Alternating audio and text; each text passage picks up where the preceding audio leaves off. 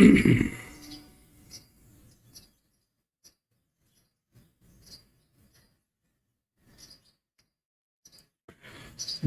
morning. Today is 5th of March 2025 and we're going to be racing today. Today we are going to be racing at Warwick Farm. This is how it looks like. This is the track. The ground reading is good. The last finishing mile is 326 meters approximately from the last bend to the finishing post. And the shape of the track is definitely not one of the best shapes. The triangle shapes, they always have something very it's a very different behavior than any of the round shaped tracks, but this is what we have to deal with today, and this is where we are going to be racing.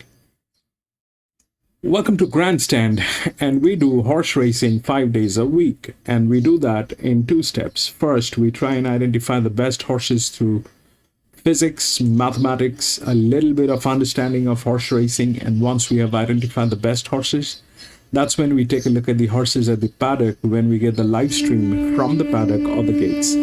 If we find that all the horses that we have chosen are looking good and good to go with, we stick to our picks and place our bets.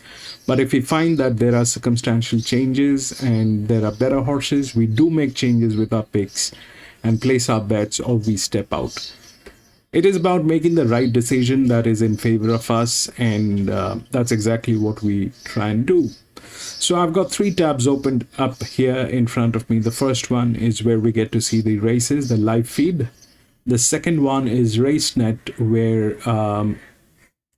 we get to see the scratchings and the odds. And the third one is where we get to see the winning number, and it is called Top Sport.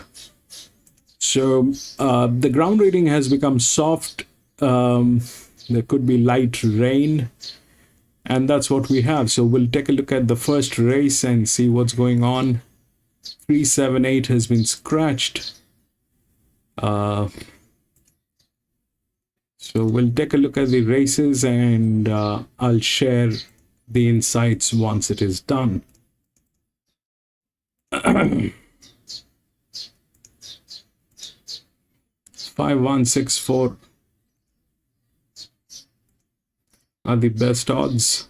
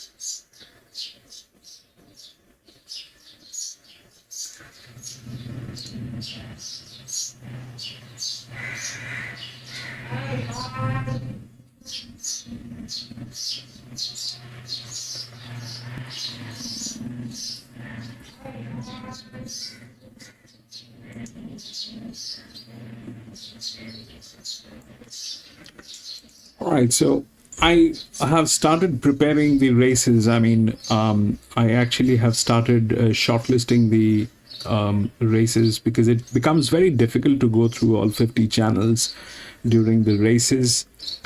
But this is what we have. So the 5 is the favorite, okay, and it's they're calling it an open race, but this is basically a maiden race, which is with horses that has no numbers and they've never raced, probably a few trials here and there. That's what they've done, and based on that, that 5 is the favorite. So and it is a mixed sex, so there's another there's a filly in this race. So the thing is, it's a colt and filly race, first of all, but it is colt heavy, so the filly has almost no chance in this. It's a colt heavy track, there's only one filly, so that filly is not in a very good race today. That filly is probably best to not consider at this point of time. But here is the thing, that the 5 is the favorite. I don't know what's exactly the reason. Probably a trial. Now the best numbers are with 1. Those are the right and the best numbers. This thing is there in the race, but it has just one race with it, and it is handicapped. The rest, all of them are going to run with advantage. This one has disadvantage. It has been handicapped. Now, the other one which has numbers is 2. And that's what it looks like. But the 5 is the favorite. Now, out of all this, I don't know whether one will win. It's a horse that has just one race with it, and it has been handicapped. It is in good hands. It is not that it is in bad hands. It is in very good hands. But at the end of the day, it is dicey to understand if it will be able to repeat its previous race. The only ideal horse that I can see, the only ideal thing is an EW on 6, I think. That's the only thing that I can see. Whether 5 wins or 1 wins, 6 is in. That's the EW that I can see. I am not going to put a win bet on this one. I'm not going to see, I'm not going to get into a win bet on this one, but 6 definitely is in. It's an EW. It is probably going to get a second horse pool. That's the possibilities.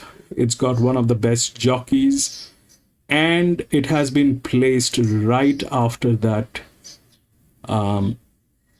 linear.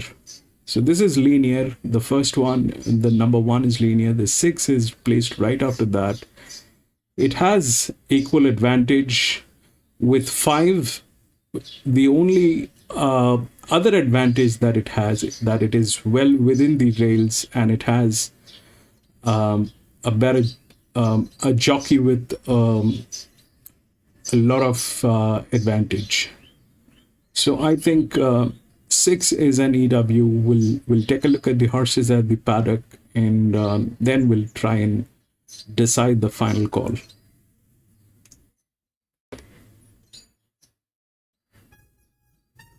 Hey, PC, welcome back. Yesterday's thumbnail.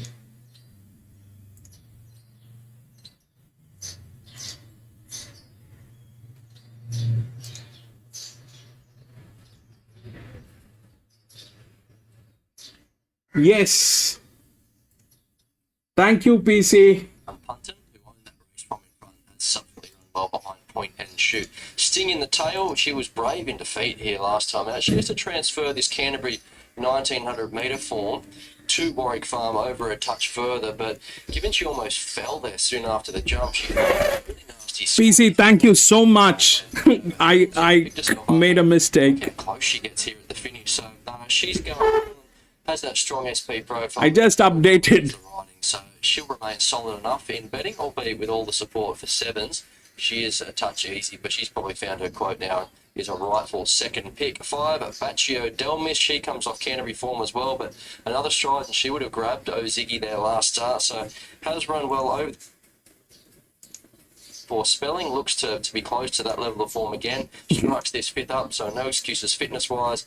And Mistress of Illusion, she's a mare that we were talking about off camera, Ben, just saying there might be something there for this import. So had the 3 runs in Australia in a first preparation, showed absolutely nothing. Actually, PC, the thing is, I did not get sleep since yesterday. There's was going through a lot of stuff for work that I generally do other than horse racing. So did not get sleep since yesterday, and that was a mistake that I made. That's all.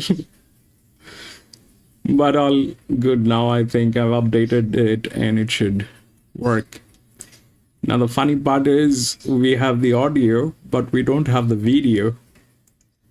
6 come out. So 360 as it currently stands. Then we've got King of Thunder.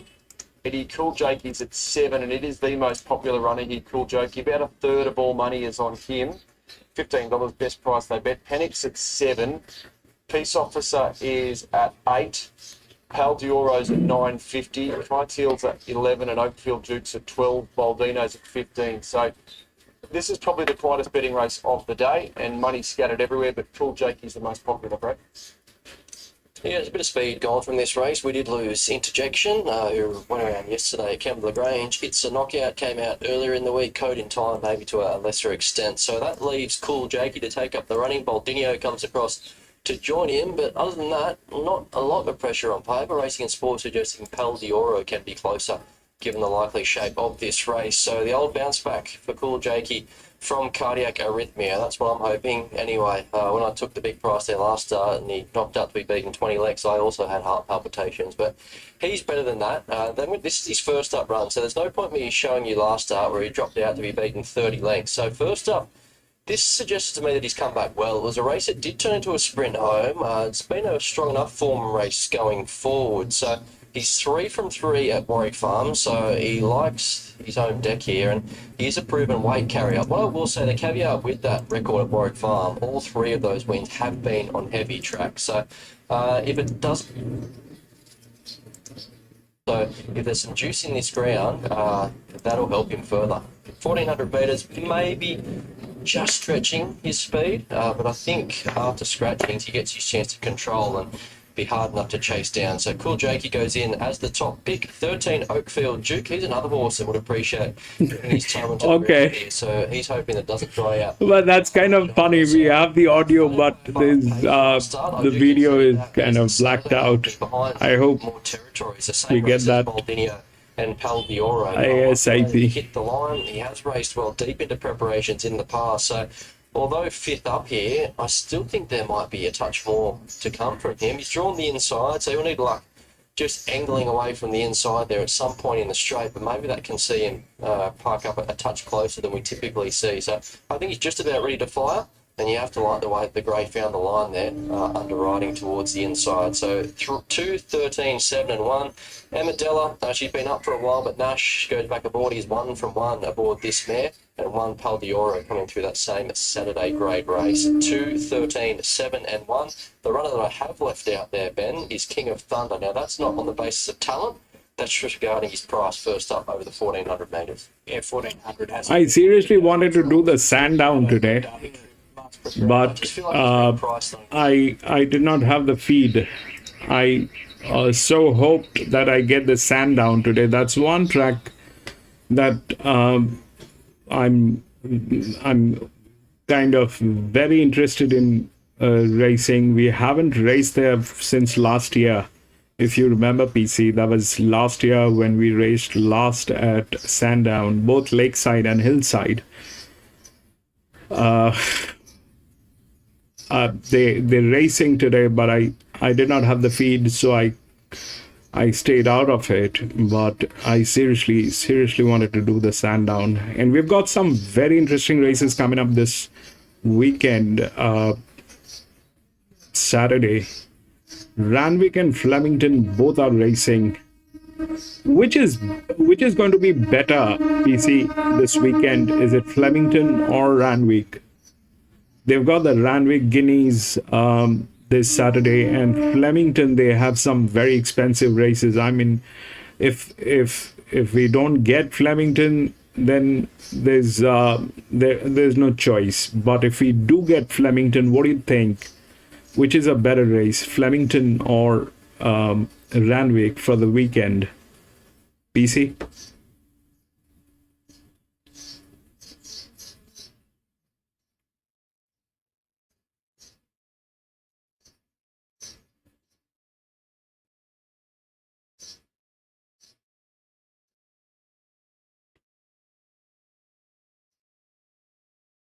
They took that early. It's now 460, the second most popular. Makina's at 550, Artful on 650, Up to Mischief's at 8, Sister at 17, a little bit of money for Zoe at $18, a little bit of money for Auntie Renee at 26 as well, who they've scratched multiple times and finally gets to the races first up today. Most popular runner is Just Glamorous, but a quiet betting race there. She's speeding up for the last. Yeah, if we don't get Flemington, then there's nothing that we can do. If we don't get the feed for Flemington, there's nothing that we can do. But if we do get, then we'll have to choose one, either Flemington or Randwick. In that case, that's the decision making, whether we do Randwick or Flemington.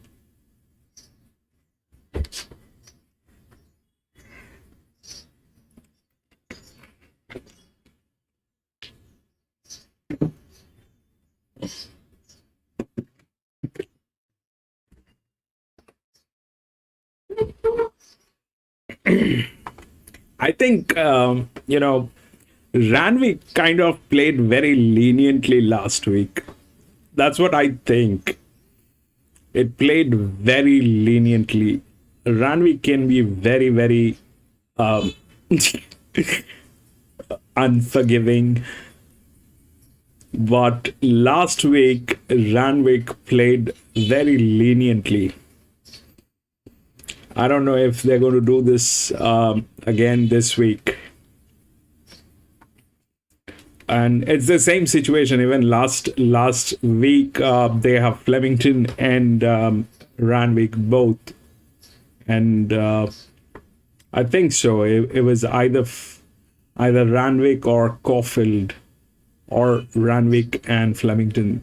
Either of those combinations. And Randwick played very leniently.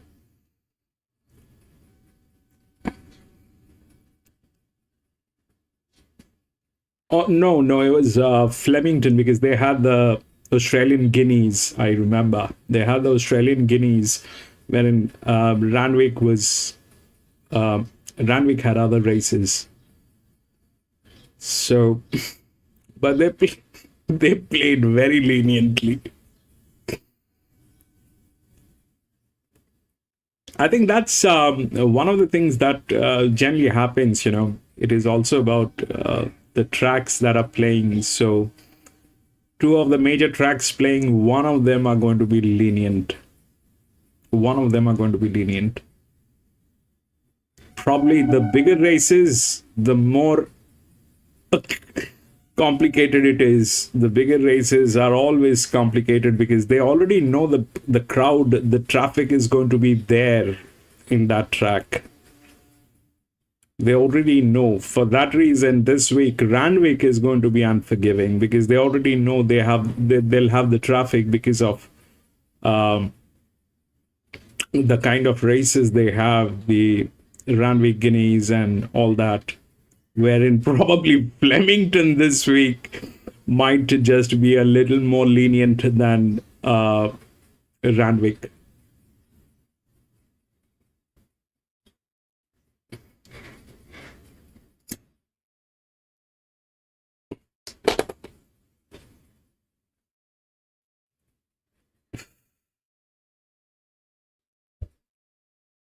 Where is the feed?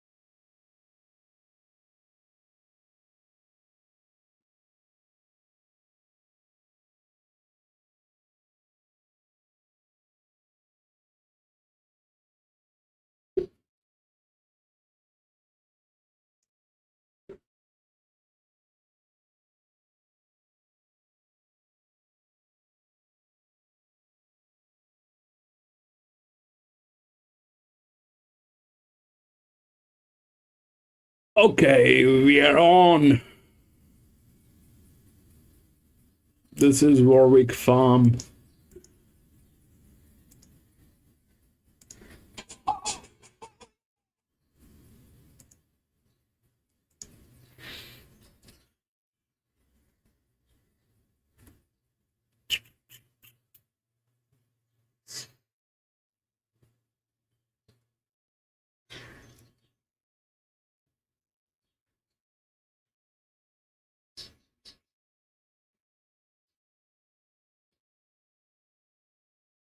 Welcome back to Warwick Farm as we kick off our meeting here today. Race 1 is the Chase the Dream Handicap, and plenty of owners on track doing exactly that as their 2-year-olds head the races for the first time. That's it.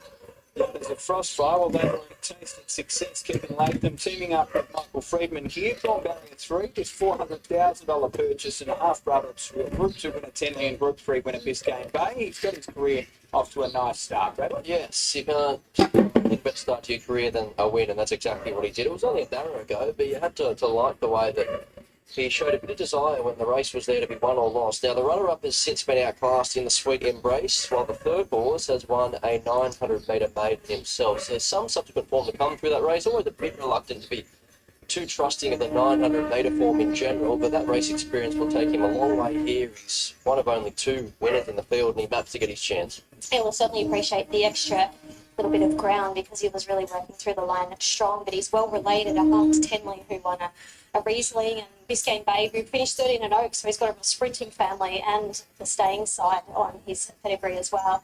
He's only a lightly framed type of colt. He's got a lot of filling out to come, but his manners are great. He's had that race day experience. He's had the trip up the highway to Newcastle. I think that would have only brought him on.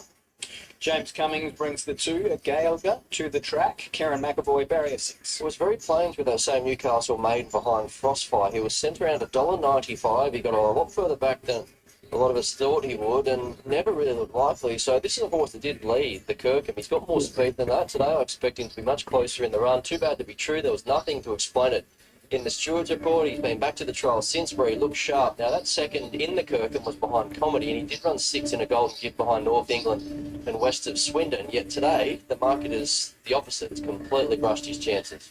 It's funny, sometimes you want to see something in the Stewards report just to show signs that there was something up with him, but you're right, it was too bad to be true. We saw him last preparation. It was a nice enough colt, well put together, and handled both runs in town quite well in the yard. You'd have to hope that he'd bounce back what he did. His trial was quite good. He looks well here. There's no faulting him at all, so I think he'll run better than what we saw at Newcastle. Okay, horse 4 is Farnish, so a 2-year-old son of Farner.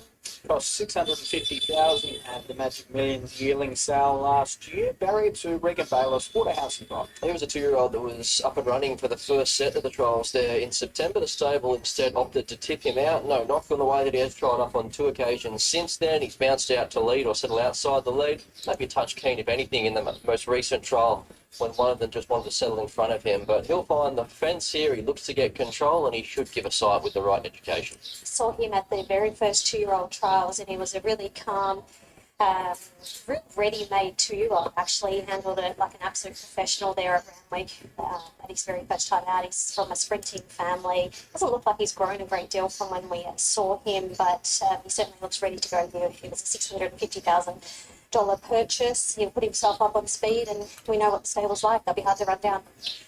Grand Eagle, so another of the Farnan colts here, a $300,000 buy at the Inglis Classic yearling sale, and a half to the listed winner in Chill, Josh Parberry, 1 rider, and Alexia. He continues to firm up here, so the market is confident that he's here for a very forward showing on debut. He's had the 3 trials over 2 campaigns. He's improved each time he has stepped out. Probably wasn't a lot between Farnished and Grand Eagle. Rose Hill over 900 metres before Grand Eagle subsequently won another trial, so he won by a good margin. He looked to do it easily. The overall time of the heat is a little query. It wasn't a fast trial, but there was a lot to like about the way that he went about his work, and maps to get his chance. I imagine he's on the back of Farnished here, and that horse should take him everywhere he needs to go. He's another beautiful hold, and he stepped out at the very first 2-year-old trials. He only had that 1 trial, and they went straight to the paddock with him, but his trials have been really nice returning. He just had so much scope about him when he set foot in the Randwick mounting out on that occasion. I was really taken by him and I wanted to follow him. Here he is lining up today in a very winnable race. He looks fantastic. His trials have been good, as I said. He looks forward. His manners have been impeccable. Carries himself beautifully. A lot to like about him.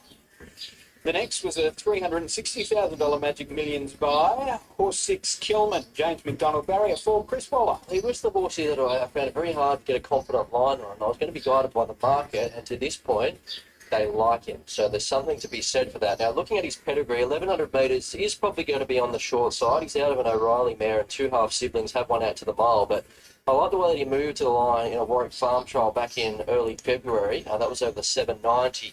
Hooked to the outside and moved to the line pretty sweetly. Flattened out a touch more recently. That was at Randwick out to the 1,050 metres. So James McDonald rides, and that market push has me wary of his chances now, Shani. Yeah, well, I wonder if it's because James is on him, but you're right, he's bred to get out a lot further. His mum placed in an Australian oak, so the further he gets, the better. He's a big lump of a lad. He's got a lot of size about him for a colt. He obviously is a little bit headstrong because he does have a Norton bit on, and he did wear that in his trials, I noticed, this time around. But his first ever trial last preparation, he didn't, but this time around he certainly did. He looked quite tractable there in the trial. So whatever he does here this afternoon, he's going to take a lot of benefit. If he does come out and win, then I think they're cooking with gas. They've got a really nice horse on their hands. Wisniewska and Royal Air Force are both scratched, so we'll have to wait another day to see the half to the 2-time Group 1 winner and Everest winner and think about it, that being Royal Air Force. But next is Intero, cost 150,000 at the Magic Millions. Ash Morgan, Barrier 5, Kieran Martin. Just the 1 trial for this 2-year-old filly, so that was at Kembla Grange over a short trip. Jumped well, put herself into a 3-wide line on speed and did it quite comfortably through the line behind Commanding Bell. So I would have liked a second look at her, another one that's hard to get any line on, but there has been a little bit of support for her at double figure odds. Exactly, she's out of an since mare that won over 1,200, so she's bred to spring over them sprinting trips. Just the 1 trial, official trial that we do know of, where she looked okay. She was a cheap purchase, only, well, when I say cheap, 150,000 compared to some of the more expensive ones.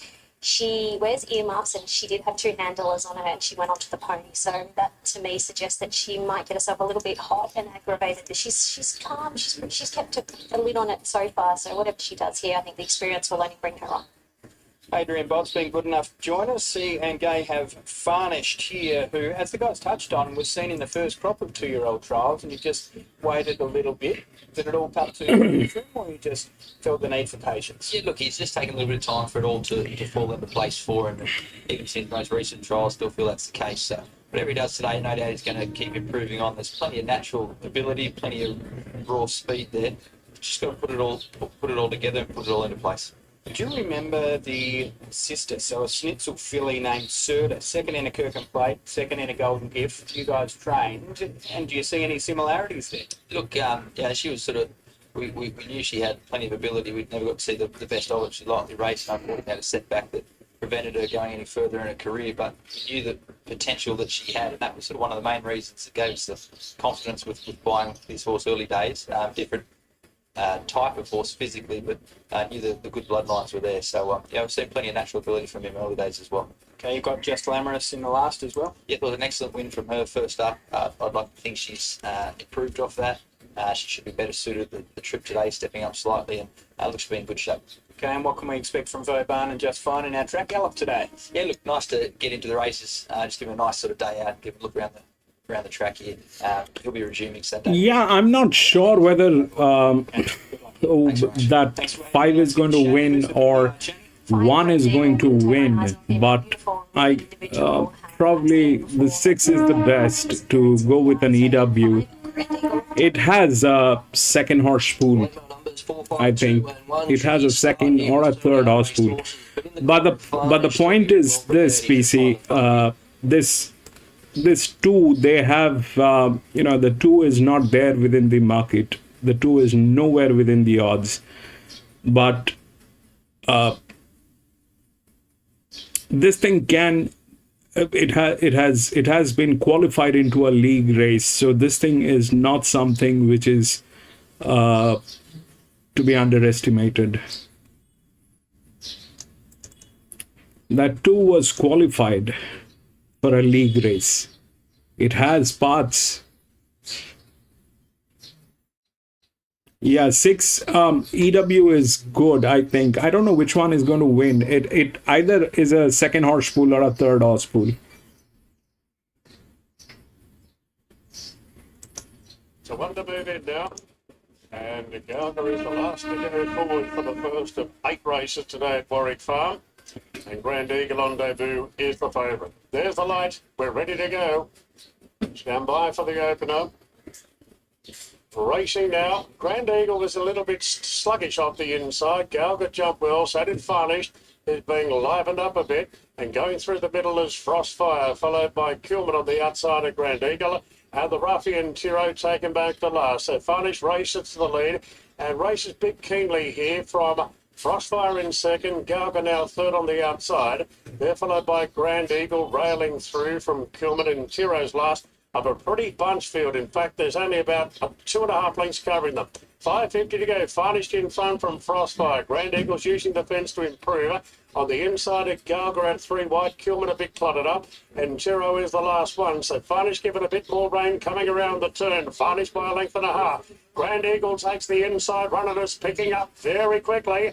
And in a bound, Grand Eagle moved up to challenge Varnish for the lead. There then from Kilman running on. Frostfire, Grand Eagle's getting the wobbles here. Running around Greenly, and this is allowed Kilman to pick up. Kilman went straight at Grand Eagle, and Kilman won it by 3 points. Frostfire third, a gap back to Varnish, Gallagher, then Tiro. 6, 5, 1 and 2 across the line, and I tell you what, there was a good push on the NOP, $4.80 to $3.20. The support was referenced as well by Anthony pre-race. James McDonald gets his day off to a winning start, and Kilman by Super Seth, and there was a bit of Super Seth about that finish too. Flew along the inside to get Grand Eagle, who was a little green in the straight, has been beaten a length, so I might have just bumped into a handy one here out of a handy mare as well inside. And so Chris Waller gets the victory, beats Grand Eagle, Frostfire in for third, 6, 5, 1 across the line, and the 4th number, I'll confirm for you in 2 ticks. Yeah, money was right, wasn't it? So you could see they got a long way off the fence there, so that's something to monitor. No, As so- soon as Varnish came around. PC, the thing is, the 5 was the favorite, but I mean, so we talk about a lot of stuff like, why the jockey fails. So that we are trying to get it through the numbers. You see, 5 was in this, that was the favorite. But if you look at the jockey strength on 6 and the jockey strength on 5, there is a difference. One was relaxed. That is something that is relaxed. So this essentially means that it is carrying a claimer, or it is doing something on those lines, or it is not one of the best jockeys. But 6 and 5, if you look at the numbers, then that's what it is. And if you look at the rails also, that 6 is in a better position. It's in better hands. Way more seasoned.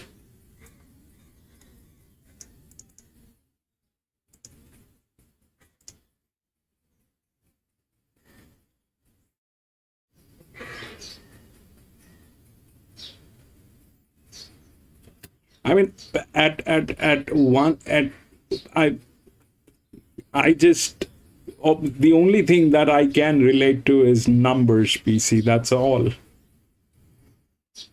You have a lot more acumen on the subject. You look at performances. You look at jockeys. You have all that in your on your fingertips. I don't have that. The only thing that I can fall back is the numbers that are showing.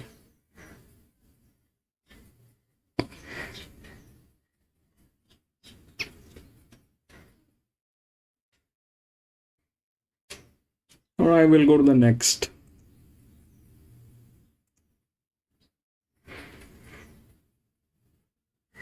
Eight scratched.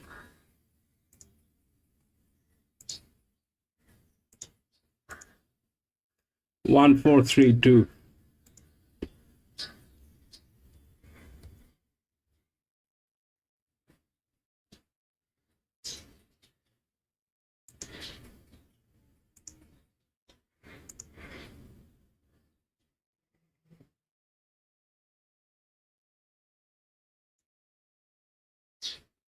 It's the better for him. For sure, he's a lovely mate horse. He rides beautifully as well. So I don't know if he'll have the Northern on for much longer, because he seemed pretty tractable there. But he is very well educated with 3 trials under his belt and come here and perform well. So good little birthday present for the boss man. Well done. Thanks. Yeah, well done. Great job, James. Fantastic. Kilman gets the victory, $3.70, and even money to place, albeit with no third divvy. Grand Eagle wins the second. Gale Godolphin will run into fourth, with the one splitting those, running into third. Yes, Shannon? His birthday. Does that mean Chris? Don't know. He doesn't have too many bosses, James. Maybe it's Katie's. No, I think it's Chris. Oh, he says man, so 6 Kilman. he's calling his wife a man. We'll do some digging. Kilman gets the win in race number 1. Nice performance by this colt by Super Seth. He was a $360,000 yearling purchase at the Gold Coast Magic Millions 2024, and he kicks off his career with a win. Nice performance. Yeah, nice colt. Super Seth, keep an eye on him. Kilman, he was heavily back late. Grand Eagle, Crossfire, fill the placing 6, 5, 1 and 2. Let's leave it there. We'll take a break on Sky Thoroughbred Central. After the break, let's catch up with Ali Mosley from a track work segment yesterday at the track at Randwick.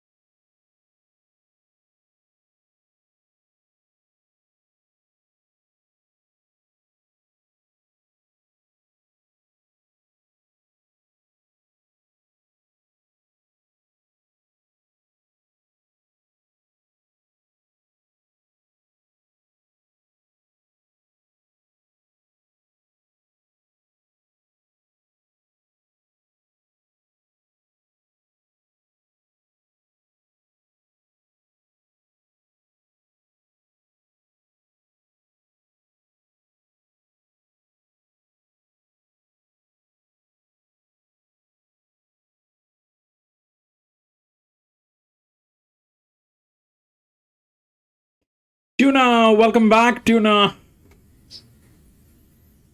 We are at Warwick Farm, Tuna.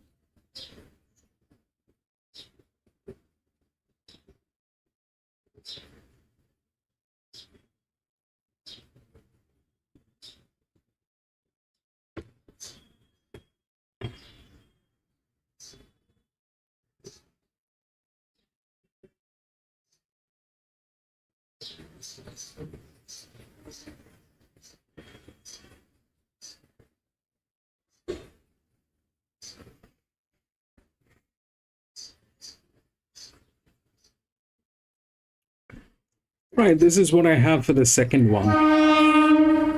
So if we look at the odds, that's 1, 4, 3, and 2. That 1 is the favorite. Now, I've got nothing against that 1. It's a filly, and it is it's with one of the best jockeys. That is there. But the problem is it is going to run neutral. So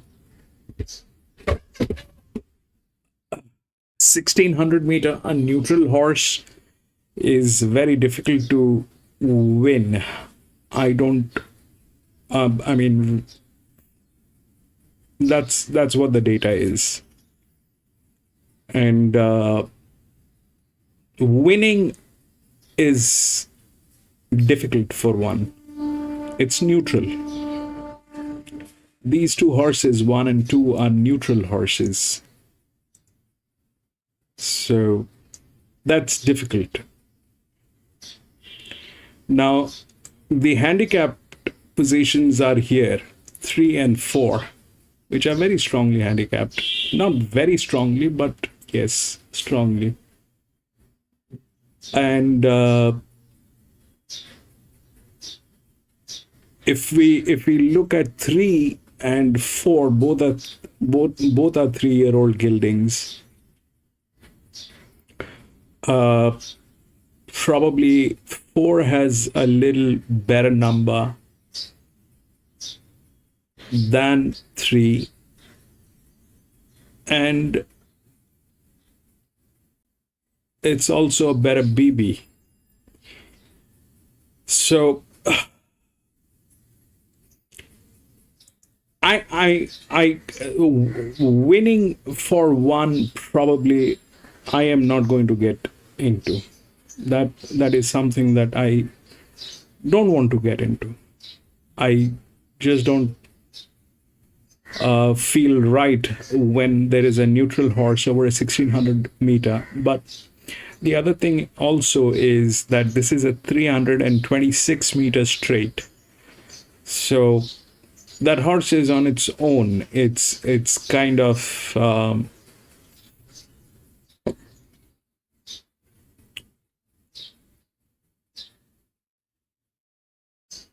there, but I'm not going to go with a win bet on 1. That's not what I'm going to do. I like 3 and 4 both. Having said that, there is this 9 which is also there. The 9 is also there with a lot of advantage. It is also in a good hand and it has physics. So the 9 is a check. It's probably an EW, but the complication of the race is 1, 4, and 3, where 1 is going to run neutral. These 2 are handicapped. 3 is in better hands. 4 is a better horse. So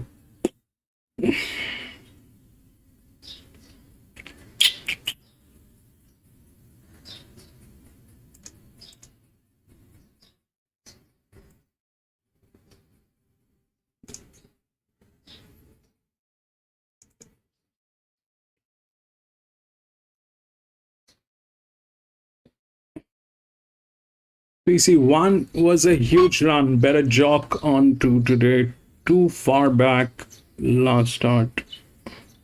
4 also never got a crack at then either, but fun, I tried very hard. I'm going to stay out of this one. I don't know what to. I mean, it's a 1600 meter maiden. I don't know. I don't like the way things are here.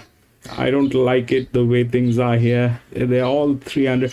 I mean, you see, the 1100 meter jockey is helpful. Jockeys can do a lot of stuff. 1000 meters, 900 meters, jockeys can do a lot of stuff. But a 1600 meter, it's not exactly jockey. I think it's the horse will also have to have advantage, and performance. There's performance on that horse. There's no doubt it is a good horse. But somehow the numbers, I don't know. I can't take a call on this. I don't want to get into. 9 is there in a way. 9 is there in a way, but that horse has 12 races and the numbers are not great, but it looks like 9 is there in the race. It's pretty much there. 5 is the best maiden. But in this case, 5, I don't know whether maidens will get in, because though they are calling it, the first one, they called it an open race, but it was practically a maiden race. This one, they're calling a maiden race, but this actually is an open race, because there are horses with performances and there are horses that has got nothing to do with anything. So yeah, I don't know. I think I was lucky to get the EW on the first one. I generally do not play colt and filly races, but today I made a change and I did that EW. Probably I was lucky, but this one I don't understand. I mean, I don't have a clarity on this one, so I'm going to stay out. One is a beautiful horse. I would have gone with 1 if this thing was not a neutral horse, either a little advantage or handicapped. It's neither of those two. There's no advantage on that horse. There is no handicapping, no disadvantage on that horse. That horse is going to run on its own, though it has one of the best jocks, but it's a 1600 meter. I'll stay out and watch this one. I'm going to be out, but 9 is a resistance.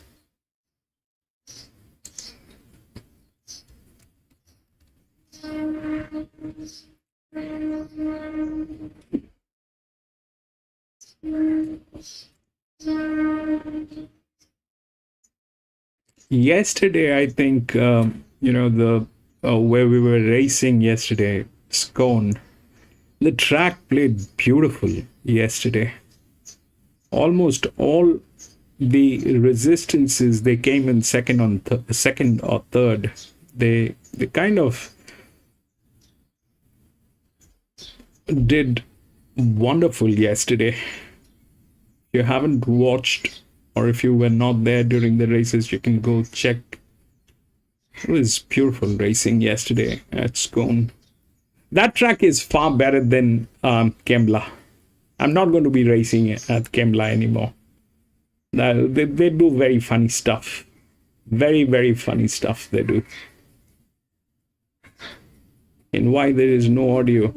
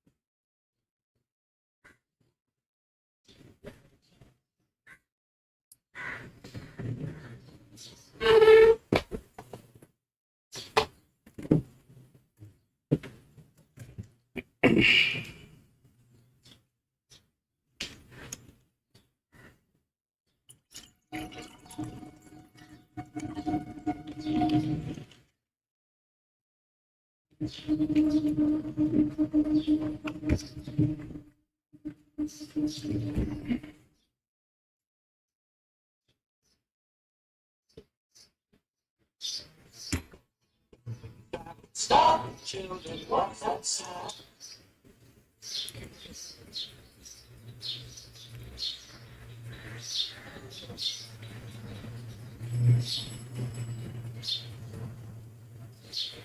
short as 230-ish, back out to 270 now.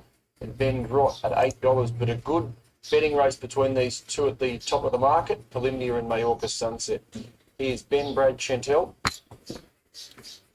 Welcome back to Warwick Farm. We have race number 2 closely approaching. Drinkwise Mile, 1600, 3-year-old and up maiden. Favourite, $1.80 Polymnia at present. Tel Aviv, you're only scratching. In terms of deductions, 3 by 3. We'll start off the yard with our favourite for the O'Shea and Charlton Stable. We just heard from Tom on the screens of Sky Thoroughbred Central. Second up, J-Mac looking for an early double. So she was friendless first up here, 1400 metres. She started $11, very different tail today. She's an odds-on favourite. So despite not having too many friends in betting, she was great to find that drift. She chased home the winner. She ran second. She was doing her best work through the line. So off that, out to the mile looks to suit. James McDonald rides.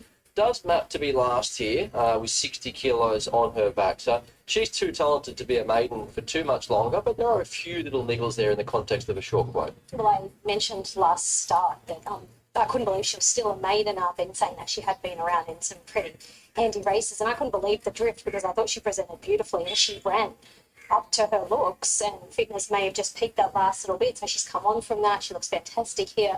If you are on her at the short price, I cannot deter you at all. I think she looks a picture of health. She's focused, she's stretching out well, so a lot of love for Polymnia here in the yard.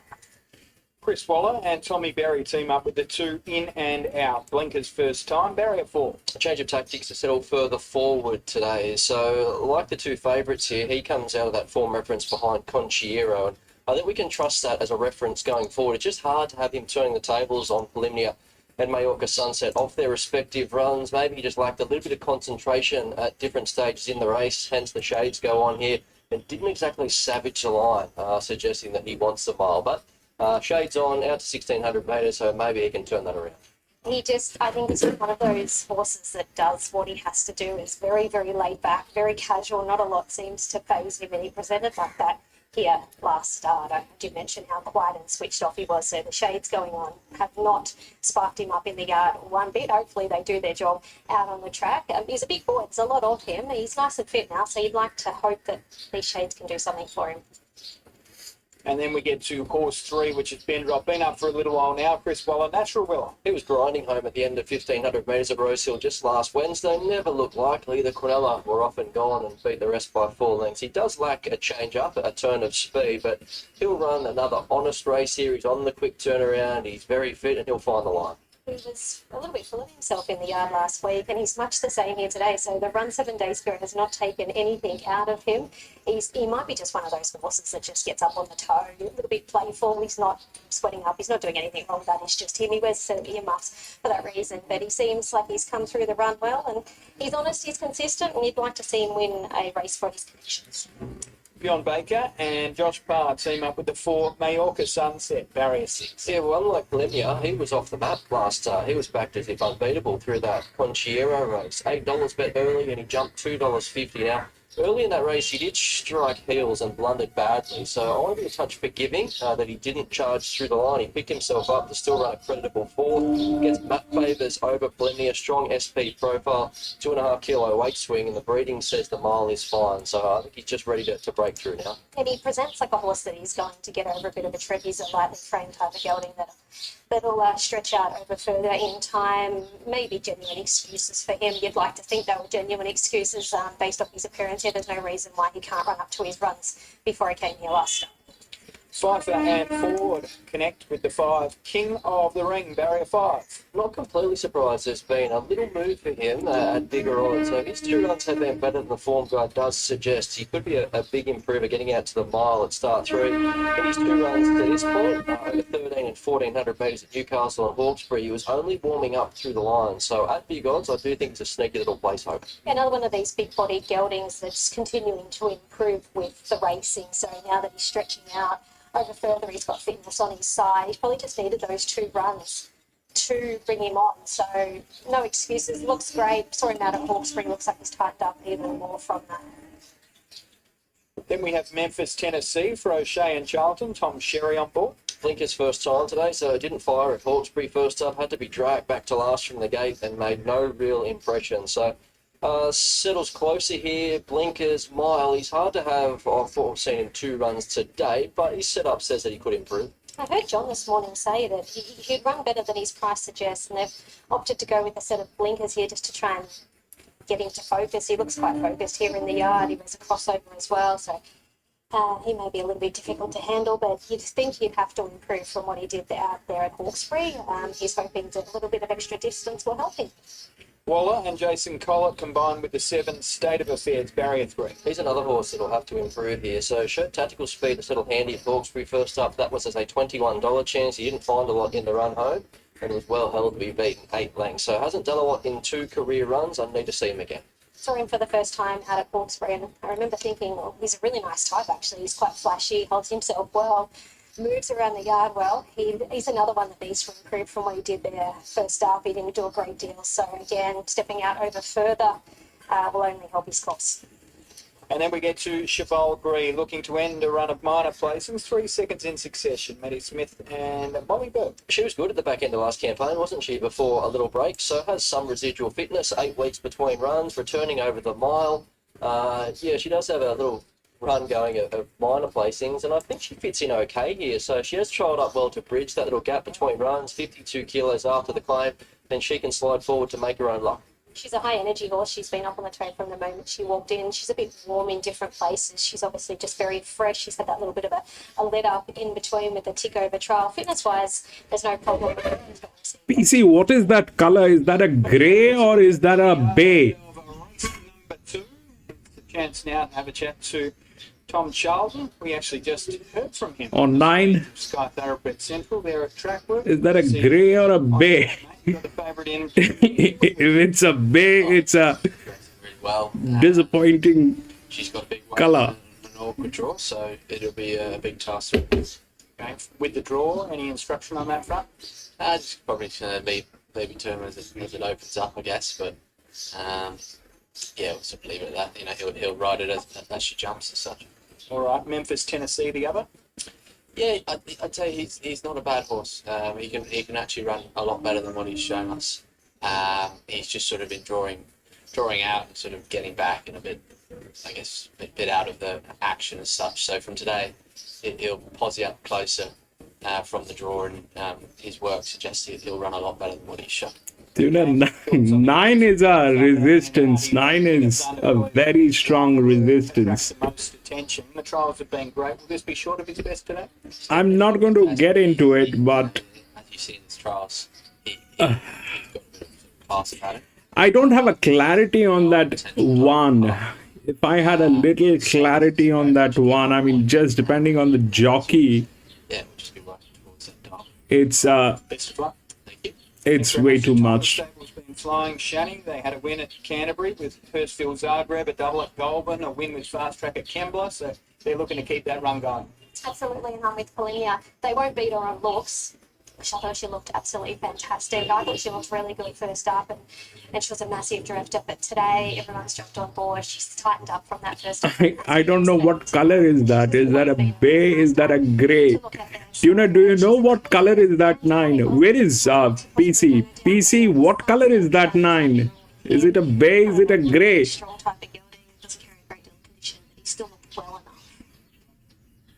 Yeah, the punters love Polinia. Can't make out. I've gone the way of the second favourite, just at the better quote. So Majorca Sunset to beat Polinia 4, 1, 9 and 3. It very much looks a race in 2 on paper, and I'd be surprised if they're not fighting out the finish. But given he's got that strong SP profile from last start, and he maps to be in front of Polinia, I am siding his way. So Majorca Sunset on top. Polinia will be the one hitting the line hard, just as she was first up. She was a real eye-catcher in what should be a pretty strong form reference going forward. They ran good time at 9 at Chevalgris. If you're having a trifecta, throw her into the mix. There has been some specking for her at the bigger odds, $26 into $19, just back out to 21. But she's got some residual fitness, and she'll go forward and could get on-speed favours here, given there doesn't look to be a lot of pressure on paper. And Bendrot is a hard-fit horse. He's holding his quote at $7.50. He's on the quick turnaround. Doesn't really have any acceleration to speak of, but he will be finding the line late. So 4, 1, 9 and 3, Anthony. Preliminary, the favourite, 180 tab fixed odds. Got into as short as 175. And Majorca Sunset, who was as short as $2.30 at one point, back out to $3. Ben Rot at $7.50. But Polymnia, very firm favourite here. About 66% of all money is on Polymnia. And as I said, Majorca Sunset got into as short as about $2.30. We're back out to $3.20 now at the depth. So it's all about Polymnia. Ben, Brad, final thought before they load? Yeah, well, James McDonald looking for an early double. He's extended his premiership lead to 16, so he'll go to 63. Lloyd on 47, and I did have a chuckle when Lloyd rode 5 the other week, and they said, "Oh, do you consider yourself a premiership chance? You're up to second now." And he said, "If James wants to win it, he will."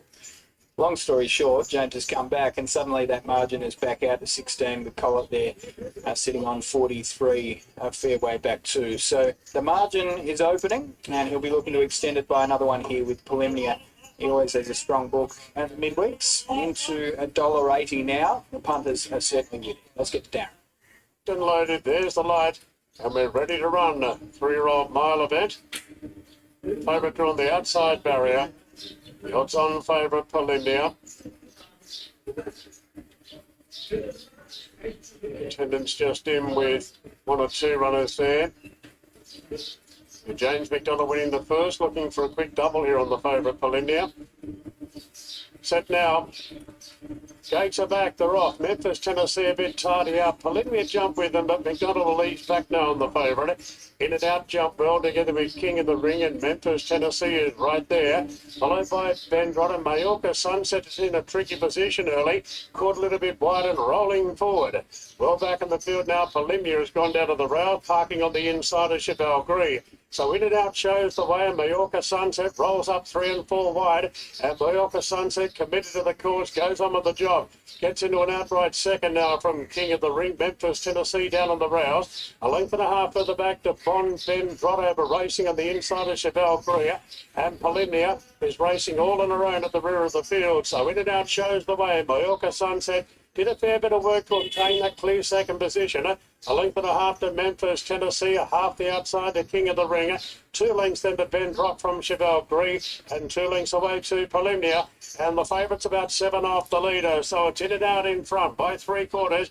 There was 600 metres to go, but Majorca Sunset's closing in pretty quickly now. They're followed by King of the Ring, who starts to run 3 wide. Memphis, Tennessee, the rails.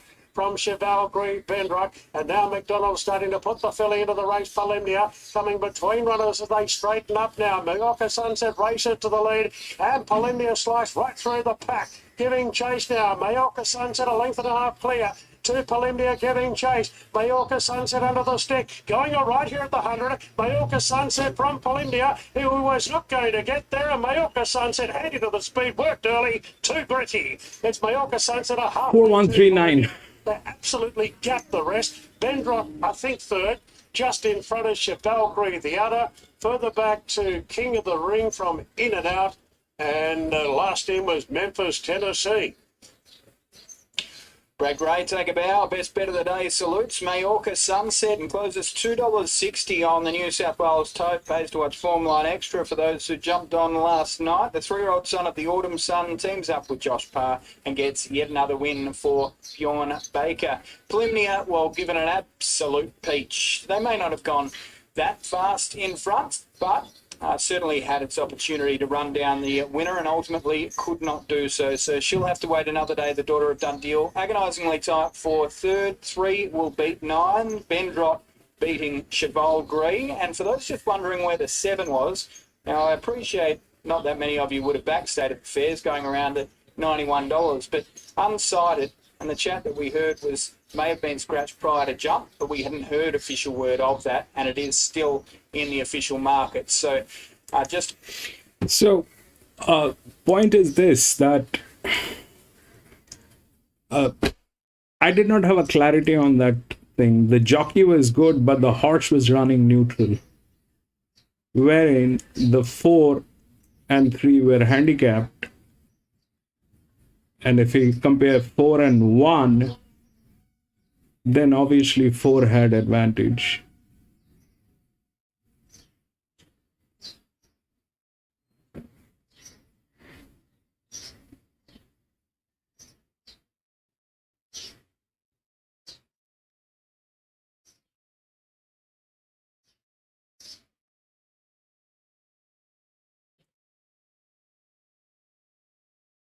I stayed out of it.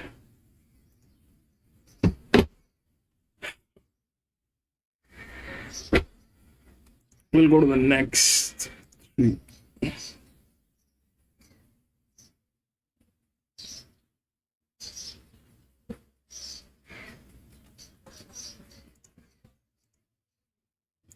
Five, 1, 2, 7.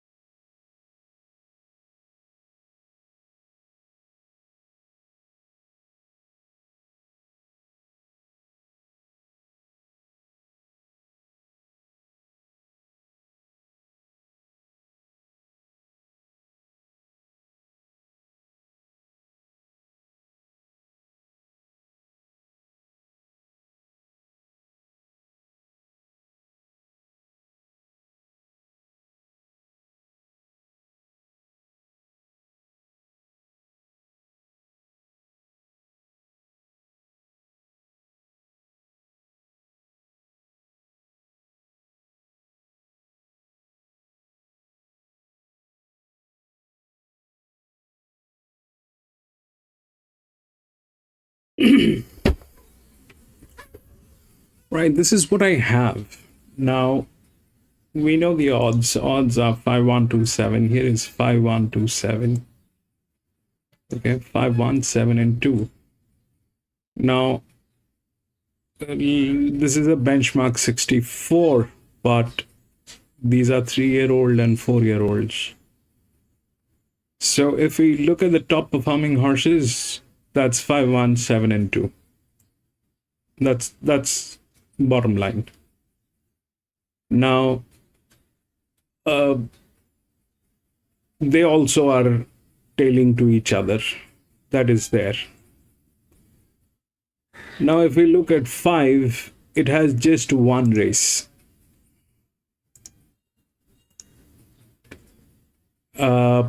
Though I have some very strong indication going on with 5, but just one race at a benchmark 64 is difficult. I don't know whether that will happen.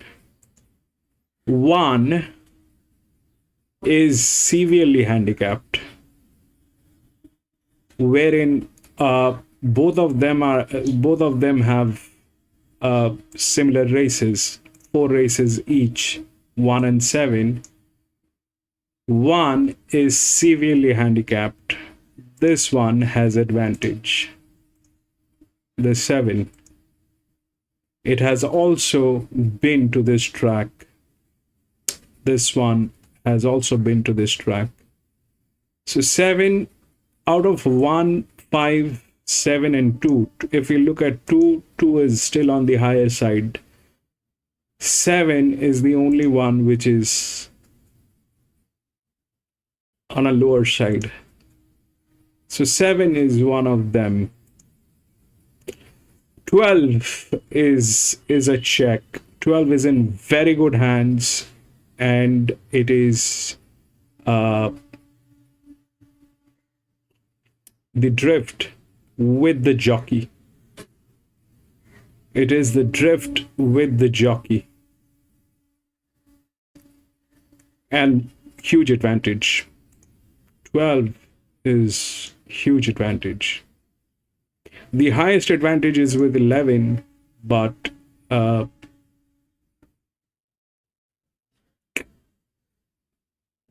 don't know if that'll work, but 12 definitely is in. That's the drift. One of the drifts will get in. 11 is another drift with better advantage, but this generally works with maiden races. So 12, 7 has better advantage than 5, 1 and 2. So if I am going to place a bet, if I will actually do that after the paddock, and if that 7 doesn't get tailed, 7 probably has better chance of winning this than 5 and 1. Now the 12, if we look at that 12, the 12 should get in. If that's the second horse pool, then 1 probably is in trouble. Then the 5 gets in.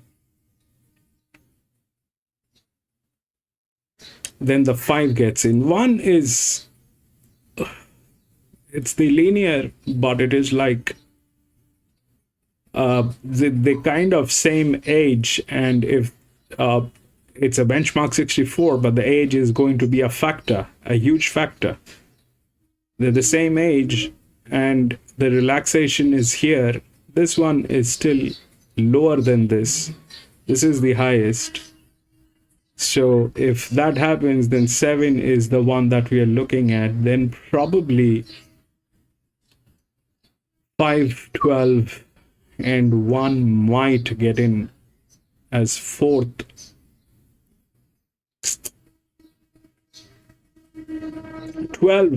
If 12 comes in 4th, then the game is here. 7, 1 and 5. or 7, 5 and 1. The question is whether 12 gets into the second horse pool or the third horse pool. I think is the same jockey as J. McDonald. So we're looking at a place for 12.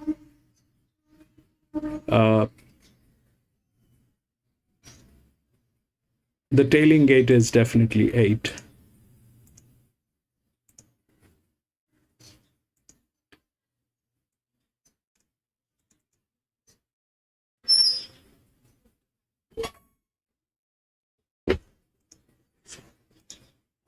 Yeah, she's going in there in good order, and I expect she can be there about.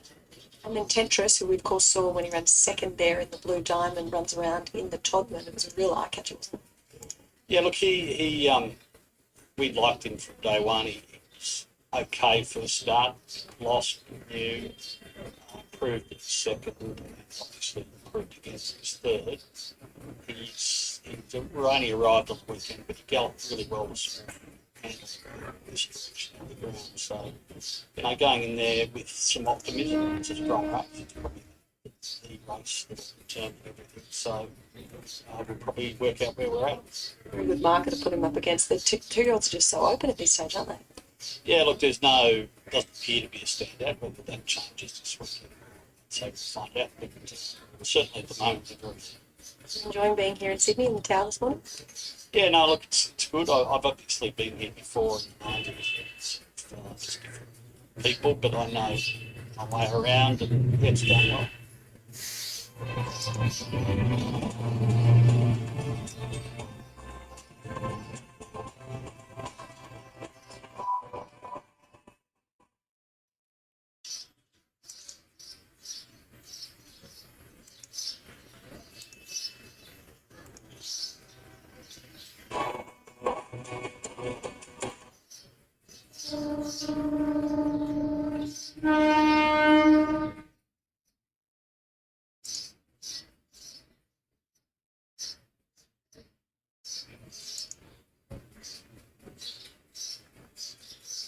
Man, now they give us Sandown. They were sleeping the entire day and now they give us Sandown. Now we have Sandown, but we don't have the data to do the Sandown.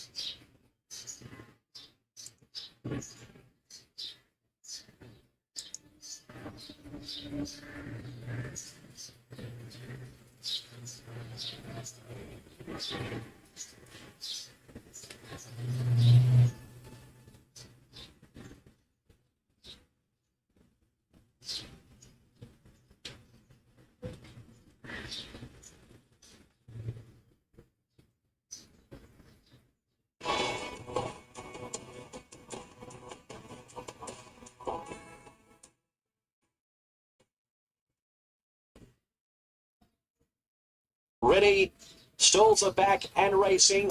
Casino Swoop, if anything, a tap slow. Rebel Dane began beautifully with Tatra and Prazir. Tougher Than Ever's also moving up on the outside with Furlax poking through. Pretty keen early. It's a Done Deal's closer behind them. Followed by Shawano, Casino Swoop, and then Sacred Falls. Second last is Solemn and Proverb is last. Tatra will lead with 1,200 metres to go. By a length and a quarter, Tougher Than Ever. Prazir, third one off the fence on the outside of Rebel Dane, so the two favourites get good runs. Then came out deeper on the track, Furlax in fifth place, Casino Swoop around it. It's a Done Deal's getting back now on the inside from Shawano, Sacred Falls. Second last is Solomon, Proverb last at the 800 metres. They're running along where the leader is Tatra. By a length and a quarter, Tougher Than Ever. 2 lengths to Prazir, virtually racing solo third. Then Rebel Dane on the inside of Furlax at the 650. Casino Swoop is wide from It's a Done Deal. Well and truly off the fence now and on the improved. Well back in the field, Solemn. Then Sacred Falls and back with it, Shawano. Last of all is Proverb. So it's the stablemate to it, Tatral leading around the turn in the guineas at the 400 from Tougher Than Ever. Prazia 3 deep. It's a done deal now. 4 deep is surging into it. Rebel Dane behind them, a gap to Sacred Falls, and behind them Solemn. Tatra at the 250. Here's Prazia, and It's a Done Deal on the outside from Rebel Dane. It's a Done Deal takes the lead from Prazia, who can't go with it. It's a Done Deal at the 50. Prazia coming back, but It's a Done Deal has won it by a half length. Prazia, 2.5 Tatra. The 4th Rebel Dane or Sacred Falls, and then came Proverb, Furlax, Solemn, Tougher Than Ever, Shawano, and a gap to Casino Swoop last of all in 1:35.14. It's a Done Deal, James McDonald for Murray Baker. It's a Done Deal wins the Royal Randwick Guineas.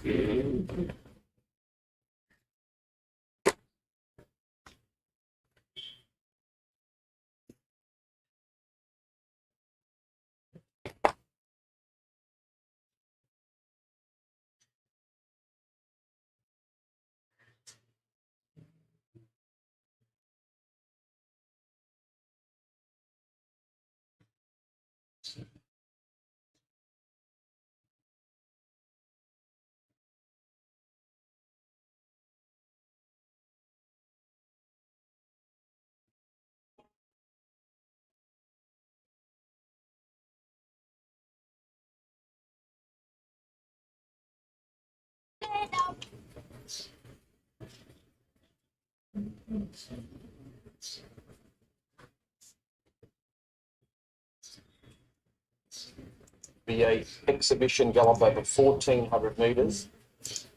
The Gay Waterhouse trained bull band, and just fine will gallop over 1,400 metres. We'll get some footage of that and show you that on Sky Fibre too. But for the moment, let's get the team on track race 3. Welcome back to Warwick Farm, where we are on a soft 6 still. Race number 3 coming up over the 1,300 at 3 and 4-year-old benchmark 64. You can strike a line through Kasnar, Liberty Park and Inspired Star. We'll start off the yard with I Stole a Merc, the full brother to the Group 3 winner and Group 2 place getter in I Own a Merc. Ash Morgan, Vienback. He's going well, isn't he? I own a Merc. So I Stole a Merc's going about his business quite nicely, just in lesser grade as he builds up his profile. So he's just coming into town now, so he has to take another step off winning back-to-back races at Nowra. But I thought there was merit to his last start win in that he was 1,200 back to 1,100 metres, yet still good enough to get home. There was a 2.5 length gap back to third. Tougher here, but he does have upside. I do like him out to the 1,300 metres. He's working through the grades nicely, isn't he? And he's one of those horses that the starts off in the country and lets them build confidence, and then they come to town on a high. So this fella's looking for 3 on the trot. He's got a little bit more size about him than his brother, but if he can be half as good as his brother, then they're going to have a lot of fun with him. He looks well, he's nice and fit coming into this, he's very switched on, he wears earmuffs just to try and keep him switched off somewhat, so nothing wrong with him at all, and he's heading in the right direction. Okay, the earmuffs go on. Koyos for the first time, Keegan Latham, Sarah. Got his maiden out of the way with a 3-length scone win. That was as a $1.30 favourite, way too good for those, as its price suggested, and then was in the market at Canterbury last start, jumping straight into a benchmark 72. Just missed behind Tenderize. He made that jump quite comfortably, and that's not an easy transition to make. So maps well here. He should get the back of the leaders and shouldn't have any excuses from that position. Sarah Spot just had a earmuffs on him, so I don't know what he's been doing in his last few runs, but I actually haven't seen him in any of his runs this preparation. They seem to be doing the job at this point in time. He's nice and settled. He comes here a very fit galloper. He was great at Canterbury last start, and he just missed probably a couple more hops and he would have got the job done. So no faulting him. He's a good-bodied gelding and presents beautifully. The 4, Steel Alice. I thought we might have had the brother and sister going around today, but her brother in Biltmore was scratched from race number 1. A full sister to Merrill as well is probably the headline act on the breeding page. Molly Bird claiming to Lee and Sheree Curtis. Yeah, just back to the 1,000 metres, probably counted against her last start. That was second up in Midway Company when a $10 chance. Couldn't quicken with a few others, but was holding her spot through the line. Blanket finish. For the form, did stand up subsequently just through Saturday's Midway gone by. So back 1,300 metres, I think that could see some upside with her, and there's been a little bit of support for her at double figure odds. Definitely stepping back out in journey is only going to enhance her chances. They're a bit slick for her over the 1,000. They may have just needed to run her in that race. There might have been any other options around for her. She's a pretty casual mare. Not a lot seems to really phase her. She's fit coming into this. She looks well. Nice coat on her, walking up beautifully. So no, not. The 5, Written Gold, Tyler Schiller, Ryan and Alexia. We'll learn a lot about him after today. So found the front easily at Wyong on debut and dash clear to win by 2.5 lengths. Good win, justified the market support. He jumped $1.50 favourite, having trialled well prior. So back in third was some Invictus, who has since won a Wyong Baby himself. He'll slide across to offset the gate. I can see why he is a touch easy in betting. He has to make that big step off that, coming straight to town, and we were shopping at a pretty short quote. But as I say, I'm keen to see where he fits in after today. He's a tall boy. He's got a bit of finishing to come to fill out to his tall, lanky frame, but he did everything right on debut. Trip's not a problem. He's back 50 metres, looks well. That would have given him a lot of confidence now, so right time to come to town. Annabelle Niche, Amanda Rob Archibald have taken the blinkers off. The 6, Usain Bolt, Great Not claims to it. He got control at Newcastle last start. That was over the 1,400 metres. Dash clear to win well. Never really looked like losing, in fact. So he's holding his form at the moment. This is harder. Probably just comes down to race pressure in the early stages for him. Yeah, interesting they've taken the blinkers off, but when you watch the replay, he did look like he wanted to go a bit keen there. So hopefully Braith can keep him under control. He's a big boy. He's a strong horse, and you can see why he does want to run a bit, but looks beautiful. His win was good. It's obviously relaxes it. Then we have the daughter of Alma Her, the 7, Bridgetine Gowl, Regan Bayless, Barrier 3, Joe Price. Talented filly, I think she can get away with it today, despite the niggle being the obvious one. 1,400 metres back to 1,300 metres. Not ideal, but I did like the way that she knuckled down to hit the line behind Scintilla here first up. She's run well subsequently down the Flemington Straight in the English Sprint, and the runner-up, Flying Thinker, won at Rosehill last Wednesday. Maps to be closer here, and I do think she's a filly we're following through the grades. Absolutely, and she'll be the filly that we want to follow out of this race. Her menace this time around, she's a lot more settled. She used to get herself quite worked up last preparation, but she was really good first up. She ran on strong with a watch me next time next to her name. I know she's coming back in distance, but she looks impeccable. She's absolutely glowing here in the eye. 8, Threatening, the stablemate here, also in the Joe Pride camp, Jay Ford. He'll be strong late, so he made good late ground at Wyong first up over an unsuitable journey. That was 1,100 metres, and it was a sprint home. The leader got control, dictated, and kicked clear. That leader and that winner was Mogul Monarch, who probably should have won a Midway there on Saturday. Didn't have a lot of luck. So 1,300 metres looks to suit, and he's always with a good second up record. He was getting himself a little bit fired up in the yard. He was sweating up and certainly feeling well. He's going to have a strong canter around to the gates just to try and take a little bit of freshness out of him. He hasn't had a flow triple A's and he walked over the road, and sometimes you tend to see these home horses appearing a little bit at their home track when they haven't been on the Yeah, field. the So that's 8 amazing. is... So, nice horse, lovely big individual. Just don't want to see him get too much wool. 8 is good. 11 is Manhattan, Zach Waddick claiming 2 for Brad Whittip. She was found out in town 2 starts ago, but it was in Saturday company at Randwick and had to settle a long way back from the gate. So we can be a touch forgiving. Last start, she appreciated the drop back to the provincials, ran second at Hawkesbury. Looks to have found her level, and I would prefer her in something slightly easier. Looking great. Really nothing wrong with her at all. She's a real athletic type of filly to look at. Presents beautifully. Hopefully she can run as well or grow one better than she did for her connections last time up. And then Swelter has trimmed in 1.5 points on the NOP. Chris Waller, James McDonald. And that looks a significant move. I think the market was going to be telling in terms of any confidence around for her. So she broke her maiden in really good style at Kembla Grange, second up. Last time in, she ripped clear of her rivals. That was over the mile. Then had no luck at all at Canterbury against the older horses as a $5 chance. So 6 weeks between runs. Soft trial to keep her up to the mark. Now, the timing of the little freshen might suggest the stable thinks she has a little role to play over the carnival. Yeah, she'll definitely use this run to step out over further. Looked great. She's been kept up fitness-wise with that tick over trial, so no knocking her. Wouldn't be surprised to see her run well. Okay, just seen Written Gold out to $5.50. So, this can go horribly wrong because again they're all same age, and if that age kicks in, that 11 has a lot of advantage. That 11 has a lot of advantage. If the age kicks in, it's a benchmark 64. The age should not kick in, but they are all almost same age. And if that happens, then the 11 will destroy this race like nobody's business.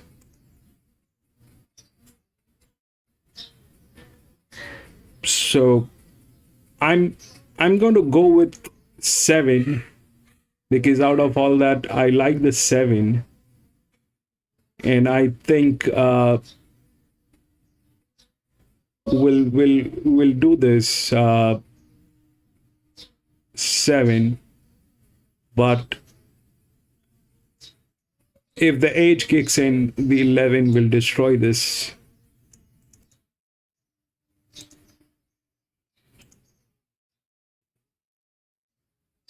It's fine.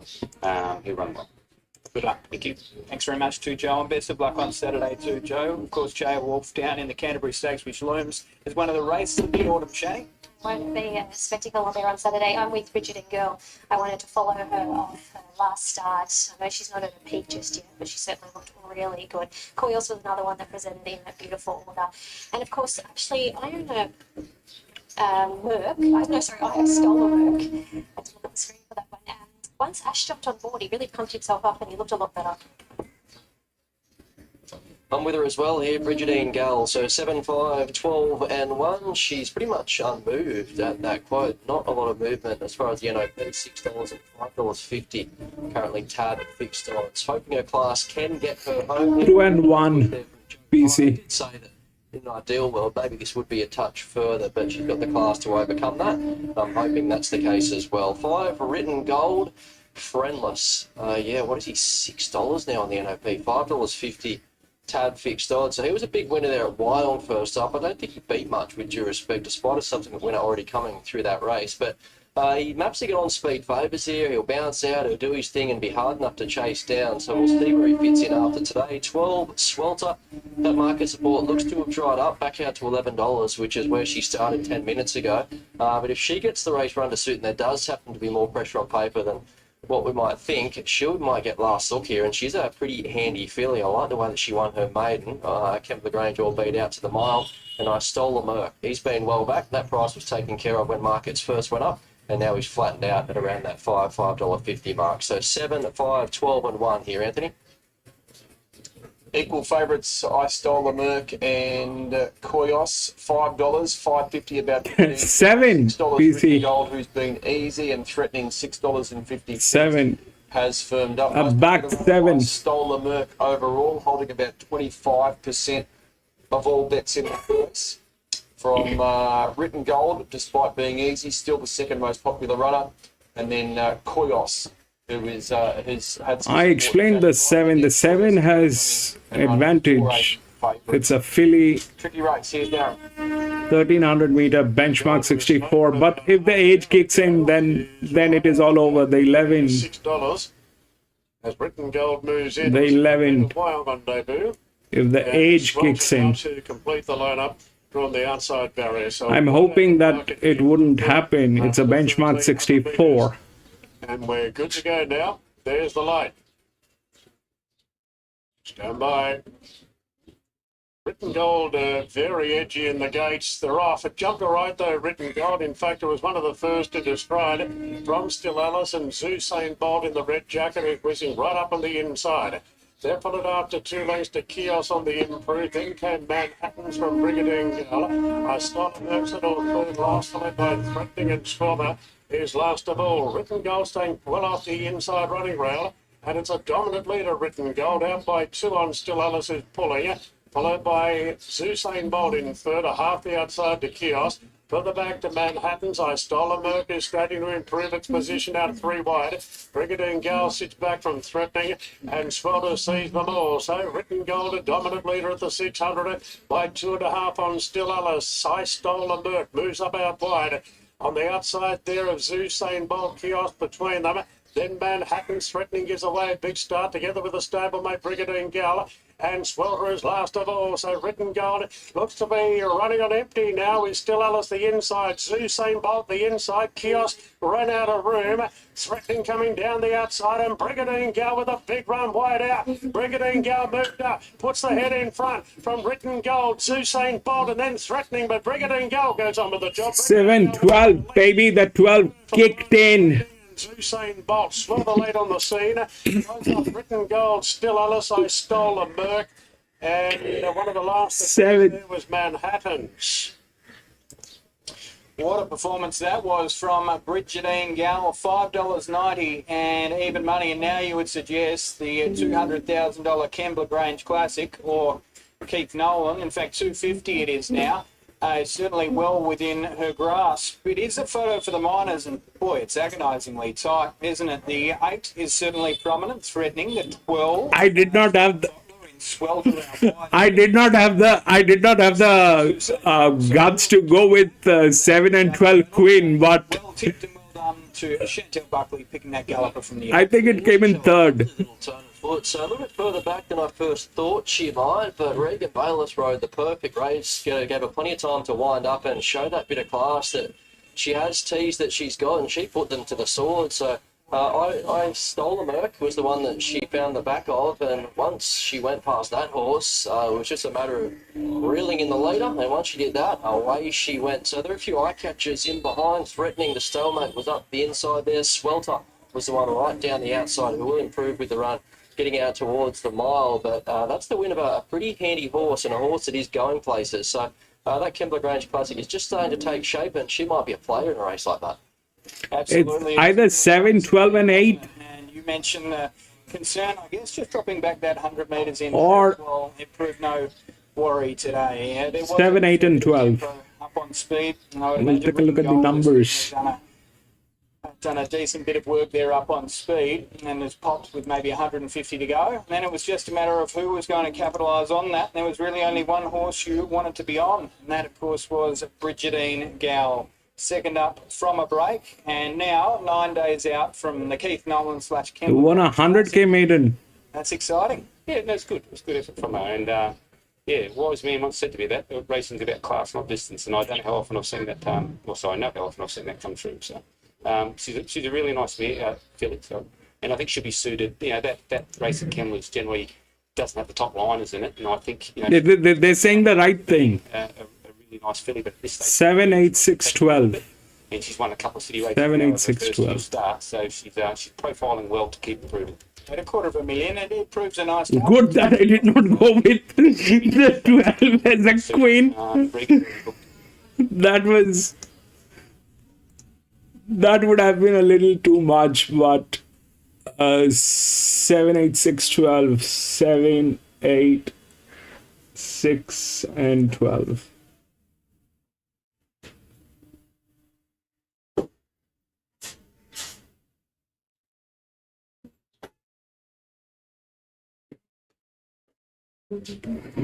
Yep.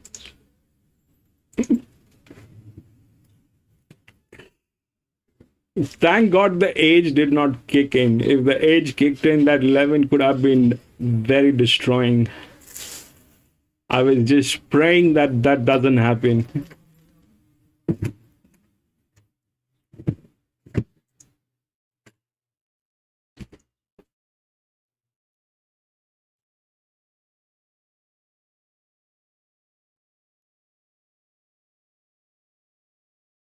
Four, 5, 7, 2.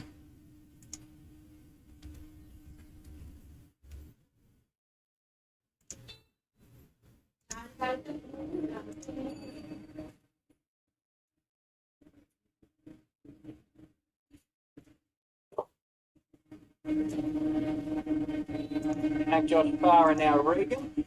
And we have Bridgetine Gow saluting with bigger fish to fry deeper into the prep. So while we look ahead to next start, threatening could be one up along the inside. Not to have been cut off its feet a touch there, but was nice along the inside. Maybe one to keep an eye on. Usain Bolt will run third, and Swelter out wide will ultimately run fourth. 7, 8, 6 and 12. We'll see you ahead of race 4 at Warwick Farm. Good result for Brigadine Gal. The filly by Al Maher for Regan Bayliss and Joe Pride defeats Threatening Usain Bolt. Favourites, two more popular runners, didn't quite feature there. Stolen Milk and Koyos. Koyos took a little bit of a check there at the top of the straight. Stopped in its tracks, but Brigadine Gal down the outside. Now, she'll head to that Kembla Grange Classic Friday week at Kembla. $250,000 Group 3 race over a mile for 3-year-old fillies, and that's a twilight meeting.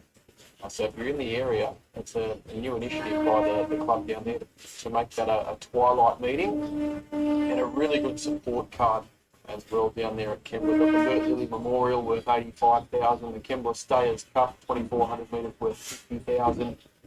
And all the support races are worth minimum $50,000 twilight racing this Friday afternoon from Kembla. Okay, we'll leave it there. We'll take a break here on Sky Thoroughbred Central, and we'll head back to Ali Mosley, who was catching up with some trainers at Randwick for track work yesterday. That's where we'll head after this break.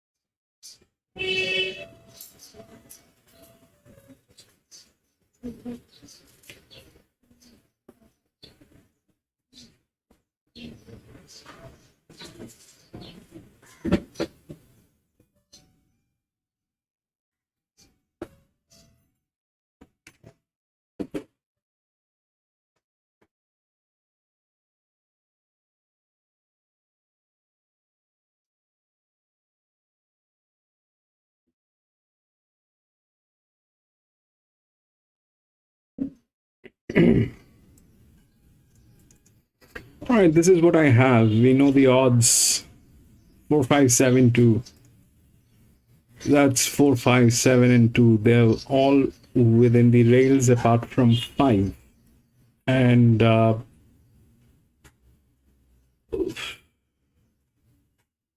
4 and 1 are the two handicapped, right? If you look at the handicapping, then 1 and 4 are handicapped. obviously 4 is a better horse with less handicapping, and we've got very strong indicators going on 4. So 4 definitely is, and 4 is the favorite. So 4 definitely looks good. The other one that looks good is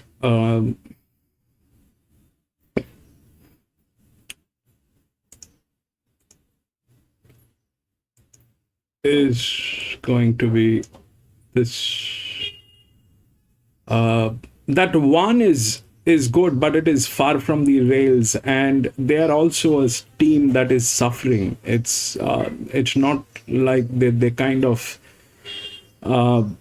they have a balance in their team. There's something not right, so that I am not going to get into. But if we look at what's going on here, 4, 5, 7, and 2, then 4 definitely is the one which is handicapped, and is with one of the best jockeys. I think Jay McDonald is riding this, so this is definitely good. The other best jockey is on 5, that's there, and that should probably work. 4 and 5 should probably work. But the problem with 5 is that it is one of the drifts, and so the drift should get in. That's how generally it works. But if we look at both the drifts, they're kind of similar, but 5 has a better jockey. 5 has a better jockey. So 4, I think, is a good one. 5 is the next one. But having said that,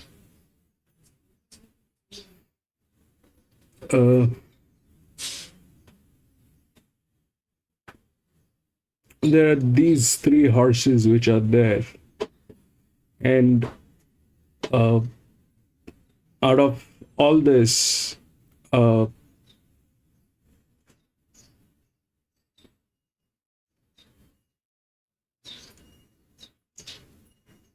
is gate number 1, 5 is gate number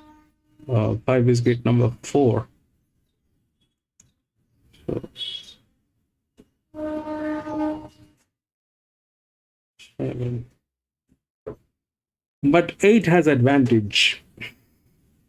6, gate number 6. 8 has advantage. 8 probably will get in. These are long shots. It's 1,000 meter. There's no let's not brainstorm into it. Anyways, I'm going to be out. 4 is the favorite. It looks good. It looks good. It should be able to get it. It's out of the 2 handicap horses, 4 and 1. This is lenient. It is with one of the best jockeys, with one of the highest torques, and the best thing is it is within the rails.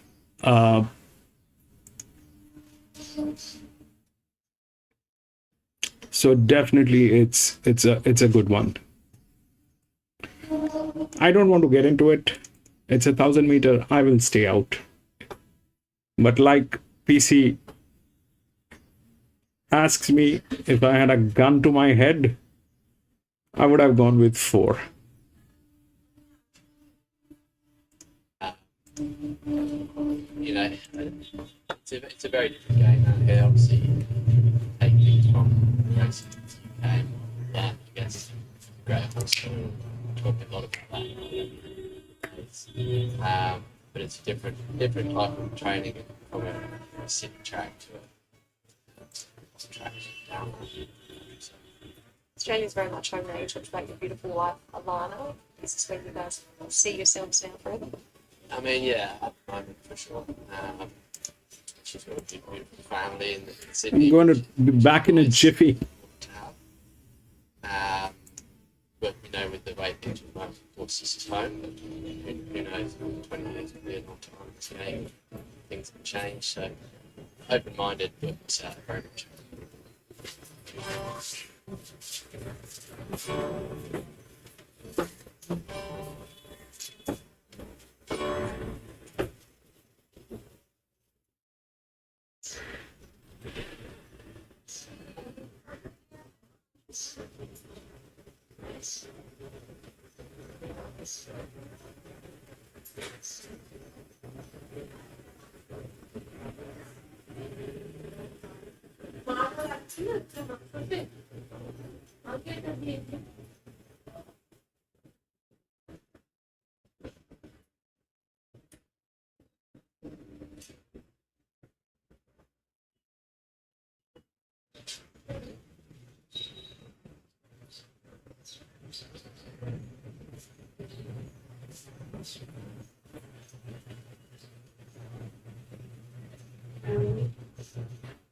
Underway with Josh Parr in the saddle of Bourbon and Just Fine being handled here by 2020, only a few clear from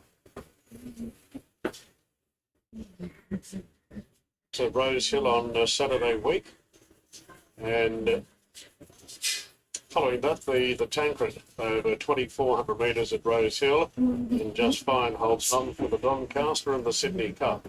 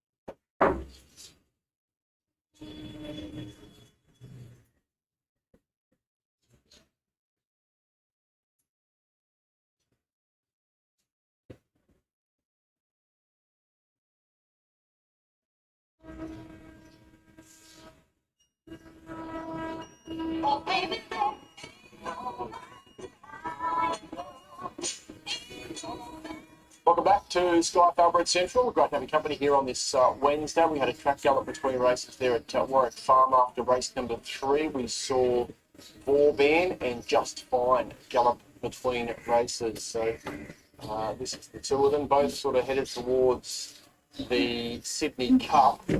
Just Fine in front of the red jacket, of course, and Vauban on the back of him. We've got a call, do we? Okay, let's go to the call.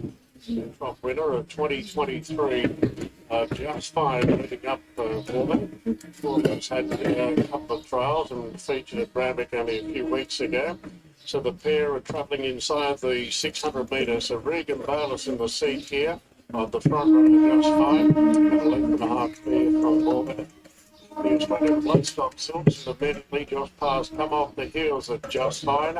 And Rangers up on the outside of the 400 metre mark. So Just Fine on the inside of the ball, but Just Fine also had 2 trials and winning his latest at the Randwick course at Just Fine. And Bourbon on the outside, stride for stride now inside the final 100 metres.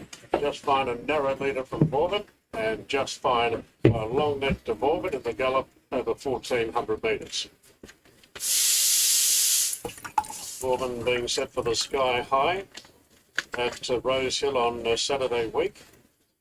And following that, the Tancred over 2,400 metres at Rose Hill. And Just Fine holds noms for the Doncaster and the Sydney Cup.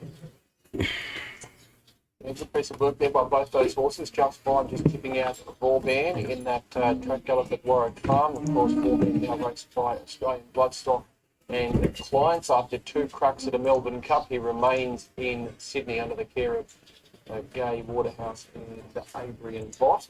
And Just Fine, the stablemate there. They'll both head towards the Sydney Cup. Now, the favourite for the Sydney Cup is Desert Hero.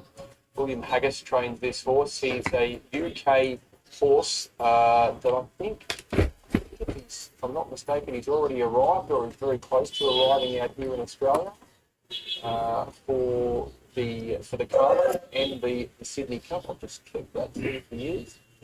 Internationals have arrived, yeah. So William Haggis horses have arrived. Desert Heroes arrived with another horse called Al Nadir, and Desert Hero headed towards the Sydney Cup. Now, he's a Group 3 winner in the UK. He's Group 1 placed at around 3,000 metres, and he loves wet ground. So if the rain comes, as it often does during the autumn here in Sydney, it's going to be hard to beat. Faulkner Park on the second page there, $15.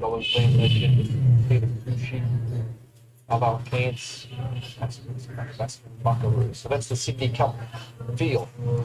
Okay, we'll take a break, and then on the other side, we'll be ready for us race 4 at Warwick.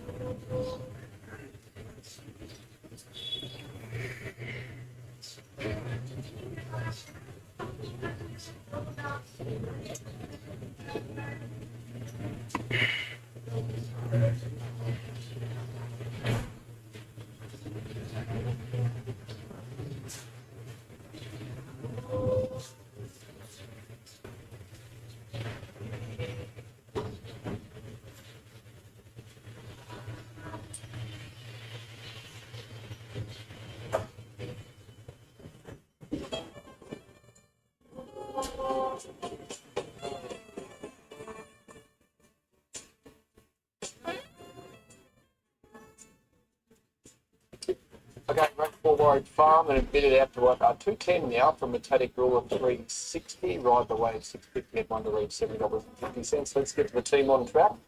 Talk you through them.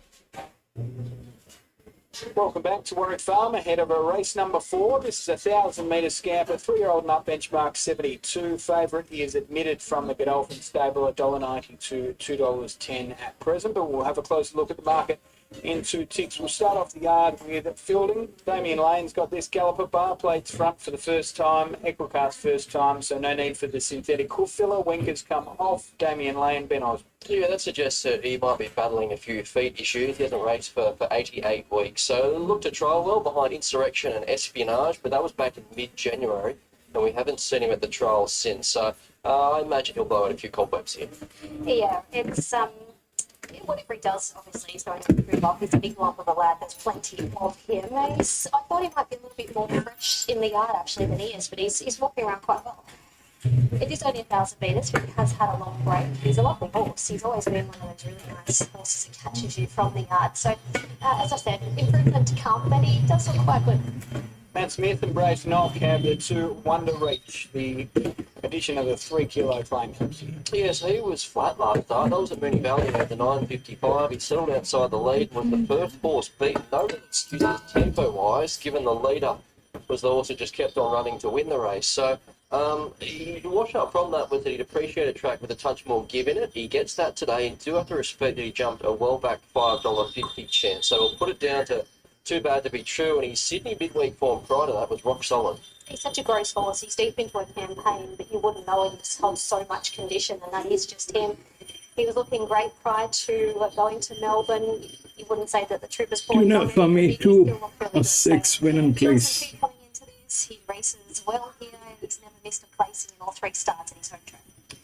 Sue Grills brings Justin Reed from Tamworth, Tyler Schiller, barrier 8. Didn't have much luck at Grafton last start. He went to the line with the handbrake on, so should have finished closer. Inside gate probably haven't suited him at his pass too, given his pattern. So here he is, drawn the outside small field. He won't be too far away. He'll be given plenty of room to wind up. 2 is a very strong one, Tuna. Still entitled to be big on. No official trial. 2 is a very strong one. Something at home, but they've come a long way. They wouldn't come all this way to Sydney for him just to follow the field around. So they must think something of him. He looks well, doesn't look out of place here. Sort of a springy step as he marches around the yard.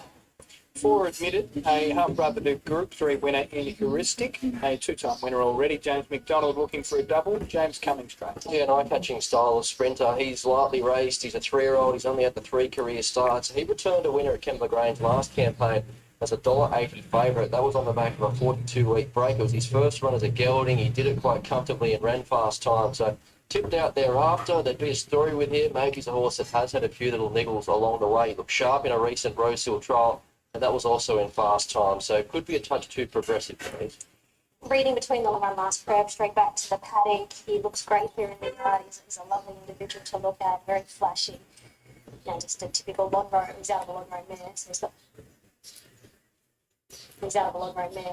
the lines on the back here, but nice and settled. I won't be getting into it. It's 1,000 meter, and the problem is, Now with Jon Baker, so another job double. So barrier blanket first time. this is just my thought. I kind of think that the moment jockeys like J-Mac, Continues to short. So he wasn't they don't win ever since then. He's the definite races, they become desperate. And in the desperation, he would do either of 2 things. One is he going, if he takes the lead, he wins. If he takes the lead, he wins. But if he decides that, no, I will play strategy, then he's had it. He's a bit of a puzzle at the moment. He needs to take it to a lead. He's been weak. 4 needs to lead. Not sure what happened to him. Simple. Warwick Farm won an even money and then he was well held at Rosehill just last week. 4 needs to lead like nobody's business. If that thing leads, and if J-Mac doesn't improvise or gets desperate and tries to play strategy, then it will be a disaster. Like I said last start, the start prior, he looks fantastic. He just needs to show, the ability's there. We just need to. And the problem is he's lost one of the definite races he's lost. So he's kind of desperate. I don't know what he will do. Misty Legend to grab him on the line. There was a gap back to third. That was a big improvement on what he did at wide on first up, where he was posted wide. If he takes it to lead and leads from the gates without looking back, he will win. But if he tries to play any kind of strategy, then no, I'm going to do the J-Mac show, then He's been kept to a Devin. big winner now at first up, then found the line there behind Misty Legend and Ride the River 2 weeks ago. So might be looking for a touch further now, given how he played out through the line. No weight on his back. He presents much the same as he did here. 7's good. 7's also good. I thought he was great here last. A lot of advantage. Better than 2. Okay, quick look at the NOP before we have a chat. The advantage is better than 2.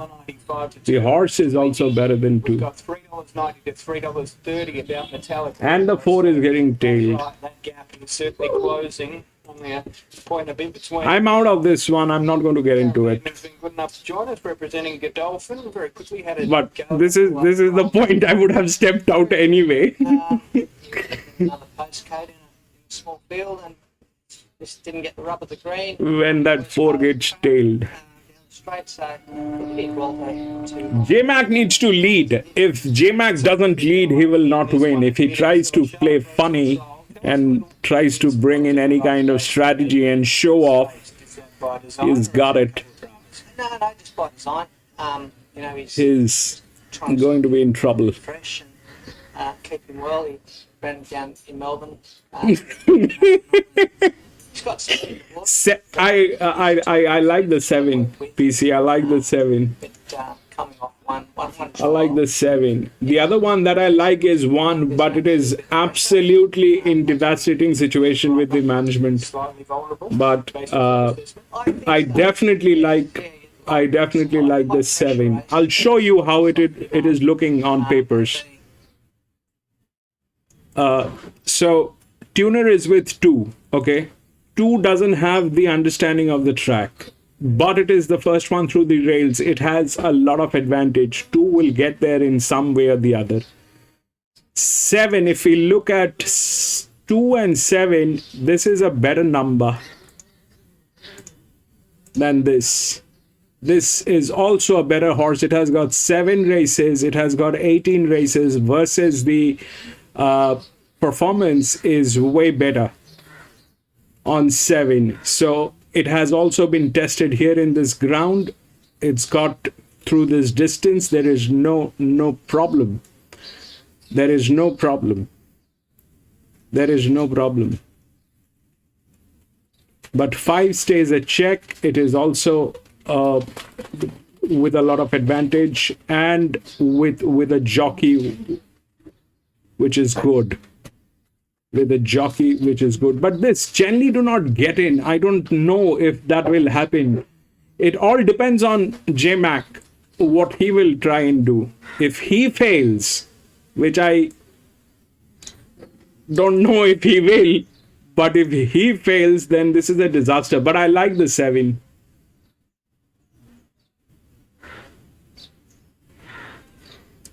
I like the 7. The 7 is good. It's tricky. This one is. Plus, it's 1,000 meter.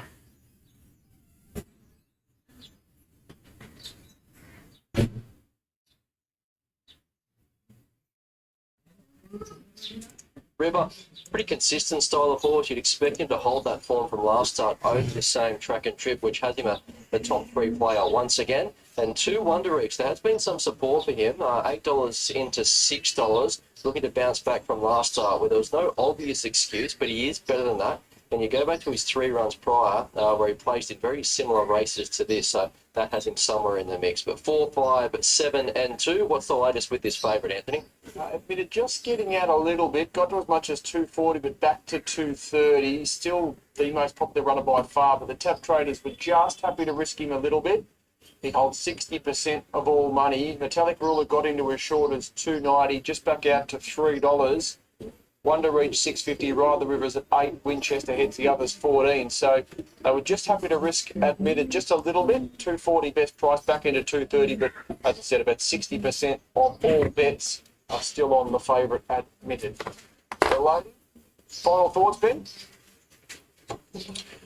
Well, just that it's getting a touch on the alarming side with Admitted. $1.95 out to $2.40, just as I speak, trimming in 5 cents to $2.35. I wouldn't describe that as a huge push. Clearly there's ability there, and Godolphin, they seem to be saying through Darren that if they get the right run, Admitted will be good enough. But if this is a high tempo 1,000, suddenly there's vulnerability, and punters just saying, well, hang on, if there's vulnerability, I'm not sure I want to jump in at $1.95. So we've seen the drift, and for every bit Admitted has gone out, Metallic Ruler has trimmed in. That certainly is the direction that they're going. Josh Parr making his way in, and we're almost right to go. Let's get to Darren. Ruler into 310, and it's the last to go in. Locked and loaded now, and we're ready to go. Race 4, Warwick Farm, 1,000 metres ahead of them. Favourite on the inside, admitted. Both favourites first up here today. Stand by. Fielding just made a bit of a lunge at the gauge. They're off now. Fielding missed the kick a little bit. One to each jump well together with abuse of power. Winchester there, Ride the River there. And the favourite admitted is going to hold a very forward roll on the back of the speed, just being restrained by McDonald. Further back to Fielding. He's played that strategy. It's being restrained by McDonald. He's played that strategy. Winchester and serving it up to one to reach. Ride the River right behind them and admitted pushes through on the rails. Abuse of power deeper out. Further back then to the heavily back Metallic Ruler. Fielding the outside. Just in reach sees them all. Into the straight. One to reach in front. Admitted taking a rail run now. From Ride the River, Winchester's yielding ground. Inside the 250, One to Reach shows the way by a half to 3/4 unadmitted. Then came Ride the River. Metallic Ruler's too far back. One to Reach still in front though. Holding the favourite admitted. And One to Reach is going to lead all the way.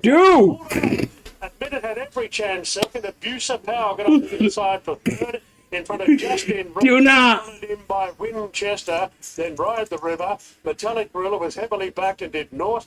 Last in was Fielding. What? Yeah, One to Reach. The money was spot on. There was good support for this galloper. Trimmed into $6 there late. And as you can see, was $8 into $6.50 NOP, shorter on the tote. So well done to those who jumped in. Admitted, well, the drift was alarming. The run was as cushy as you like. Peeled out at the top of the straight with only one to go past and couldn't. In the end, One to Reach is put, 2.5 lengths. We'll await the official margins, but it's every bit of that by the look. So 2 beats 4. Abuse of Power was good up along the inside there, and I thought Just in Reach was a 2483 lot for Sue Grills. Has run well above market expectation there. Went around triple figures and has run on really well from a long way back. So maybe one to follow in something a touch easier, or a race devoid of One to Reach. It was too good. Yeah, that's much better from One to Reach. So he's horse with a good record over the 1,000 metres. He put himself into the race, and I'm not sure what happened to him in Melbourne last start, but he bounced back to his best form, took control from the outset, and he was dominant through the line, just as you thought. Admitted was going to launch some kind of challenge. Forced back towards the inside, he really peaked on his run. You go to the next. Metallic Ruler, nowhere to be seen. Hopefully everything is okay with him, but One to Reach, simply too fast. Absolutely, yeah. For every question you have about Admitted, and admittedly the stable did say that he would certainly improve off that. Metallic Ruler was probably the big query off that. $3.90 into $3 and has hardly given a yelp. But as for One to Reach, deep into a preparation, and Matty Smith, I'm sure, particularly pleased with that was really strong. It was absolutely joke. I had a feeling it was going to play like a little weird. Is that where you see the best of him, do you think, where you can just dictate like that?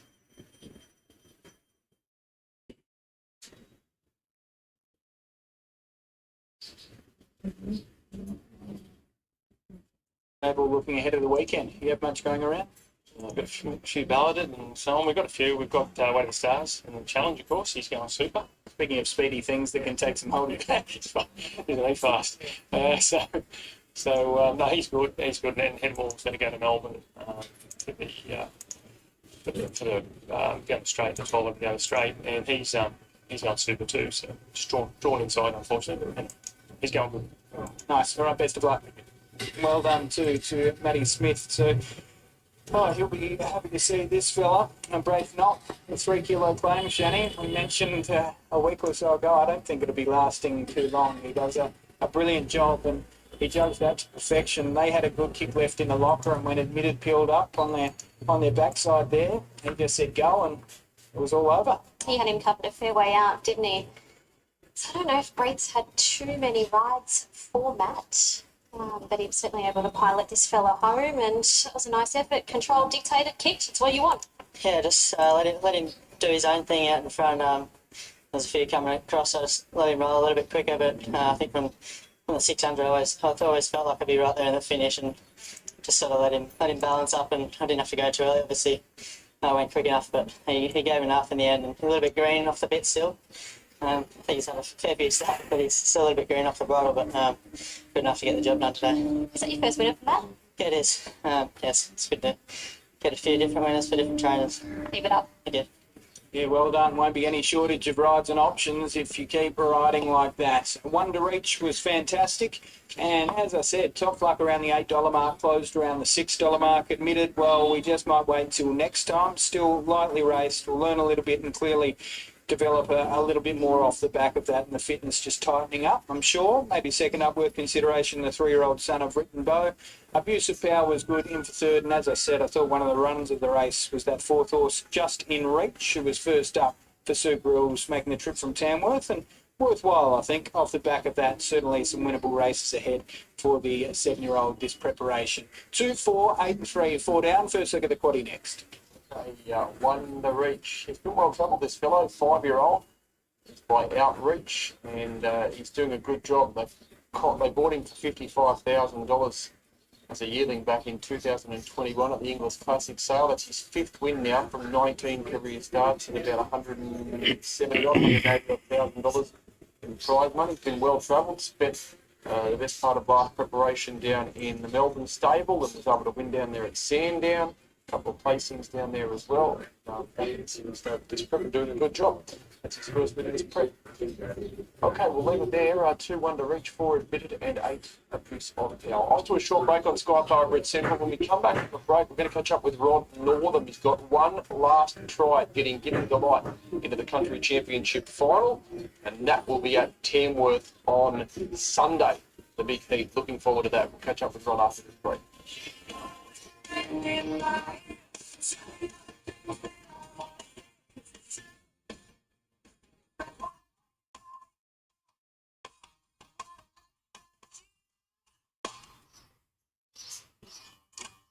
Yeah, this will be his last chance to get into the race.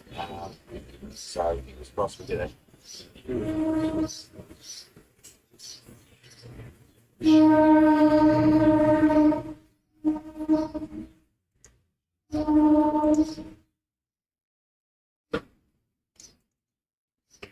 Right, this is what I have. Now, we know the odds 7, 3, 9, and 1.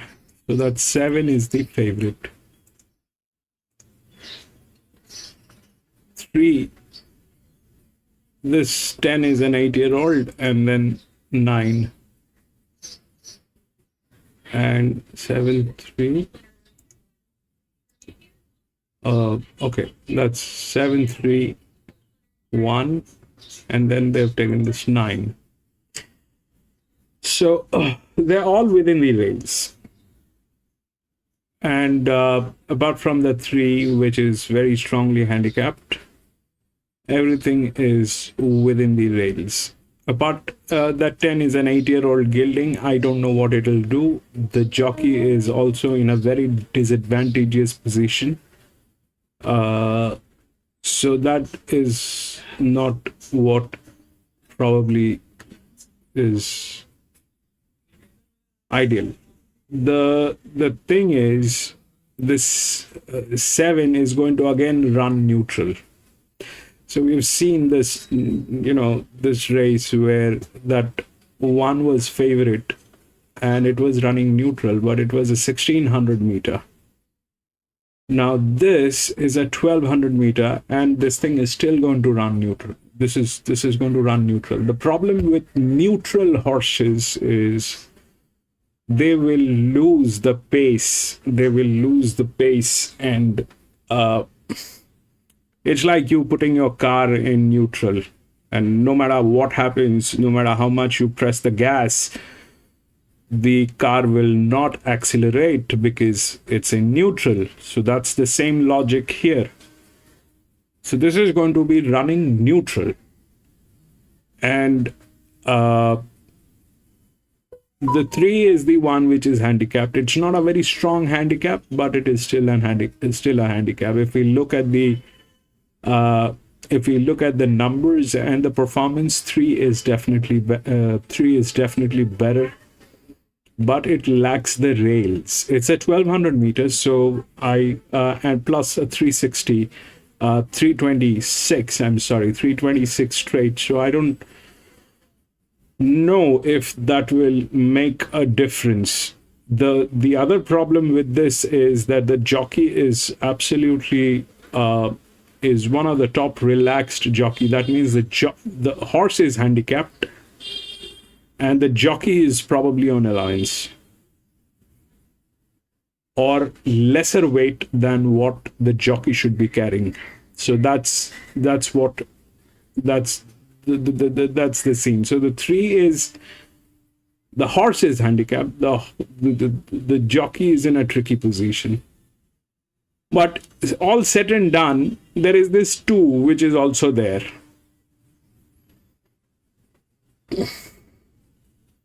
So 7 is going to run neutral. 9, 1 and 9. 1 probably is the larger drift, but is well within the rails. But the advantage here is with 9. So 9, we are looking at a place that might happen. It also has one of the best jockeys. So 9, we are looking at a place that might happen. Out of the 7 is going to run neutral, so I don't know whether it'll win. It's a tricky one. And what happens with 2 is going to be something that needs to be seen, because the 2 is also there in the game. It's also tailing. The 7 and the 2 are neighboring gates, so they will tail each other, and the 2 has advantage. This one doesn't have disadvantage. This one doesn't have advantage. It's a neutral situation. So winning is difficult. Winning, I don't know whether it will work. To win, a neutral horse winning, you need a very heavy horse, a very, very heavy horse. That, I don't know whether it is or not. We have certain indications, but I don't want to go with that. So I don't know whether it will win. The 7 is probably there, but winning, I don't know. The 3 is the handicapped. 3 is better than 7 in every terms. It has got 9 races. The score is fabulous. All that is there, but the jockey is kind of slaughtered. The jockey doesn't have the required, he's not riding the horse that he is supposed to ride. He is riding a horse that he is not supposed to ride. The weight of the horse versus the weight that the jockey should be riding are 2 contradictions here. So that makes 3 a dicey thing. 9 should get a place that is there. So that's a drift with an advantage. So that should play. That should play. But all that said and done, I have a very strong indication on 2 as well, and I don't know what that will do. So if I had to go with 1 in this race, I think I would have gone with an EW on 9. But I'm not going to go with any of those. That's little dicey. And there is an 8-year-old gelding. God knows what that will do. Here, the horse has advantage, but the jockey is neutral. So there's no advantage on that jockey. So I'm not sure what that will do. But 9 definitely is an advantageous position out of all this circus that is going. 9 is in a better position, but that brings us to these 3 horses here. If I forget about 4 and 8, they don't have numbers, but the 2 is still there in the game, and it's a benchmark 5th up, benchmark 72. Not the kind of thing that I want to get into.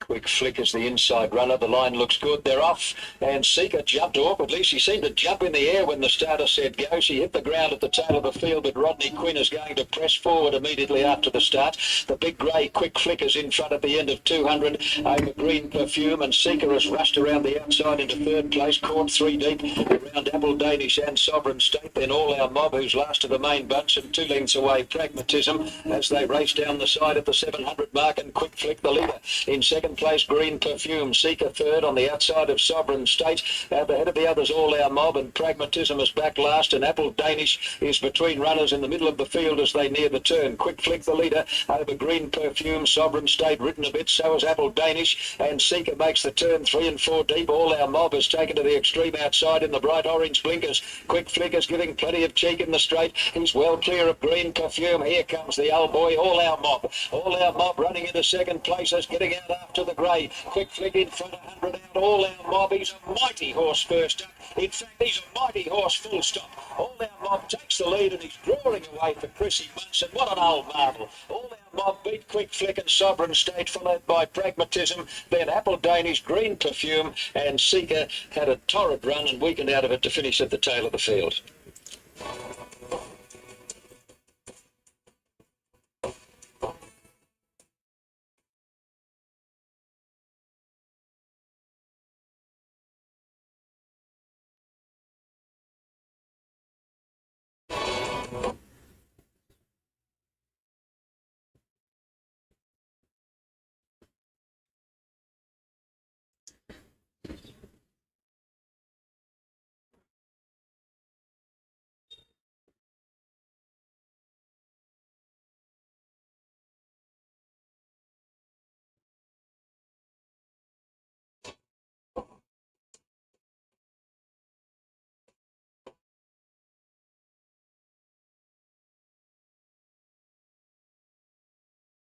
Stand by for a break.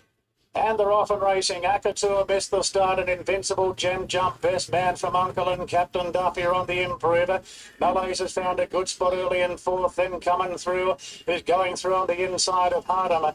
They're further back to Manolo Blarnick, is coursing a bit deep from Harper's Choice. They're followed by Akatua. Then Ampavito and Inference has been taken back to last. They're pretty well bunched, and Invincible Gem leads with Captain Duffy poking up on the inside. Man from Uncle, a prominent position.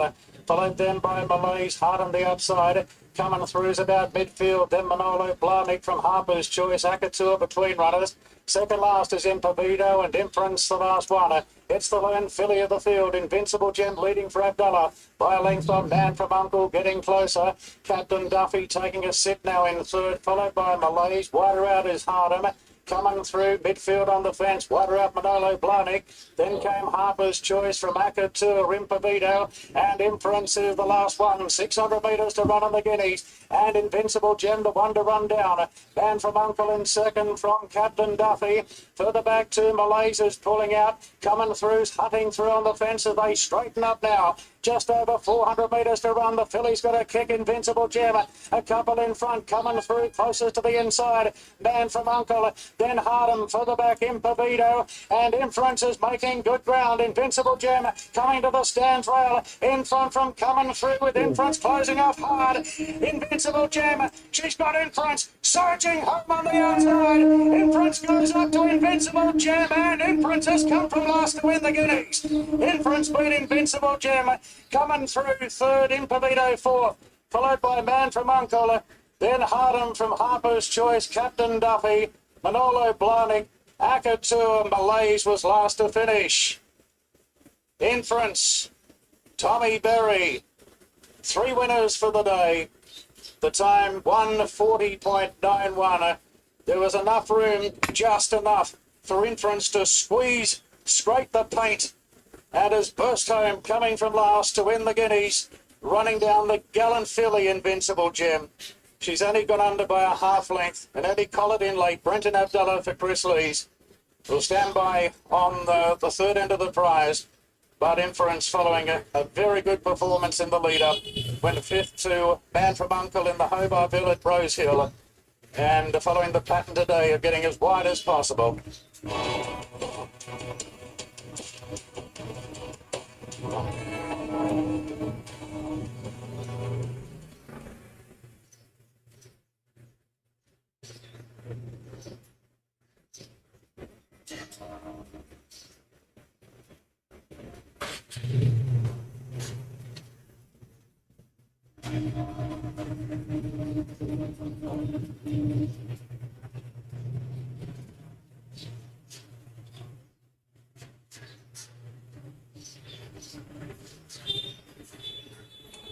Oh, the nighttime swell. Oh.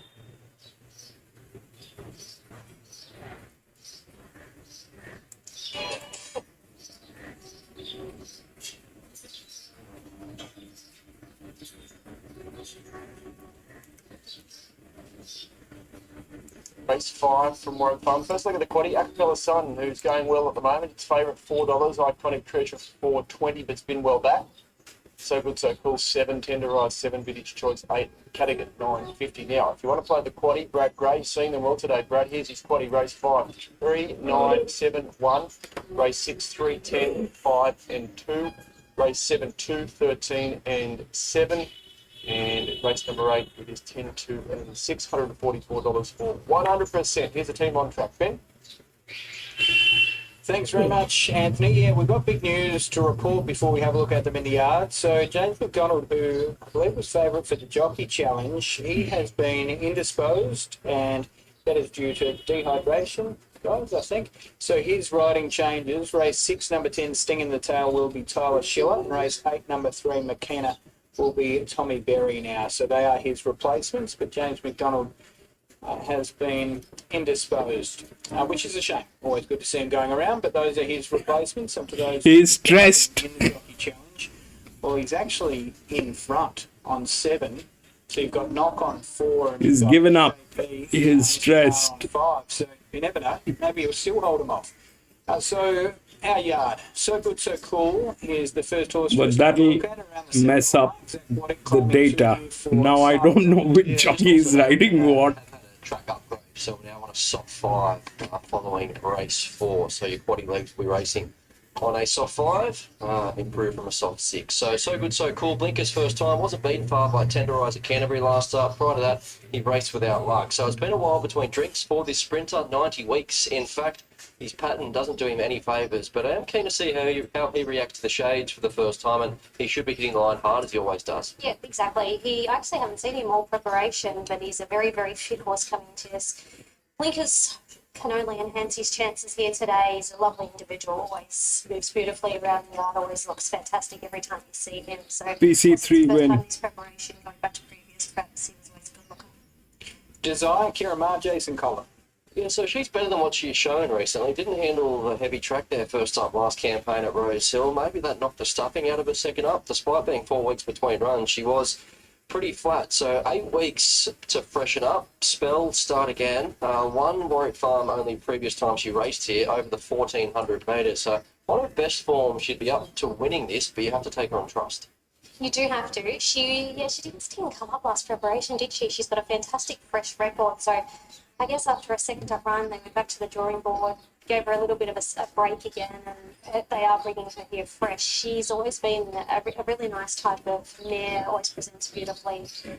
So you'd think, going off recent preparations, she's here to run well. I just hope she's bounced back off a pretty poor prep last time round. The 3 Iconic Treasure, Joe Pryor, Jay Ford. He's shortening up here. He might jump favourite if this wave of support does continue. So just niggled to keep in touch at Canterbury first up over the 1100 metres. He found the line late without ever really looking likely, and the market did forecast that he'd improve with that run. He'll settle closer here. He has a perfect second up record. He looks to have found the right race at the right time. Beautiful second up record, 2 from 2. He's just a big race horse, and there's so much of him. So I didn't see him at Canterbury, but I'd say he would have definitely taken a lot of benefit from that run. He's spreading well, doing everything right. I can certainly see why there's support for him. There's no knocking him in the yard. He's ticking all the boxes.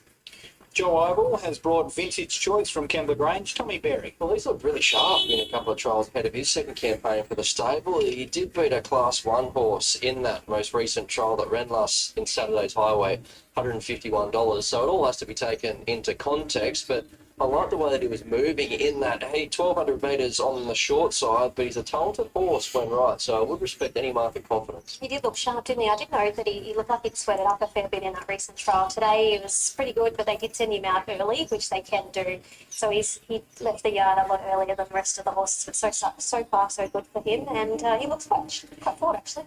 Miss Ciccone, she's one of the outsiders here. The Mitchell stable represented, and Molly Bird to ride. She's had a 10-week spell since failing from outside the lead at Randwick last start in Midway Company. No official trial to judge her off. She does have some fresh form and is a Warwick Farm winner in the past, albeit over the 1400 metres. I thought she looked okay actually. I know she hasn't had that long a break off. It's been 10 weeks, but they've looked like they've given her a little bit of a break and tried to get as much work into her as possible for this first up run.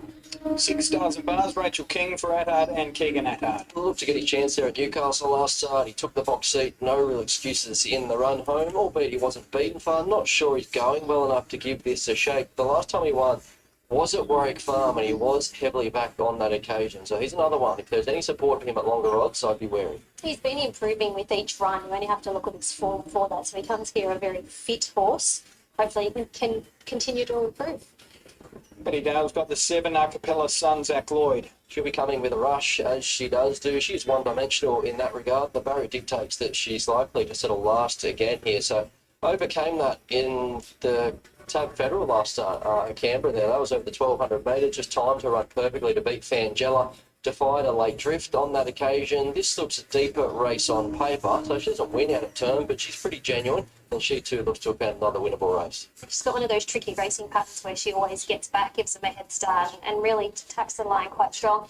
And she always looks great. I don't think I've ever not seen her present well. She's just a real neat, compact type of filly. She's not overly big, but she's always in tip-top order. We have the 8 Putfordo for Attard, Winona Costin to ride. Always a fairly enigmatic type. You don't know what you're going to get. Yeah, he's a bit like that. He's capable on his day, though, isn't he? So he found the line well there at Gosford over the 1200 metres last start. Went in the market. He was going into that race 6 weeks between runs, so you'd think there'd be some natural improvement to come off that. Doesn't win out of turn though, but he's got a few mates in that category here. He was really good for him. There's times, and I've said this over and over with him, there's times where you see him sweat up really badly, and then there's other times where he's quiet as a lamb, but he was quite good today. So maybe he needed that run there at Gosford off that little bit of a break that he'd had, and it would have brought him on. So I thought he looked better than what his odds probably suggest. A last start winner, sounds good saying that. Number 9, Tenderized, Wraith not claiming 3, Gary Portelli. Yeah, surely he gets a bit of confidence from that. He had to break a run of outs there at Canterbury last start. He was ridden for speed. He found the front and he hung on. It was quite brave over the concluding stages. So he's in well again after the claim. He'll spear across to offset the gate and should give some cheek for up in front. It was good to see him do that, wasn't it? It was a real tough win. They were there to beat him and they just couldn't get him. Maybe another stride and they might have, but that might give him a bit of confidence now. And Rebecca Bronnet Prague is on board. Kattegat, who's deep into her preparation for Nat Jarvis. He has to turn the tables on Acapella Sun from last start, but does drop 6 kilos from Canberra. Gets in very light after the claim and has enjoyed a good run of form this time in. Given his change of pattern, they tend to bounce him out and put him right on top of the speed now. Yeah, forgive him for last start. He was a bit slow out and then he circled the field and he'd run his race early on. So he can definitely bounce back from that. He's always been one of those good-looking geldings and he's travelled up well. All right, that's a look at them in the yard. Let's have a chat with Sarah Ryan here, who has So Good, So Cool, opting to put the blinkers on for the first time. What impact do you think that'll have? Just hoping he gives him that half a length more. I tell you what, I feel for him. When he's drawn poorly, he's paid the price. When he's drawn well, he's paid the price. It's just been a luckless preparation so far. And again, not drawn ideally today, but you can't help but think his fortunes need to turn. Yeah, exactly. And he's always an honest horse and he always runs a big race. And I'm hoping fences off so we can just come out and go over the top of them. Has he done any work in blinkers? Yeah, he's worked at home in them. He's a bit of a relaxed customer regardless, so it doesn't hugely change it, but I would like that little bit more. Let's find that little bit more, please. We'll see how the Sunny Capitalist goes. Good luck. Thank you. Thanks very much to Sarah Ryan. Let's get to Shani for her pick of the yard. Who is it, Shani? I'm with the top weight, Sarah's horse. It's So Good, So Cool. I thought he presented beautifully. He's got a lot of fitness on his side now. Blinkers are hopefully the key for him today. Iconic Treasure, I can see why there's been good support for him. He looked very, very well in the yard. Yeah, I'm with him. Iconic Treasure. So 3, 9, 7 and 1 late mail numbers. This is the trickiest race across the card. The market tells you that $4 the field, and that still probably doesn't do it justice. So Iconic Treasure, I still think there's a little bit more to come from him. He's lightly raced. I like the setup second up. Good second up record. Maps to be closer and out to the 1,200 metres after doing more than enough there first up. 9, Tenderized. Spears forward, Catch Me If You Can. He's been back $7 into $6. Maybe he can make it back to back after that second career win proved so elusive. At 7, Acapella Sun gives away map favours here, so will be at the back, but she will be coming with a rush, and she too comes into this a last start winner. And So Good, So Cool. Typically never far away, but he doesn't win out of turn, but maybe the shades on can do the trick there. So 3, 9, 7 and 1, where you might need your help here, Anthony. I don't know that I can be too much of a help. Acapella Sun favourite $4 on tab fixed. $4.40 was the best price. In fact, $4.60 best price. Iconic Treasure with 8 straight away. $6 best price. Bottomed out at $4.20. Now back out to $5. But I can tell you there's double the amount of money on Iconic Treasure compared to Acapella Sun. So the tab traders are happy to lay Iconic Treasure late. Tenderized $5.50. So Good, So Cool's at 7. Vintage Choice at 9 and Kattegat there at $9.50. Iconic Treasure is the most popular runner despite being $4.20 to 5. The tab traders happy to lay it late. Acapella Sun favourite at the death $3.90. Only about 4 or 5 to load. Let's get to Darren Flindell for the call. With Zach Lloyd in the saddle there. So Acapella Sun's moving in. And So Good, So Cool has got the blinkers on today. So Good, So Cool. Hasn't won in a while. The blinkers can change that. It's been very consistent, this prep. Had a good batting race. It's been only for a number of runners, in particular Tenderized. Tenderized drawn wide out, locked in. They're all in now. And the quaddy about to kick off here, the Asahi Super Dry Handicap. Ready now. And they're racing, and Tenderized began sharply and is urged to go on with the job wide out. Stars and Bars is there. Vintage Choice goes to second from Stars and Bars. Then came Iconic Treasure. Getting right up along the inside. Kattegat with a fast run.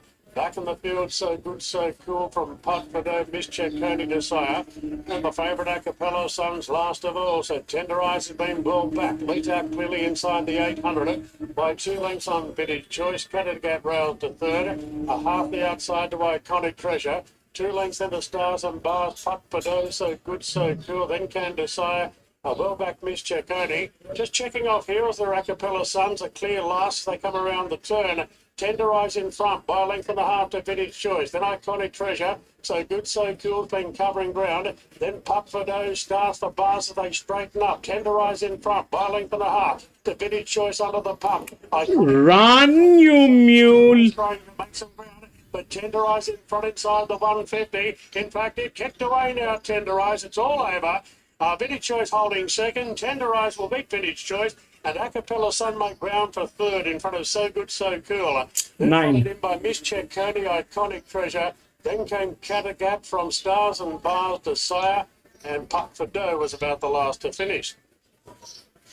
Oh, it felt like it took him 25 years to get that second career victory, and here he is going back-to-back. Tender Eyes, fantastic performance by the son of Schnitzel. Of course, he is only 5, and if you throw in 8 minor placings with those 3 wins, geez, he's been a good money spinner too. Prize money just south of 200,000 now for Gary Portelli, and he's just owned that race. Vintage Choice is stuck on Gamelin for second. I thought Acapella Sun was a fantastic run. Was back last. There was some kind of drama about 400 metres out that meant they completely lost contact. 9471. Needed to get moving, and the race was kind of over before they got into it. So we'll need to have another look at that replay. But 9, 4, 7, and 1. So Good, So Cool, who was 3 deep throughout, and honestly must have trodden on a black cat. Bad luck, PC, that did not work. Yeah, so he's learned to win again, hasn't he? Tender Eyes, they say confidence is an amazing thing for a racehorse, and he learned to win again last time out, and he thought, so this is how you do it. And he put 2 lengths on them. He won going away on the line. So, yeah, he's found a good vein of form, full of confidence, full of running, and catch me if you can. And he proved way too slippery, so dominant on the line. Nice return to the races from Vintage Choice. I thought he loomed momentarily to actually win there, and maybe just ran out of steam over the concluding stage. You can follow him as he gets out.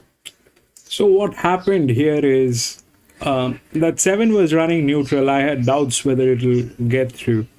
So that did not happen. The 3 was a mismatch. This jockey is not supposed to ride that horse.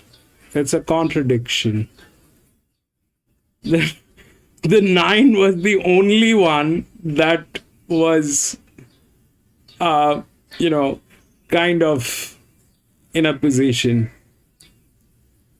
Out of all that circus that was happening, it is only this horse. The 7 was running neutral, though it had a good jockey, but this thing is running neutral. This was handicapped, but the jockey is not supposed to ride that horse. It's a jockey mismatch on that horse.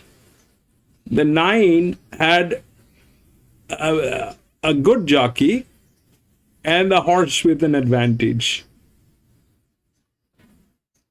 And the 4, if we look at what 4 was a horse with the advantage. 2, I had a doubt, but the 4 actually went through.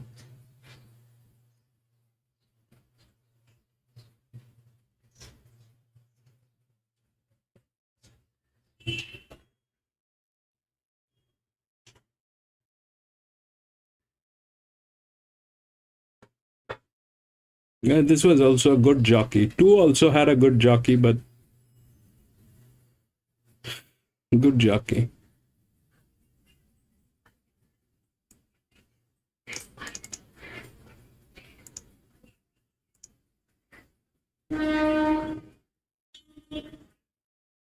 Had the 4 win place.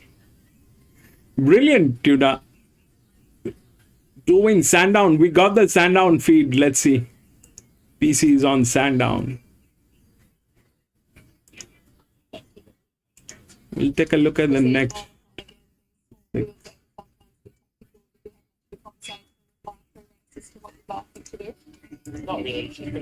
3, 10, 7, and 5.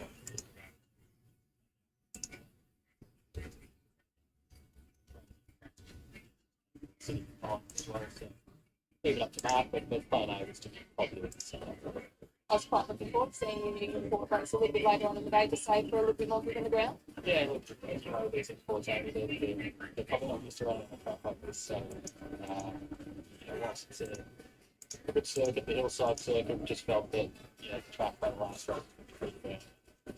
You know, he's not off a high mark, so there's plenty of good benchmark 64 around fit. Blue Diamond Day just recently, Temptress went oh so close. It could have been an outstanding day. How's he pulled up? Put up great, yeah. He was on the back up, and obviously for Blue Diamond to work out, you back him up again, he was down to the end of skin. And a nice piece of work Tuesday morning up there in Sydney, and yeah, he's accepted to run on Saturday. Drawn sticky, we may actually wait and go to the pay-go, and then back him up again into the Sydney. So just one of those tough colts that's riding on racing. It's been a busy week at the stable too. You're absolutely flying on the track, and then we've had the English Premier Yearling sale. You've picked up some really nice horses as well. Yeah, we have. We've not been blowing the budget on any. We've always liked to go to the sale and try and find something that's pretty affordable. So there's a few up there on the website that are well within range, and we've had some good success, as you know, with some of those sort of purchases, particularly out of Melbourne and Adelaide. So certainly we're good to be active in the sales season better. Good luck with that. Down stalls for race number 3, doing 2.5. Tongan at 170. Ahead on Luna Monty on $5.40. There's the Nuggets.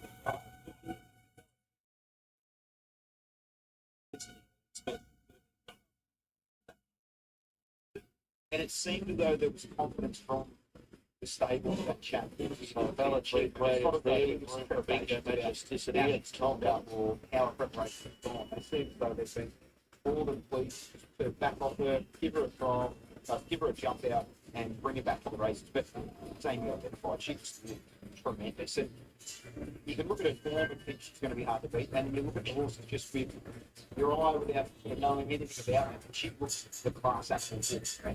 Oh, absolutely. She was a standout by last from what I could see. And you don't get any prizes for finding her based on form or the way that she looks. But if you just look at the animals, didn't pick up form, I think you can say that one's first up.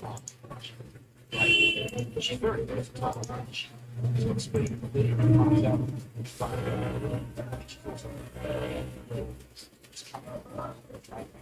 But I don't think she needs to charge for it. So interesting race this one with Tongan and Luna Module, the two horses that are expected to push forward. Can Luna Module be a highly ordinary Tongan who has won her past 2 as the services of Mark Sarah? That's been called forward over the 1,000 metre start. The sportsmen get on extra minutes and bears. Some of these horses Benchmark 70. basically, and And they'll be loaded in a moment, so we're under a minute from start. yeah, she was very upbeat. Once to five, $1.60. Yeah, totally agree. Aren't we lucky to have these beautiful tracks like Sandown also popping around that pretty much straight racing for 1,000 metres and also It's been at 7:15 the new market, the inside project, fascinating race. Race to assess and a red undercard as well for Super Saturday. Just final night at the Valley on Friday night as well with the sprint medalists and staying finals, and also the 95 track final Friday night as well. So great weekend of racing coming up in Melbourne. Now Luna Module goes to the stalls, Belichick Way is the next one for us. Tongan at $1.80 on pound at the moment. They just didn't be standing well. So we're looking going to the gates. And the last one to lick it over 1,000 years, the odds on failure to Tongan. We're racing a Tongan towards the outside, one of the better ones away, but also room for Bingo racing it early. Luna Module isn't too far away with Belichick Way, Majesticity, and cheers to that. So Tongan using plenty of the track onto the course proper. As they reach the 600. This is a 570 meters straight. This track is absolutely merciless, and I so wanted to race here today, but we got it after a long time.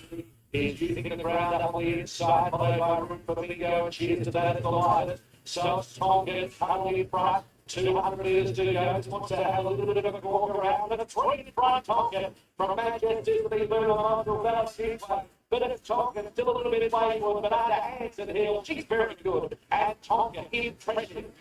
Just into the second, third 15. for Bella Cheapway. And cheers to that. Luca Module and last, room for bingo. All stiff away.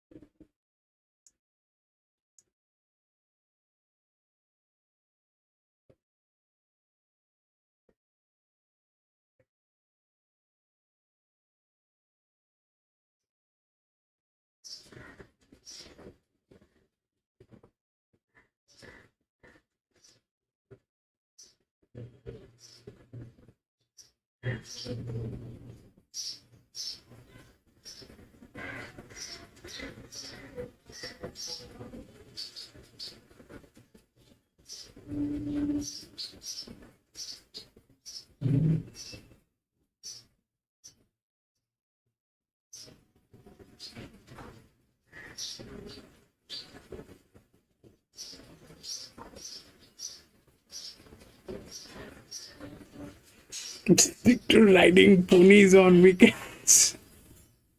All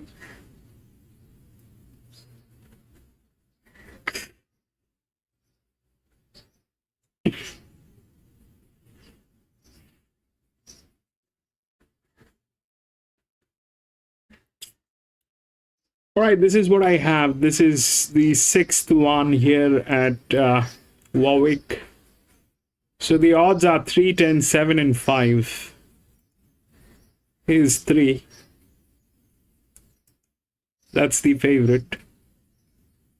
There's no doubt it's one of the best horses. There's no doubt about it. We've got very strong indication on that horse. It's the highest handicapped over a 2100 meter.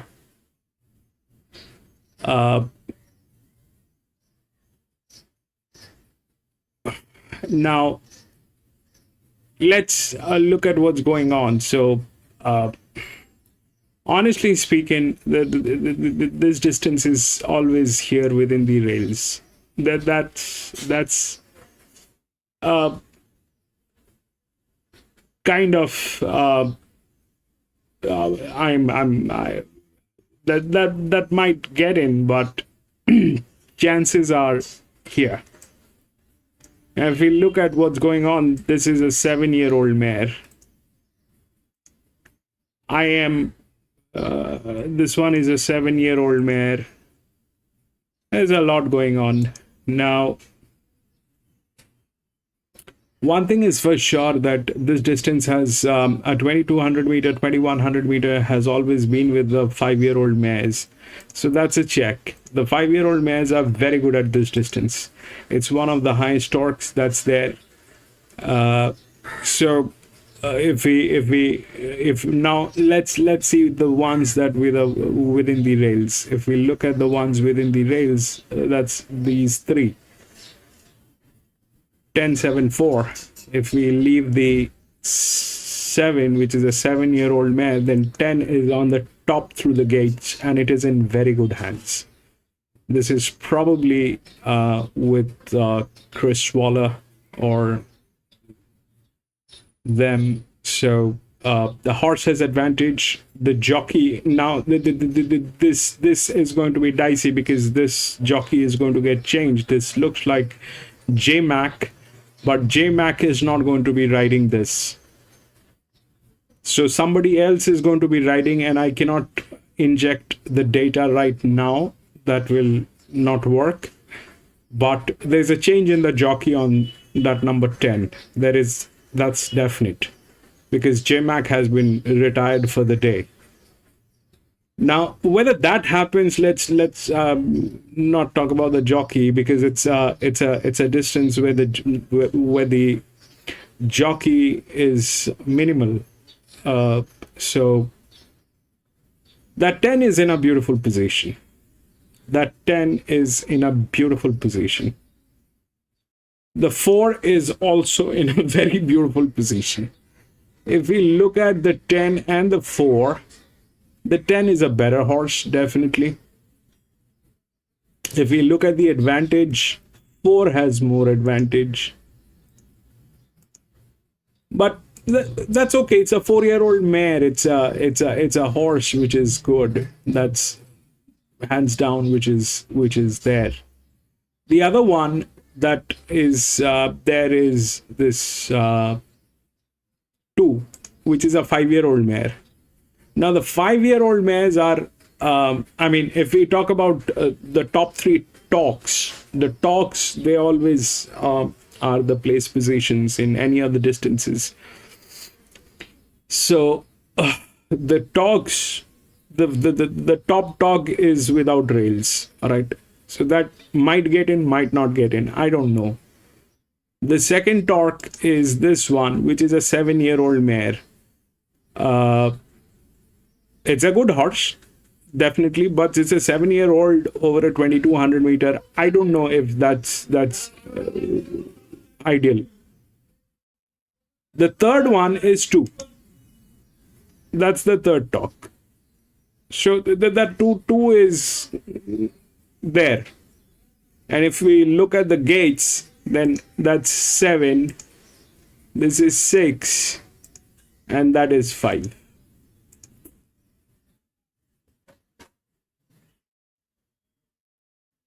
That's more or less what's going on.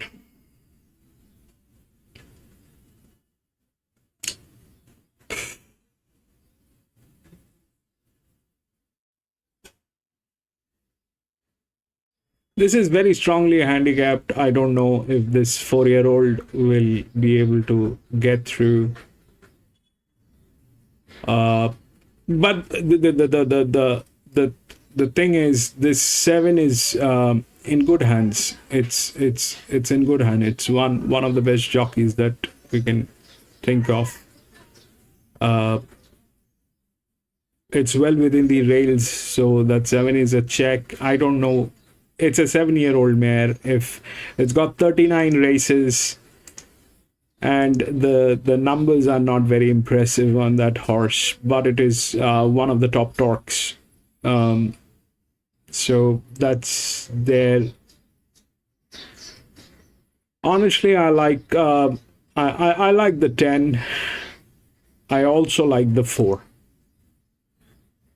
We'll take a look at the horses, and that 2 is a 5-year-old mare, which is also there.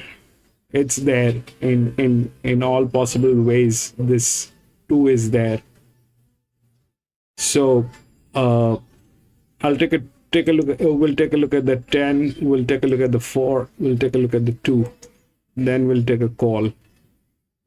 But I find it very dicey, and my heart doesn't want to go with it.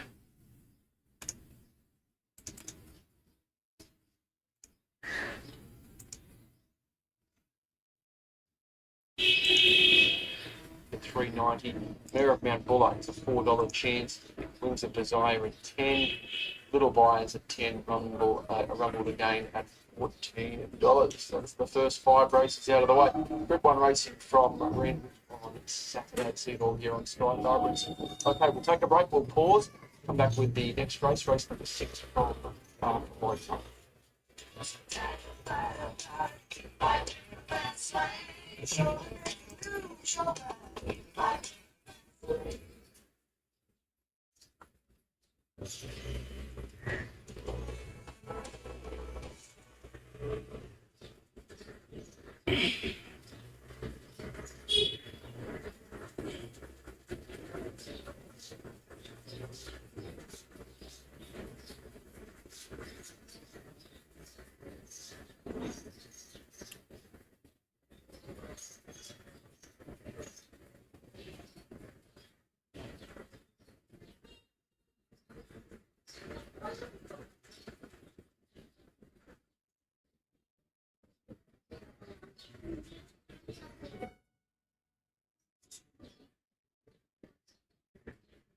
With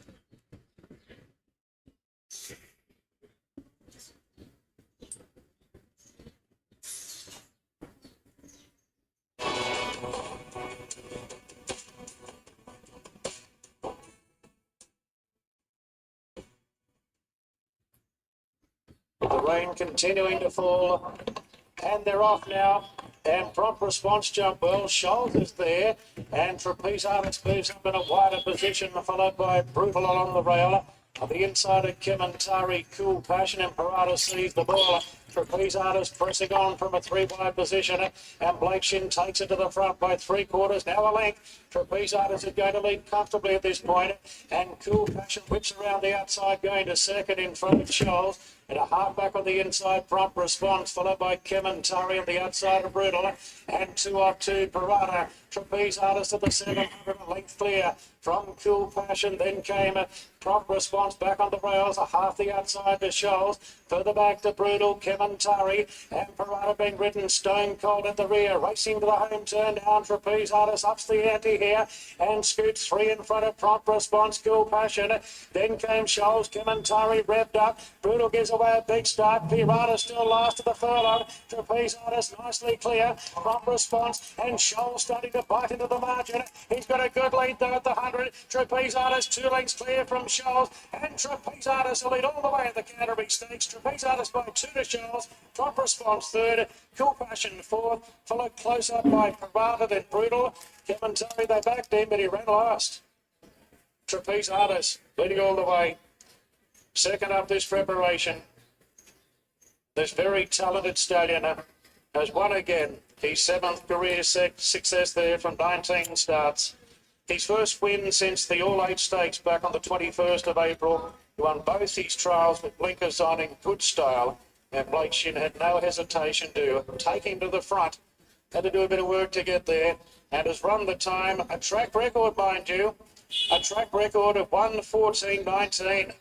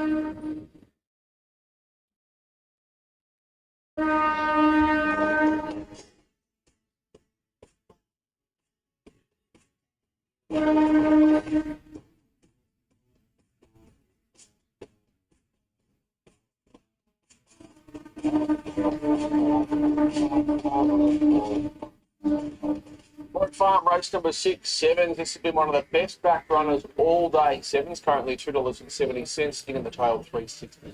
Let's get to Ben Bradshaw. Thanks very much, Anthony. Yeah, Jack Duggan is scratching here. We'll start off our yard for the Casino Prince at Vinery Start handicap over the 21.10 with Mistress of Illusion. Ben Osmond claiming 3 for Chris Waller. She's in a UK import, didn't show up in 3 runs in her first Australian campaign. That was in Melbourne. So did show something though at Canterbury first up. She was working through the line behind Swaysive. I do want to see her build off that now, but her last 200 metres just says to me that she might have something to offer, so keep an eye on her at longer odds. These imports usually climatise their second preparation, and I didn't obviously see her first time in Australia, but she spent most of the time down in Victoria, but this is my first time I've seen her in the flesh. And when she first walked into the yard, I thought she was going to get herself a little bit worked up, but she's actually settled now, and she's quite settled for her compared to when she first walked into the yard. You'd think she's probably one run away from being at her peak, I should say, given that she loves the 2400. But looking at her, she looks like she comes down quite quickly, given the fact that she doesn't carry a great deal. She's quite a rangy type of mare, so she looks well. I think she's here to run a decent race. Annabelle Nietzscheman, Rob Archibald have the 3 sevens. Jason Collett. He's the money horse. He's getting in pretty short now, but he's all upside. So interesting to note that 2 weeks ago at Warwick Farm, we did expect to see him, but he wasn't late scratching on vet's advice. He was found to be 3 out of 5 lame. So on the one occasion that we have seen him at the races, it was here over the mile. That was his first run in Australia. It was a race that turned into a sprint home behind Punton, who's subsequently franked that form by running second to Point and Shoot. He's a horse that won 2 from 2 in France before coming to Australia. He's got a lot of scope going forward. You just have to consider in the back of your mind that he is 5 weeks between runs. That's probably the only slight query you have. But I think there's a mishap coming over to the track actually with him. That's why I was a little bit lame. But I thought he might be quite fresh in the yard. He's not. He's got swagger as he walks around. He looks great. He looks fit enough. I'm sure they've poured Doing a 10 and 5x. 10 is good, Tuna. The 5, it's a 7-year-old mare. I don't know. Bounce out and make his own luck today, given the makeup of this. 10 is in. He's a horse that likes getting his toe into the ground. Forgive last start at Canterbury, he pulled up slow to recover. So gets the right setup here to run up to his best. Yep, deep into a campaign, comes here with a lot of fitness on his side and plenty of racing, still looking really good. Got a nice healthy coat on him. Dapples are there poking through, so condition is tip-top. Lee and Sheree Curtis have the 5, Butchio Del Mist. Molly Burke claims 2. Yeah, one of only a few runners here in single-figure odds, and I can see why I also want to respect the grey. So I only needed another stride there, and she probably would have grabbed her Ziggy at Canterbury last start. Ran well at this track and trip last campaign before spelling. That was behind Etna Rosso. She's a mare that does perform well deep into her preparation, so you expect her to at least hold that form, maybe even improve now 5th up. So that makes her a player. They can keep her up for a long time. She can sustain a really long preparation. And you're right, the deeper she gets, the better she gets. And she's starting to head that way now. I thought she was fantastic last start at Canterbury. One more hop and she would have got the head down. She only just missed. So this trip looks perfect for her. Well, she hasn't won over the trip. She's actually placed on it 3 times. Legend of King jumps up significantly in distance here. Tommy Berry, barrier 10, Chris Waller. He's a lightly raced UK import. Had his first run in Australia at Warwick Farm a few weeks ago. That was over the mile. Never really got warm. He was $21 out to $61 late, so there wasn't a penny for him. His overseas win was over the 2,400 metres. So off last start, I want to see him again. Another run just to get him to his peak, but he certainly come on from that first up run, which is a positive. Matty Smith had the 7, Decadent Tail, Zach Lloyd, barrier 9. Looked to get a chance behind Phillipsburg 2 weeks ago, no excuses. Jumped well for her as well to put herself somewhere in the race. So the barrier probably dictates she gets a long way back here, and she will appreciate getting a toe into the ground, so maybe a little tick for her there. She looked well when she stepped out last start. She looks equally as well. She just needs to produce a similar type of run and she can figure in the top 4 for sure. Mitchell Stable has the 8, Adios Steve, Chad Lever, barrier 8. Settled outside the lead of Hawkesbury last start, fought out the finish in what was an on-speed dominated race. So it may have been flooded by the race shape, but that was a good return to form and at big odds. So he'll probably hold that form now, albeit he has to do it in slightly tougher grade. Lovely big gelding. I haven't seen him in quite a while actually, but it was good to see him produce a little bit of form last time out. He comes here with fitness on his side. He's just gone out the pony, which he can do. He's nice and settled. Good. Phillipsburg looking for back-to-back successes for the Ponsonby stable, Winona Costa. Yeah, for anyone hard horse to assess now, because as you say, he produced an upset win to win an identical race to this 2 weeks ago. He came from last in a field of 6 and he rounded up his rivals, and there wasn't a lot of money for him, like, to fight a big drift there as well. So I do want to risk that last up form reference going forward, but no denying that he won well, and a soft track probably aids him further. Nothing wrong with him at all. Pretty much presents equally as well as he did when he was able to get the job done. I'd say that win last start should give him confidence now. So rider replacement with James McDonald no longer riding at this meeting. Tyler Schiller on board, Sting in the Tail, looking to return after a couple of seconds for Chris Waller. What's your original favourite here before the support for Sevens, now on the second line at betting? So she did an amazing job to get as close as she did last start, given she nearly fell there at the start. So she was so close to coming down after getting squeezed after the jump. It's all Canterbury form, so it has to replicate that away from that track of Warwick Farm. But she's an improving staying mare. She's got a strong starting price profile, and she looks to have found a pretty winnable race here on paper.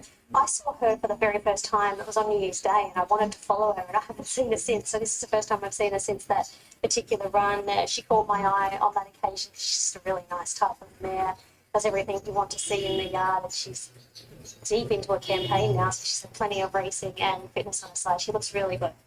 Plenty of racing in the 11. The last horse to look at from the yard, Viest, Kerry Parker and Reece Jones. She was the pick of the closers in that same Hawkesbury race as Adios Steve 2 weeks ago. Done dropped 3.5 kilos from that. Best form is on top of the ground. Was good 2 starts ago over the mile in Midway Company behind O Diamond Lil and Harlow Mist, which does make her some kind of place chance in this. I had her on top 2 starts ago. I thought she looked fantastic. She's just she's a beautiful type of mare. She's by Morris. She presents equally as well again here this afternoon. If you're looking for one at decent odds, then I'd definitely throw her in the mix. I thought she looked great. Okay, the Annabelle Neesham and Rob Archibald stable, they saddle up 7s here. They had a double at Newcastle, a Group 2 success with Amelia's Jewel at Randwick, a double at Bathurst, a win at Scone with Clubman. Things are going well, mate. Yeah, we have had a good run of late. It's the right time of year to sort of try and be getting the nice winners, and hopefully we can continue. So, hitting the line nicely over a mile. We step up in trip now. What are your expectations with 7s? Yeah, he was excellent first up, went back and hit the line really strongly. He's drawn nicely here. He's sort of a natural stayer that should suit this distance. He may be a little bit vulnerable late just from a fitness perspective, but we've been really happy with him at home and he should be ready to go. Clearly it wasn't plan A to have this long between runs. What exactly happened on the way to the track last time? Oh, he just sorted himself and he was just a little bit sore, so it was pretty minor. But just enough for him to be cautious and not run him on the day. And look, he's took him a couple of days to get over that, but he's here in great order. All right, I'm looking ahead to Saturday, Sunshine in Paris and Austria for a blowout hope in a Newmarket. I think so. Look, he had no chance first up. He was wide, went back and ran on quite well, so confident he can bounce back. Good luck. Thank you. Thanks very much, Rob. Let's get to Shani. Who caught your eye out of the yard, It was a Chantel? tricky yard. I could actually give them all a pass mark. I am landing a sting in the tail because I haven't seen her for some time and I thought she was still looking really well. So deep into her prep now. She's had many runs. So not when I say many, she's had 4 or 5. But I thought she was holding condition beautifully. Viest was another one I was really taken by. And of course 7s. Can't knock him at all, the favourite. Late mail numbers 3, 10, 5 and 2. I'm with the money horse here. 7's just leaning into the fact that there's potentially more to come from him. So not an ideal setup in the context of taking $2.70, which looks like his bottom price now, just $2.80 on the NOP. So you might get a touch better with Tab if you just hold 5 for the time being. But back to the point regarding the context of his price, he's 5 weeks between runs off a little minor setback. So that's never ideal. But he could be simply better than these. So he was good in 2 runs overseas, winning a couple in France, and here he is at just his 4th career start. 10, Sting in the tail. She's the mare, I guess, here with the runs on the board. We know where she fits in, has to do it away from Canterbury, but if she repeats that last start performance here at Warwick Farm, she'd have to be in the finish yet again. But Del missed another horse bringing Canterbury form, and she really charged the line there behind Ziggy. That track and trip at Canterbury, 1900 metres, tends to favour those front runners, so she did a great job to get as close as she did. And 2, Mistress of Illusion. I was keeping an eye on the odds with her, and at the moment, there's not a lot of support, so might need one more, but she could be the quaddie blowout. 3, 10, 5 and 2, Anthony. 7's one of the best back runners all day. So bottomed out at 260. Damage was done sort of after 9 a.m. this morning and when markets were first posted, and hasn't moved too much from when we did our preview earlier this afternoon. 260 now 270, but still holds 50% of all money on this race. So probably entitled to be a little shorter than the current 270 quote given the hold. Sting in the tail 360 out to 4. Late decadent tail $6. Best back 3. Probably the best back all day is Darren. Big odds, and only 1 or 2 more others to move forward. So 7's in the red and green hoops favourite here. Went really well first up over a mile. And was 2 for 2 in France over a similar trip to this. There's the light now. Legend of Kings has gone in. Tommy Berry getting seated in the outside stall. And we're ready to go. Fielded 10. That's it. Gates are back now. They're off and racing. Legend of Kings taken back from the wide draw. 7's the favourite, Jump Well. Victory Roll, those surging forward. Fiesta's pretty handy, and Adios Steve goes into a prominent role. Baccio Del Miss will posse up behind. Decadent Tail trying to improve it. Then came Mistress of Illusion from Phillipsburg, Sting in the tail.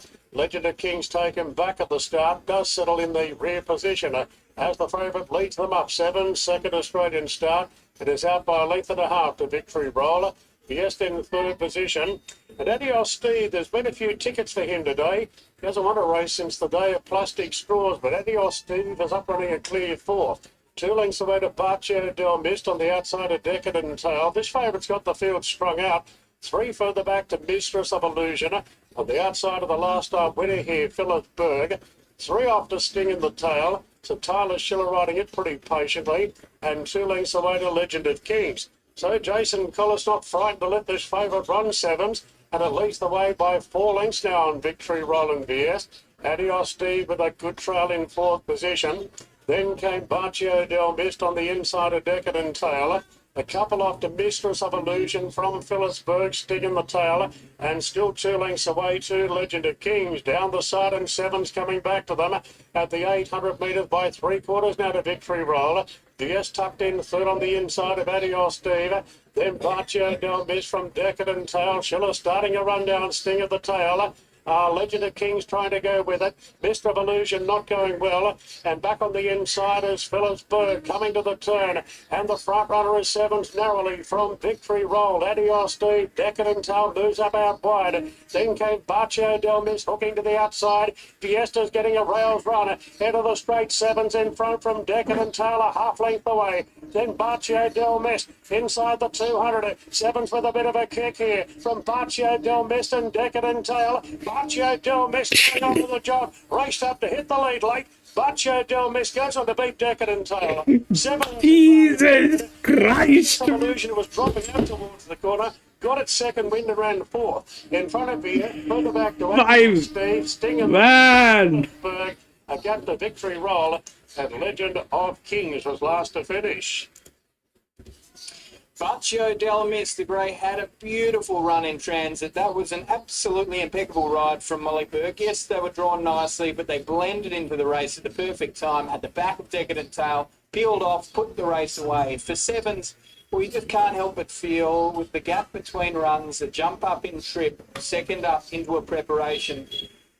That was a long lead that they had at one point and was a pretty tough ask. It's probably done well to run into third, 5-7-3, and I thought the run of the 2, Mistress of Illusion, was a cracker. Another one, second up from a break, has come home from well back in the field. Brilliant, PC! One to follow there from the Chris Wallace. Brilliant! But Barcio Del Mist took.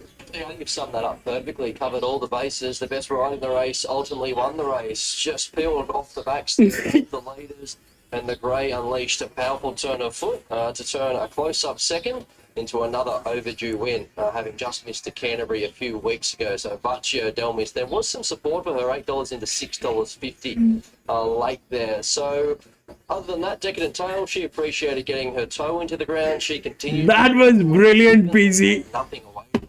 I just don't think he did himself any favours there in the middle stages. I can't imagine it would have been by design that he found himself in front. And at one stage, 2 or 3 lengths in front, just overdoing things, and he's done a good job to get as close as he has. He should have toned. The next time we see him, Mistress of Illusion is a real eye catcher for 2,400. I wanted to stay out of this. That there was a jockey change on that 10, and I think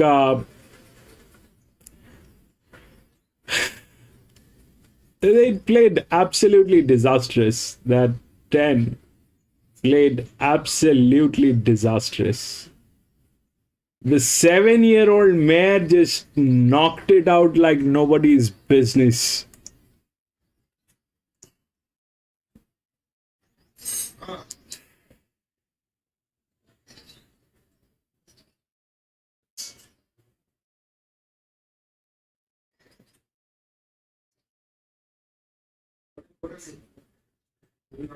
Both the 7-year-old got in. 5 and 7.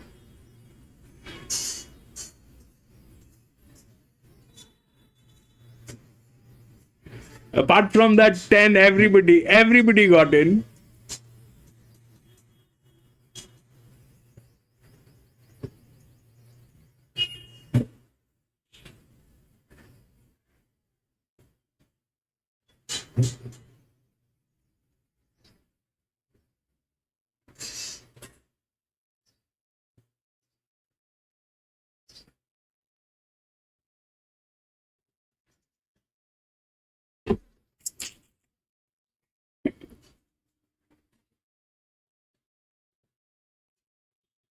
Okay, we'll go to the next. Lost this one.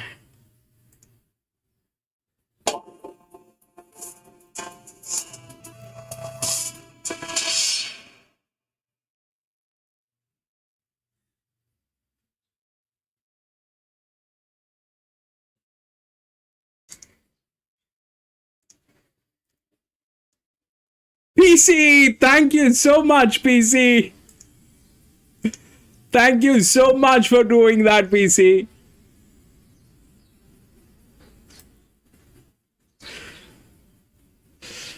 Thank you so much.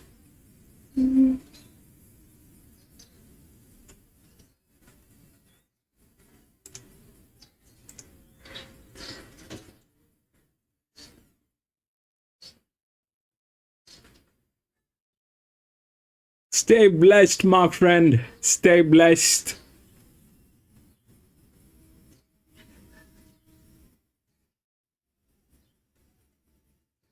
That is, that's whenever you make a super chat, it should pop up your name and display your name. And I don't know whether it did that. I have to check the replay, and it should make that noise. Yeah, it should make that noise. It should pop up your name. It's all done by the warhorse Bucephalus, and it's still learning, but it should be able to do it.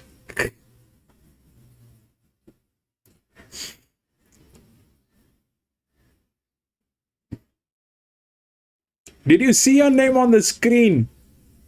It should pop up your name on the screen.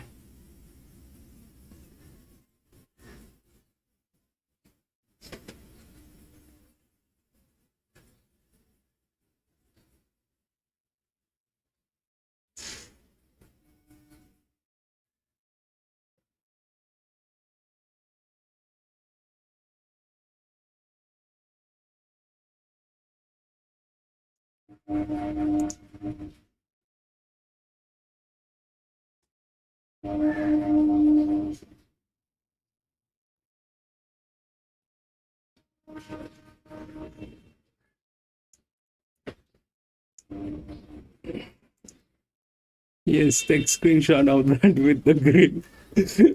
Brilliant. That was the 6th one. We'll go to the 7th. Oh man, there's huge scratching. 9, 10, 11, 12, and 14. 7, 8, 2, and 6.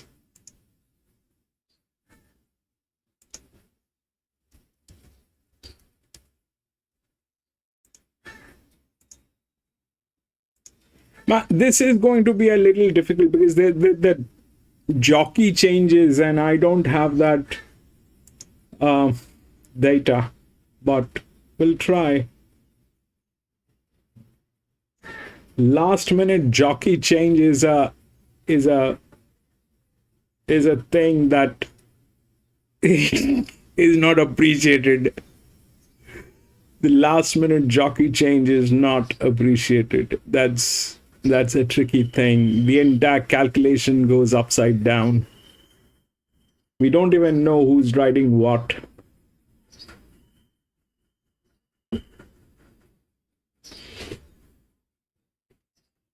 Emptiness of Miss.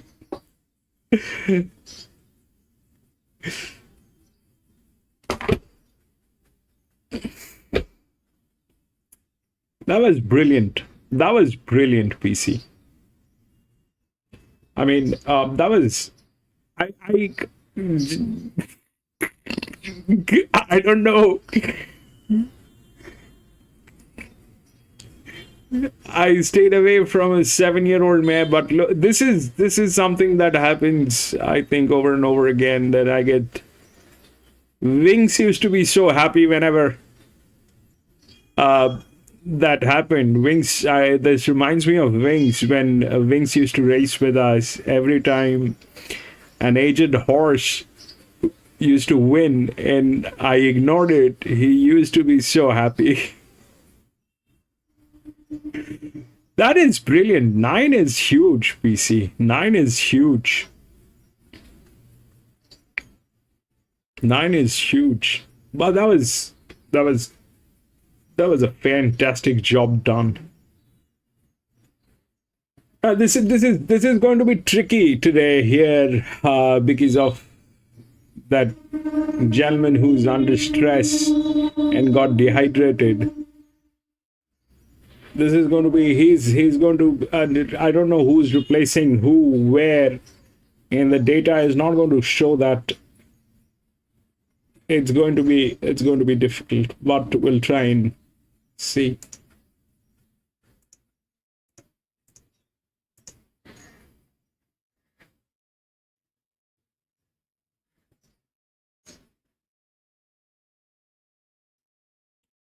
Seven, 8, 2 and 6.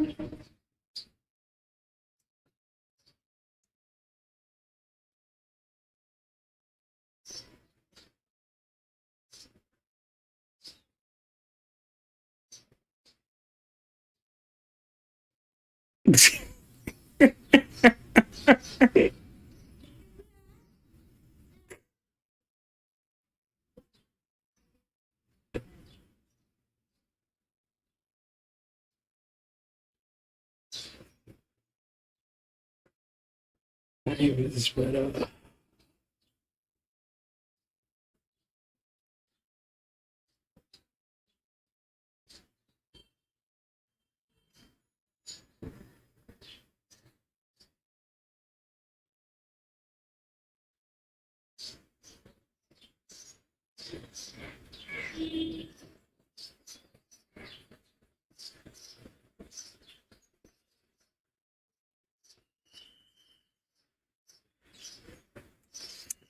All right, this is what I have. This is the 7th one. Now, the odds 7, 8, 2 and 6. So that 7 is the favorite, 8, then here is the 2, and that's the 6.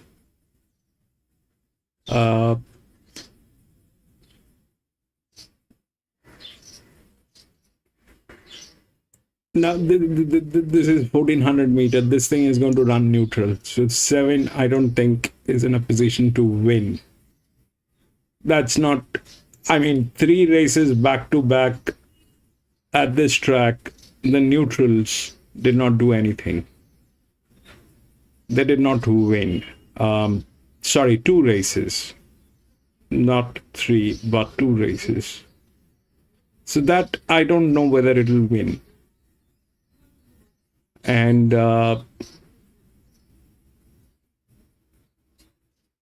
if we look at 7 and 8, 8 is handicapped. It's a better horse, definitely. It's got a good jockey. I've got some stuff going on this as well. But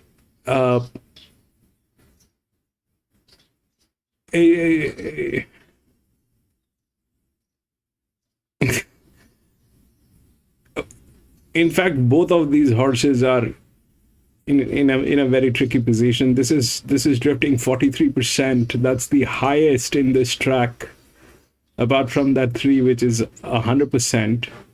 This is the second highest, 43% drifting, which is like an absolute dysfunctional team. 6 is within the rails.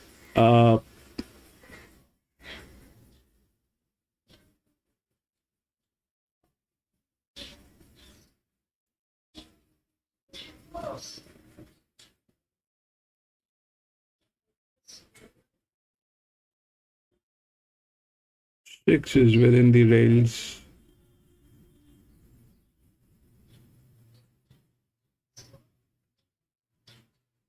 A 6, but it's a 1400 meter. I don't know if that jockey will be able to do anything. This doesn't look like a great one. This doesn't look like a great one. This one is, I'm definitely going to be out of this one. I don't want to get into it. The 7 and 8, the 7 is in very good hands, there's no doubt, but it is going to run neutral. The 7, if the 7 loses the track, then obviously the 2 gets into trouble, the 13 gets into trouble. That will not happen. 6, if we look at the gates with 6, then it's gate number 7. So we need to look at gate number 8, which is 5, which is okay. It's a good horse. We've got some numbers on it, but it is not. I don't know this. This can play any direction. This will probably play any direction. The only thing that I kind of like here is the 6, which is within the rails, but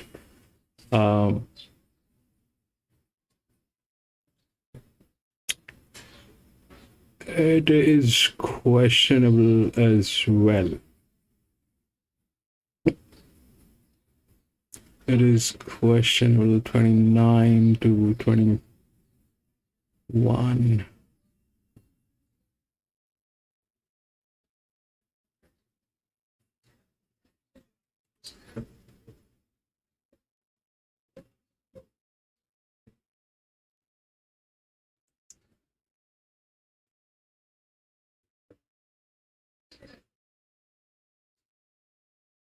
I am out.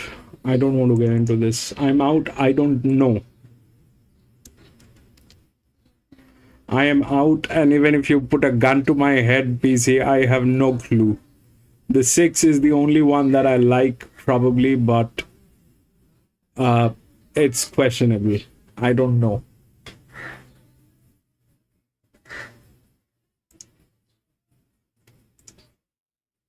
I have no clue.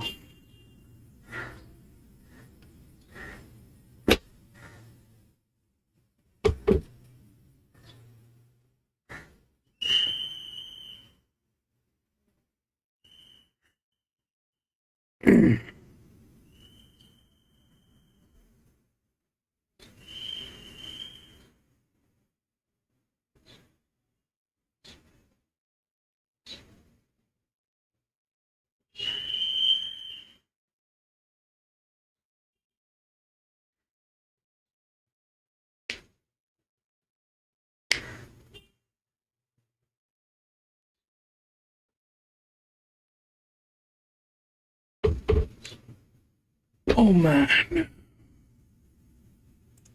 Since the Caulfield Cup winner, 440 of that successor. Alal Kent at $5, Kinesiology $6.50, Ascot at 7, Redstone World with 9, Upper Basket at 16, Warmonger $17. Pretty open market this one, isn't it, for the Randwick Stakes. Let's have a look at the Parramatta Cup Group 3 level, Feb 22. 3 inside the 500 metres now. Redstone well, a narrow leader from our Anchorage. Don Diego de Vega's got plenty of room on the fence. Palmetto pulling out. Kinesiology pulling out. And further back to Asterix, hugging the rails. Fajita Sand making good ground on the outside. Our Anchorage is a narrow leader from Palmetto, breathing down its neck. Fajita Sand running on. Kinesiology poking through the middle. Our Anchorage just in front of Palmetto. Fajita Sand. It's our Anchorage, Palmetto. Our Anchorage clinging on from Palmetto. Our Anchorage, the favourite, makes it 4 in a row. Our Anchorage beat Palmetto. And a third there. Yeah, he's in great form, our Anchorage, 4 in a row, and this will be for 5 in a row on Saturday in the Randwick City Stakes. That's race number 9. And finally, we'll have a look at the run market for race number 10, the Winona Girl Quality, which is the last race, and it doesn't get any easier, does it? Commemorative's the favourite, 6 into 460. We've laid it early.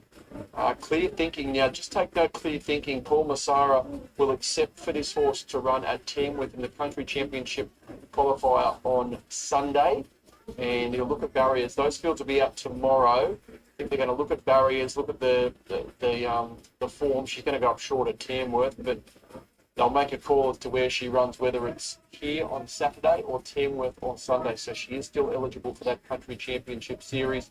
She's an A-listers at 8, Outback Misses at 8, Inhibitions at $9.50. And then we get to Arctic Glen at 10, Spring League 12, and Kundalini $15. But yeah, very tough race that last one. Commemorative and Clear Thinking, two popular ones in early markets. Okay, that's a look at all those markets for Randwick on Saturday. Group 1 racing, you'll see it all here on Sky Thoroughbred Central, and you can bet on any of those races via your Tab app or on the desktop site, tab.com.au. Those markets are open now. We'll take a short break, come back with the last race, the last couple of races, sorry, from Warwick Farm.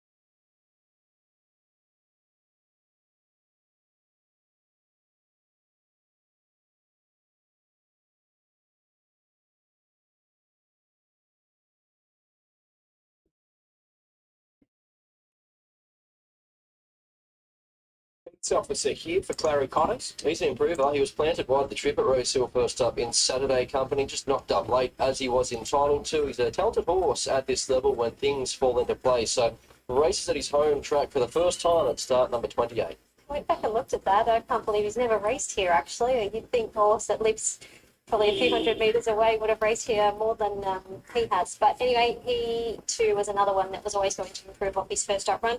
That he has done, so he looks good. Baldino, the blinkers come off. Zach Waddick claims 2 for Kieran Mark. A change of tactics with him as well, so to be ridden more conservatively with cover. So struggling to find his best form at the moment, but it has all been in Saturday Company. Forgive last start, he was too close to a fast tempo at Randwick, and originally I thought he might get on-speed favours, but they're just mixing things up and probably trying to get his confidence back. Looks good. You can't fault his looks at all. Again, he's another one that stepped out at Randwick and I thought he looked the part. Haven't really seen the girl. We haven't seen a great deal of him because he's spent all his time in Victoria. So he comes here looking great, walks out beautifully, doing everything right. No knock on him at all. Keedle steps up in trip. The 5, Ben Osmond claims 3 for Price and Kent Jr. And that looks to be where the upside is, getting out to the 1400 metres again. So his only previous try of the trip was much earlier in his career, and he was beaten less than a length by Lethal Thoughts. Has been poking home late at his past 2 starts without looking likely, but I do like the way that he's found the line. He's only a light fella. There's not a great deal of him. He's light and lean, but he's got this brilliant turn of foot. And if you go back to his win 3 starts ago, I thought it was absolutely fantastic. If he can produce a run like that, then he'll certainly be finished off strong. And I think that extra little bit of ground for him today will be ideal. Michael Friedman has put Regan Bayless on board the 6 for Panic. Regan looking for a double today too. Wenkers go on again, barrier 7. He does look to be building towards another peak, so he strikes this third up. He raced too close to a fast lead speed at Randwick, like a lot of these horses coming through that same more territories form reference. So that found him out late. He was a bit weak through the line. He is struggling a touch to rediscover the best form that we've seen from him, but setup-wise, he looks quite well placed. Nice and fit now. I think this is the best I've seen him. He's just got a real glow about him today. He's walking around with a lot of purpose. What he's surprised to see him do is finding a finish. When you see That's the only horse that I like, but I'm not going to get into it.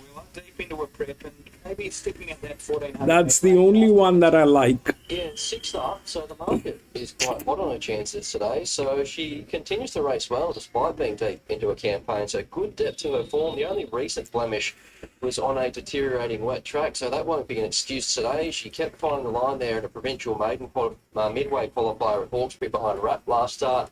And Nash has only ridden her once in the past, and it resulted in a victory.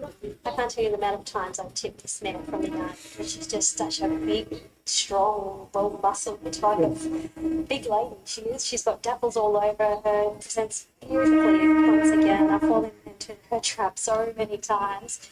I can't hold up. I can hold up. O'Shea and Charlton settle.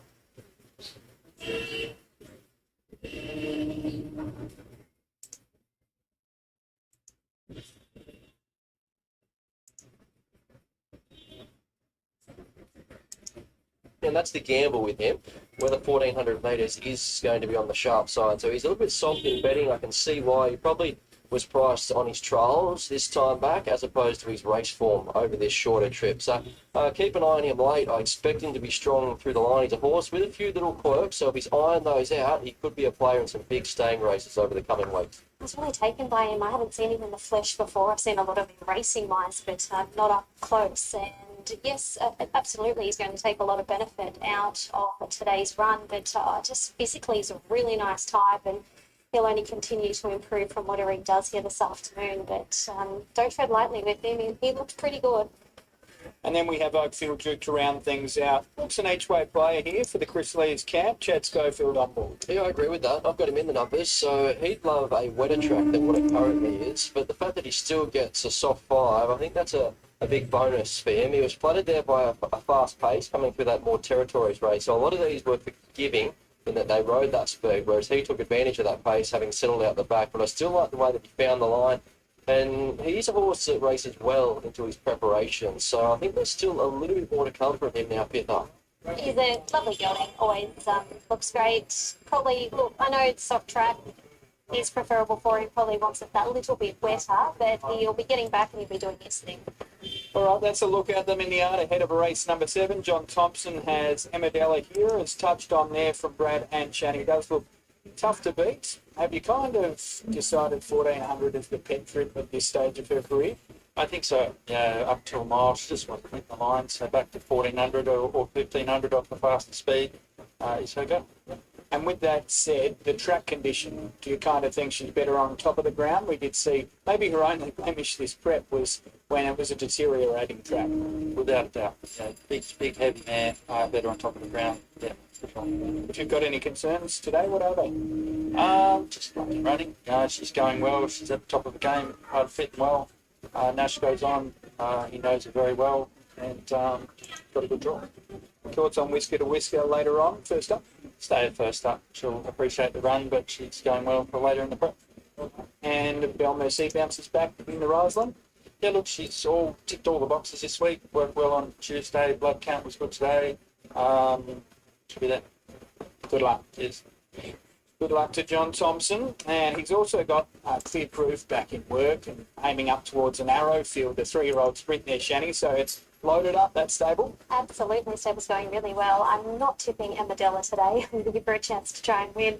I'm tipping Cool Jakey, actually. I know he had Carly from his first up, but he's just a lovely big gelding. Probably would prefer it a little bit wetter than it is here today, but he looked really, really well in the yard, as did several others. Panic, best I've seen him look this time around. King of Thunder, I was really taken by this horse.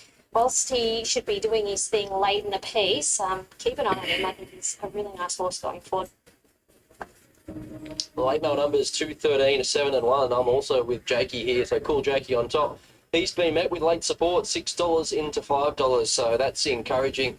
Completely forget last start, put a pen through it, cardiac arrhythmia, and as Shani touched on in the yard, we so often see these horses bounce back from that. Very nearly saw one there just last Wednesday at Rose Hill with Pocketing, who's going to be hard enough to beat in the midway on Saturday, but he bounced back in a big way and very nearly won. So we're hoping similar here, but Cool Jakey should bounce out, get on speed favours, particularly after that change of tactics with Baldinio to be ridden more conservatively. So the front looks his and his for the taking, so hard to chase down from there. He's a horse with a great affinity with Warwick Farm. 13, Oakfield Duke. There's not a lot of support for him, but I think he runs a race here at odds. I like the way that he was just nipping away late there, albeit in a race that was suiting those out the back, but he made good late headway. 7, Amadella, short enough in a pretty competitive race, but she only has to hold her form to run well yet again. And 1, Pal Diora, for making a case for Oakfield Duke, Pal Diora has to be in the conversation as well, albeit the market's taking a bit of a set against him as well. So 2, 13, 7 and 1. Anthony? Emadella 3, 10 and favourite, and the most popular runner holding about 30% of all bets. Cool Jakey into $4.80. They did bet a big price early, but this race was knocked a bit about by scratching. Peace Officer $7, Penix at 7, and King of Thunder also $7. So Emadella did touch 310, back to 320 now, but the most popular runner with about 30% of all bets on the favourite. Let's get to Darren for the call. Race number 7.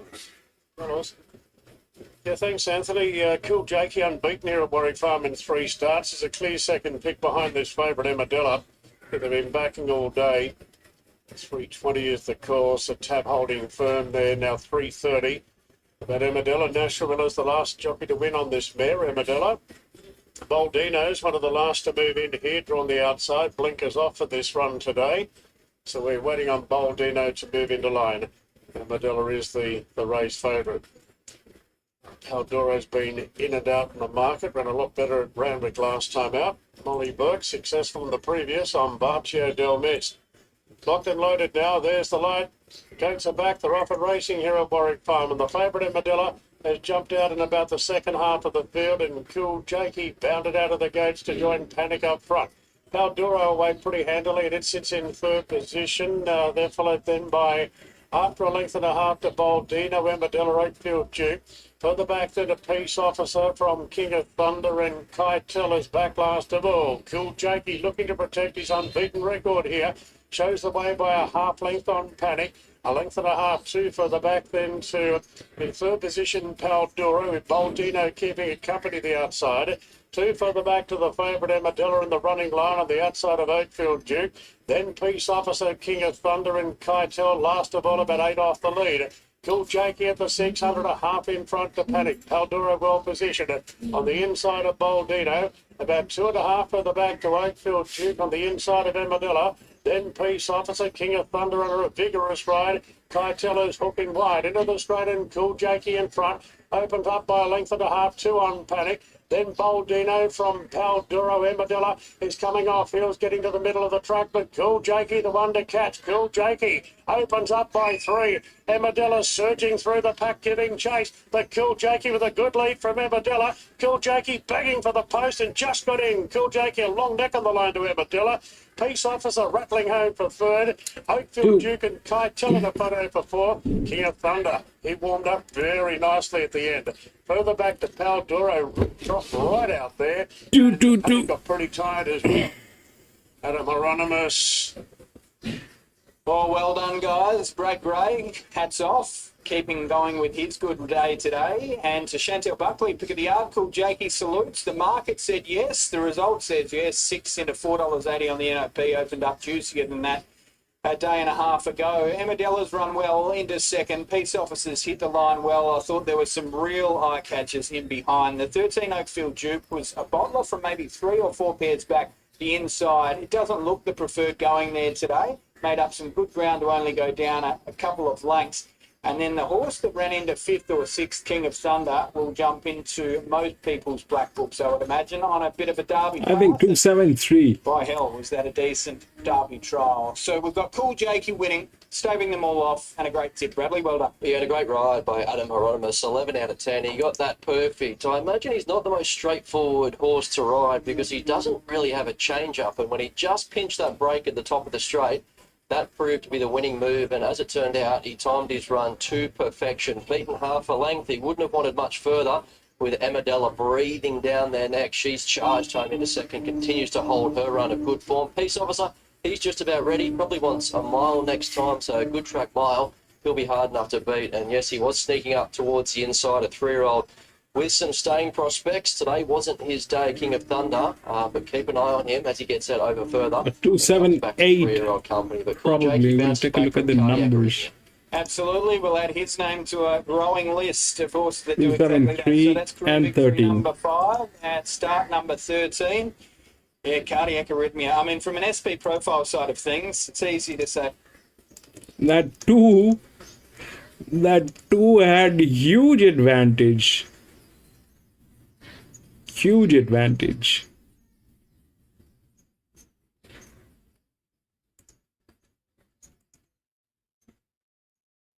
Seven was neutral. 2 had advantage. They were tailing gates.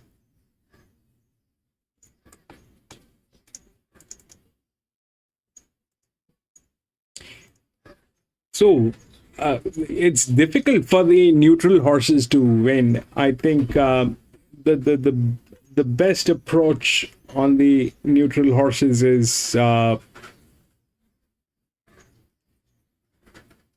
need to have a really smart jockey on that horse. Really smart jockey to win.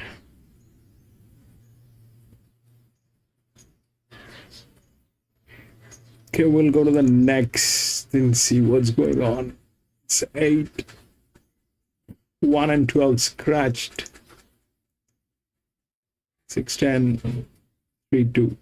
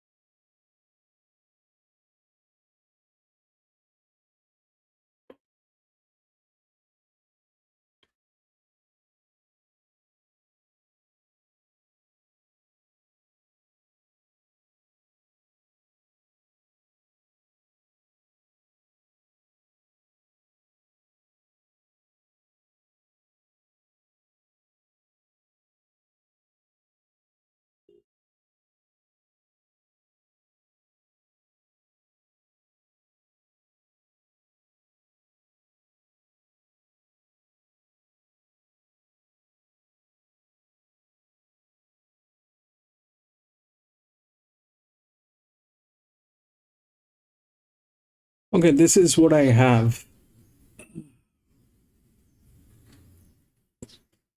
So that 6 is the favorite. 6, 10, 3, 2. And this is the 10.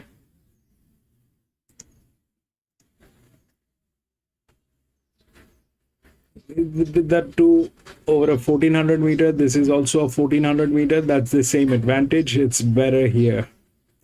And honestly, this is something that most of the tracks, we picked it up from Randwick and Flemington. What they do is whenever there's same sex and same age, then this is the one, the 10. Then this is the one. You have to have one of the highest BBs with one of the highest advantages. That's all. Now, the other thing that is quite capable of doing some destruction is this 9. The other one which is quite capable of doing some destruction is this 9. If we look at this, then it is in very good hands, and it's also been tested here with the same distance, and it's one of the horses which are there. Now let's take a look at the 6, the one which is only handicapped, but it is pretty much the one through the rails. Actually, let's take a look at that. So that's 3, but that's advantage, and this is also with good jockey. So 3 is also check, but here the question is between that this is in very good hands. This is absolutely in very good hands. Number 3 is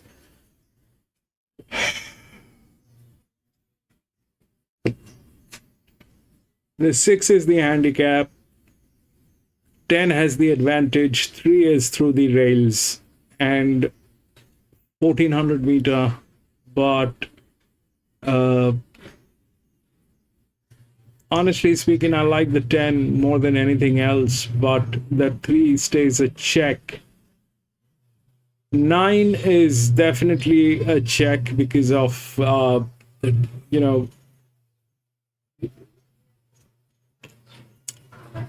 it is. It has been tested here. It has all that. Now, if we look at 8 is a neutral, 2 is a neutral. So we've got 2 within the odds. 2 and 8 both are neutrals. These are not in a position to win, but if we have to check the difference between 2 and 8, 8 is better. 8 is better. 8 is definitely better. 2, I don't know, but now if we look at how things are, then 8 is from gate number 10, 9 is 11, this is 1, and then it is 2, but the favorite is 6. If we look for a match, then we need to look at 4, which is one of the highest drifts, but the advantage is not as much as what it can do, the 10 can do. So the 10 is still the best. The only threat here is probably 3. The only threat here is probably 3 because it is still through the rails.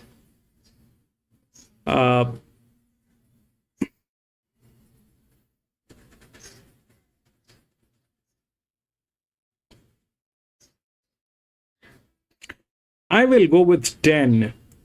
Honestly, I will go with 10, and if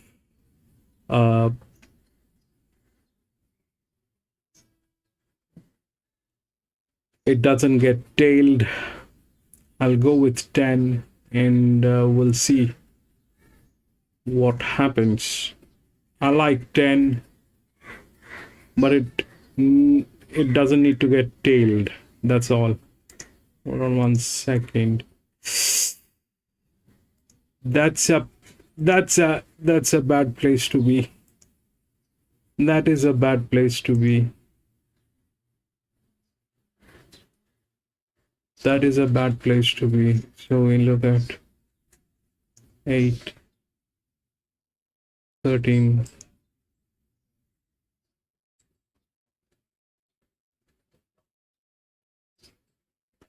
Oh, then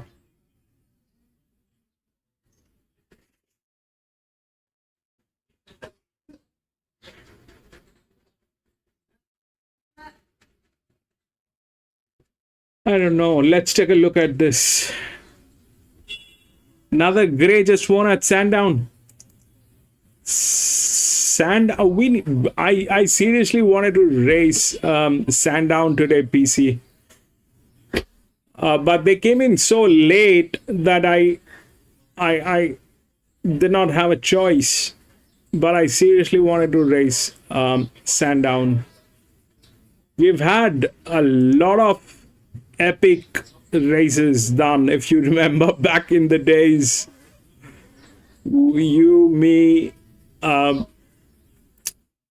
then Jimmy, Jerry, we all raced at Sandown at one point of time, but that was a long time ago, and that's not with the current way I do races. And I seriously wanted to race there and see what's going on.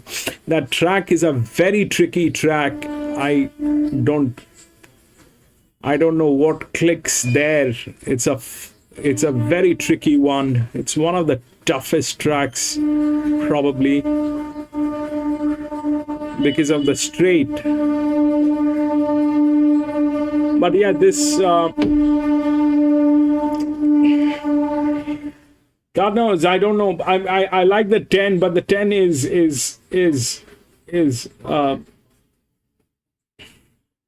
that's a maiden position. I don't know if that will work. That I like the 10, definitely I like the 10, but it did not need to be there.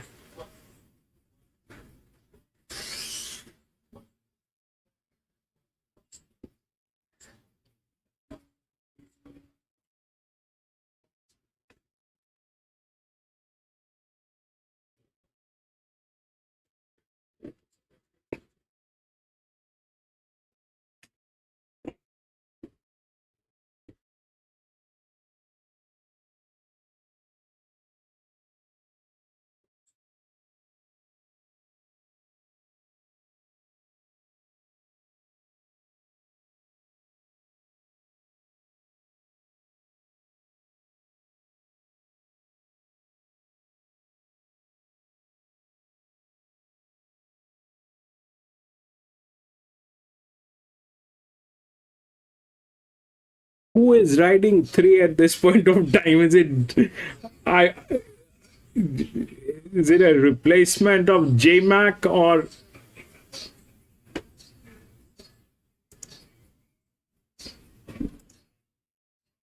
yeah, this is not done. At the last moment you change the jockey and then you kind of make everything weird.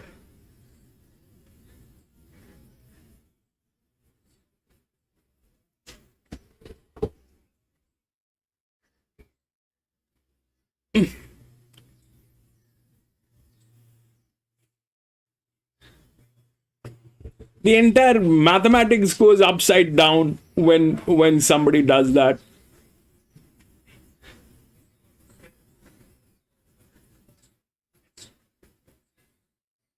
It's like so far you knew the car, that it had a petrol engine. Last moment they took out the petrol engine and then put a diesel engine in there. Now deal with it. You don't even know.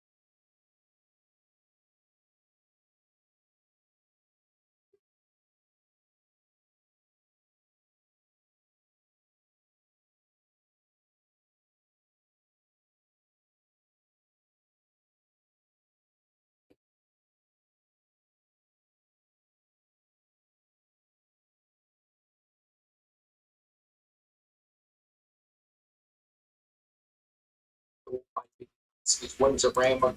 It's been able to get out into the open and finish off. But he can have a good break. I'd love to get him to a race like the Golden Eagle. And I think the best is definitely yet to come with him. Okay. And are you going to be busy at Canberra and Newcastle coming up on Friday and Sunday? Yes, possibly. Sandpaper will accept in the Newcastle Stakes. Also, Highlights may go there and Body goes, but they're all possibilities for Canberra as well. So, plenty of good racing coming up, and yeah, it's hard to keep up with it all. Yeah, well, you're everywhere, whether it be Orange or Nowra, Randwick or Flemington. You've had a great run, and you're the talk of the town at the moment because the consistency of the stable is quite incredible. Are you enjoying it? Loving it, and yeah, we're just having a lot of luck go our way, and really I've got a marvellous team around me, and I think everything is sort of clicking into place. So the only guarantee is I can tell you the strike rate won't stay as high as it can, but long may it continue, and well, I'll be, no, it's great fun. We're lucky to run for it's a great race in Sydney, and I'm lucky to be involved. All right, we'll see you at Randwick on Saturday. Thank you. Look forward to it. Thank you.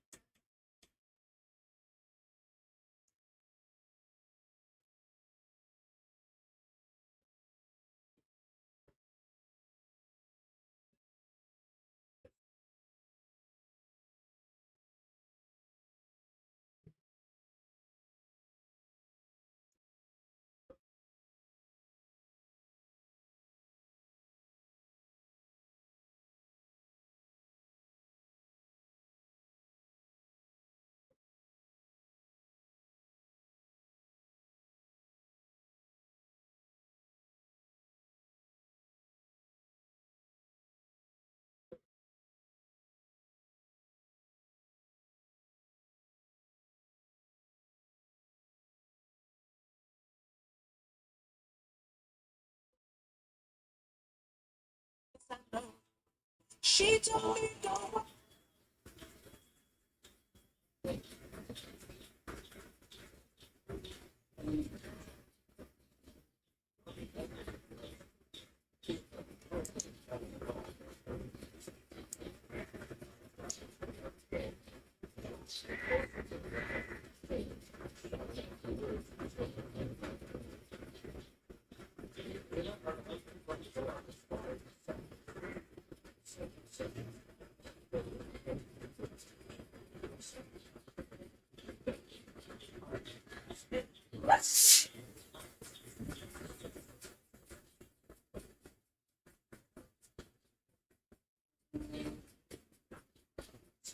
He ran on late into third from well back in the field. So out to the 1400 metres appeared to agree with her there. I know a record suggested she'd get the win over the journey, but now she's a touch more mature. I do think it's the right trip for her. So draws better, has won from in front in the past. So versatile in terms of where she settles. Yeah, lovely big mare. She's presenting beautiful. I actually haven't seen her for a few runs now. I saw her early on in the campaign, but she's had several runs, been racing really well, nice and consistently, and another win isn't far away for her.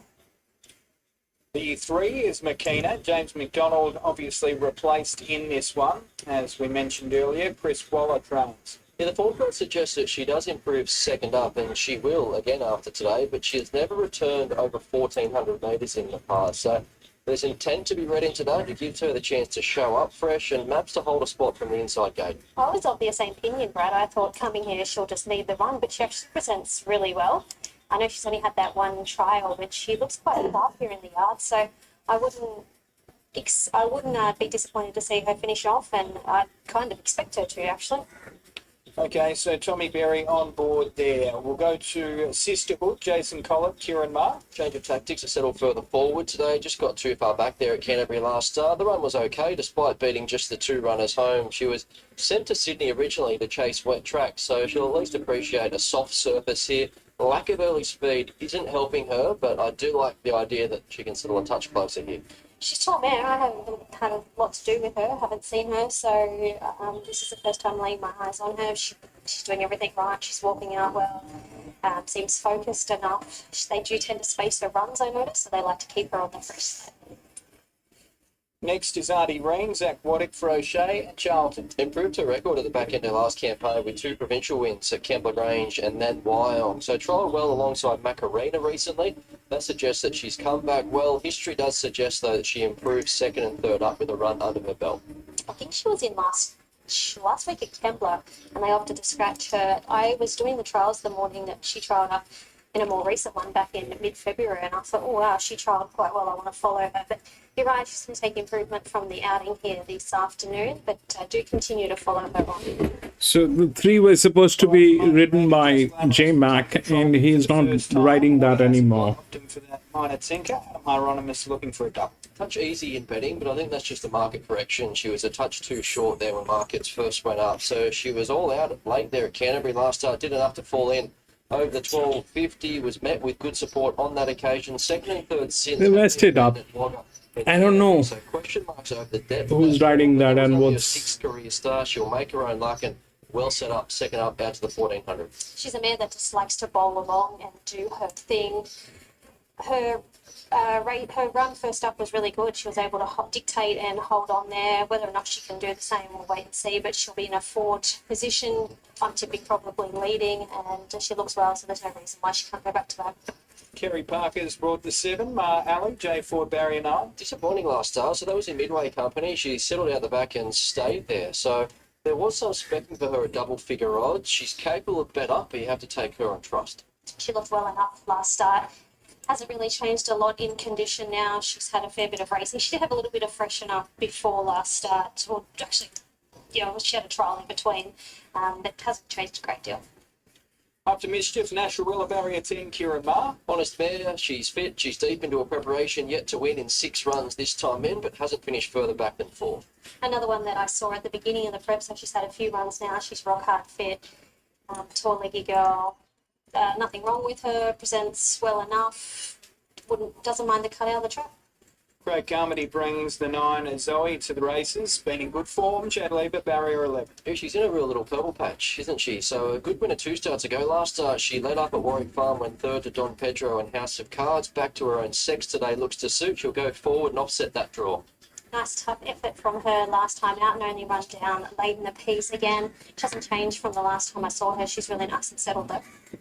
Montana into $4.40 on the NOP. So having opened up $16 with 9 cents in deductions, this has been a good go. Again, Denim Wine and Trains at Wyong, Ash Morgan to ride. Yeah, Hunter's got the lot first up, backed in from big odds, and they're going again here, and I'm with them. I think seeing is believing. It was a great win there at Hawkesbury. Big margins. The runner-up has since won. The time was there, so I'm going to take that win and its dominance on face value. I thought she'd take, I thought she needed the run, and I think that's what Denim thought first up too. She got herself pretty warm in the yard, but she's doing much the same here, so that may just be her makeup. Maybe she's just a hot-headed type of lady, but if she can produce what she did first up, she can certainly go on now. And I think this is just going to be her running. Okay, the 11's Whisker to Whisker, Alicia. It looks like that, PC. On papers, it looks like it is going to bolt it this time as well. I expect her to need this. Just want to see her. It looks like that. She'll tuck up after she has its run and probably a couple more until she gets out to a more suitable trip. She's a lovely mare. Looks good in herself, but she needs the run. And Andy Atkins is on board with 13. It looks like that. Another one at longer odds, so it's okay. Kembla Grange last start beaten 2 lengths. She's playing at home today, but she'd need to find a few. Deep into a campaign, still looking well. Has only had the 1 start here at her home track where she didn't do anything, but she can race okay. I know she's a big odds, but she's not the worst. All right, Denham Wannan's been good enough to join us. Denham obviously has Moncana in this. Now, we saw a betting plunge. We chatted pre-race last time out, 51's in. Well, now we're talking 16's into $4.40. So the punting confidence is there again. How's this horse come on? Yeah, she actually trained on really well. The reason she's here today is just there was no races for her. She's only been here for 2 starts, obviously, so she don't qualify for any of the conditional or midways yet. So I thought it's a mare's race. We'll come here over the 1400 again. She'll be ready for the mile next start, but she's trained on well. I couldn't be happy with her. Ideally, would you have gone to the mile this start had there been an option? Well, possibly, but you know the way she went over the 1400. This is exactly what they do, but she's quite fresh, and she'll run the trip. So. Brad made the point. The second horse out of the race. it doesn't get this predictable. Looks good. It's rated. At Randwick, it doesn't get this predictable. Here, it is already identified. Jump and sit, one out, one back. I think that'd be good. Ready to just come around and top the straight, hopefully. At Flemington or Randwick, it's not that predictable. It's generally not within the odds. Who do you like, Shani? But here it is. I mean, Horse number 2, I thought she looked really good. She's had a lot of racing now. a 10, I think 10. There's no... Physical appearance today. And Makina, I did not expect her to look as good as she did, so keep a watch on her. Late mail numbers 10, 2, 6, and 3. Moncana on top. So seeing is believing their last. 10 has become favourite now. With the man who can go through the grades, there was big margins. The form through that race has been franked, and it was by far the quickest of the 1400 metre races. There's huge advantage on that horse. There's huge advantage, 10. So happy to trust that, and the market's trusting it as well. Now $4.20 and a clear second favourite. As the favourite, Just Glamorous, appears to be easing further. So $3.50 on the NOP. $3. I just hope the jockey doesn't mess it up. On top as the top pick. Dangers, we go with Art Valance. So I got the tick off from the yard there from Shani to say that she parades in good order. She comes through a good depth of form. I like that last start performance. 1400 metres looks okay for her. She can park up closer in the run here. 6, Just Glamorous.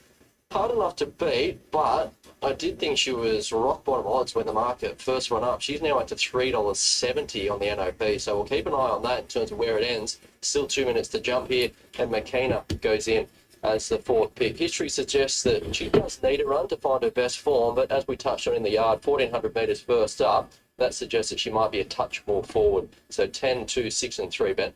All right, best bet's already got up, so let's give Moncana strength here. And Denham, she's... That 6 is getting tailed.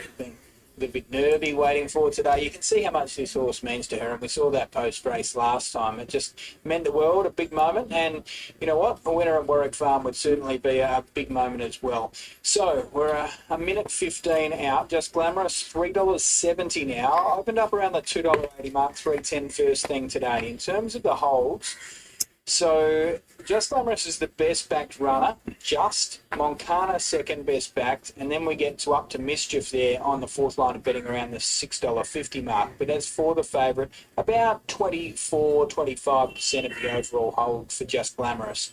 The worst result from Tab's end, and nobody will be crying a river if Tab have a losing result here, but the worst result is Auntie Green. Now, that galloper's the 5th best backed runner in the race. It's a beautiful one. But at $34 now is easily the worst result. So a few with a big odds on their ticket, and best of luck to you. But that's certainly the worst result from Tab's end. 21 out to 34. They just wound it out in that galloper's face. As for any other firmers, Zoe's $17 to $15 late, and that's about the tail of the tape. Might head to Darren Flindell unless you've got any last thoughts, Brad. Let's head his way. He's done a fantastic job as he always does, and Bradley's still alive in the quaddie, so best of luck to you. Righto, Ben, the last here, and Just Glamorous is the favourite. Adam Hieronymus looking for the last 2 of the day. He got the judgment spot on Cool Jakey. What a record he's got now. 4 out of 4 here at Warwick Farm. Cool Jakey making all in the previous, and Hieronymus will be looking to do the same on the last favourite, Just Glamorous. 360 is the call. Moncana, though, has been very well backed. Moncana, she won well at Hawkesbury last time out, this Mongolian Khan mare. She was pretty well backed that day. The runner-up Kenny Queen has gone on to win at Gosford, so the form has been franked around Moncada. So we're just about right. Zoe goes in. What a big odds. 2 runs back. So they're all in now. The light is on and we're ready to go for the last here at Warwick Farm. The last of 8. Stand by him for a break. They're off and racing now, and Zoe left well from the wide draw goes forward, but Just Glamorous is fast in his stride. Zoe from Just Glamorous in the early part of Moncada goes forward, right in the thick of the action. Bring it in, baby. Proud Image, then Artful Lot, but Keener improving on the rails. Drifting back a bit is Sisterhood, 2 lengths away to Artie Breen, then came up to Mischief. Well back, Whisker to Whisker. And Barali is the last one, 1,000 metres to go. Hieronymus grabs the front here on Just Glamorous, but really being eyeballed by Zoe on the outside. They're followed by Moncana with its head in 3rd spot from McKeener and Artful Lot. 2 lengths further back to Artie Green on the rail, followed by Sisterhood and Proud Image deeper out. 2 lengths up to Mischief from Whisker to Whisker. And Marali is the last one. 600 to go. Just Glamorous, a narrow leader from Zoe. And then came Moncana on the outside of Makita. Artful Lot in a hand. Bring it in, baby. Come on. Marali up to Mischief. Just don't mess it up. Come on, baby. To the middle of the track from Zoe. Run. Now all that you have to do is run, baby. Come on, run. Running under pressure there. Straightens up. God, man. She ran out and flattened it. Art Ballon balanced up again, shrugging off Just Glamorous, and Art Ballon pushes away to beat Just Glamorous. Followed by Makina, followed then by Sisterhood, Artie Reen, further back to Proud Image. Then came up to Mister from Moncana, Whisker to Whisker, Marali, and Zoe. That was disaster. Shinta Buckley goes home on a positive note, and so too her followers. Artful Lot was fantastic there, despite the hip and shoulder from Just Glamorous. Hippo looked as though he might have just lost his footing for a tick, but he's been able to rectify things past the post. So Artful Lot beats Just Glamorous. Makina, who had a beautiful run in transit. I'm not convinced that's the ideal place to be there today. You can mark up a few horses heading towards the inside. And then we've got the 4, which is Sisterhood, ultimately running into that 4th spot. 2, 6, 3 and 4. Artful Lot, well done to Richard Mill Friedman. Fantastic performance, gets the win, 5th up into the prep. Yeah, she almost The 10 did not do anything. The only problem that I kind of had with the 10 is it is placed in a very weird position. This is not the position for the 10 to be. If that's the position on a benchmark 72, that'll be difficult. That was the only problem that I had with 10. Otherwise, everything was looking good. And this generally is for maiden horses, maiden races. This advantage works with the maiden horses. When it becomes a benchmark, then it becomes a disadvantage. It had all the advantages, and they were talking very, very nice about this horse. It had everything to do with it, but the placing was absolutely disastrous on this horse. The 2 knocked it out. 6 was the one which was the handicapped.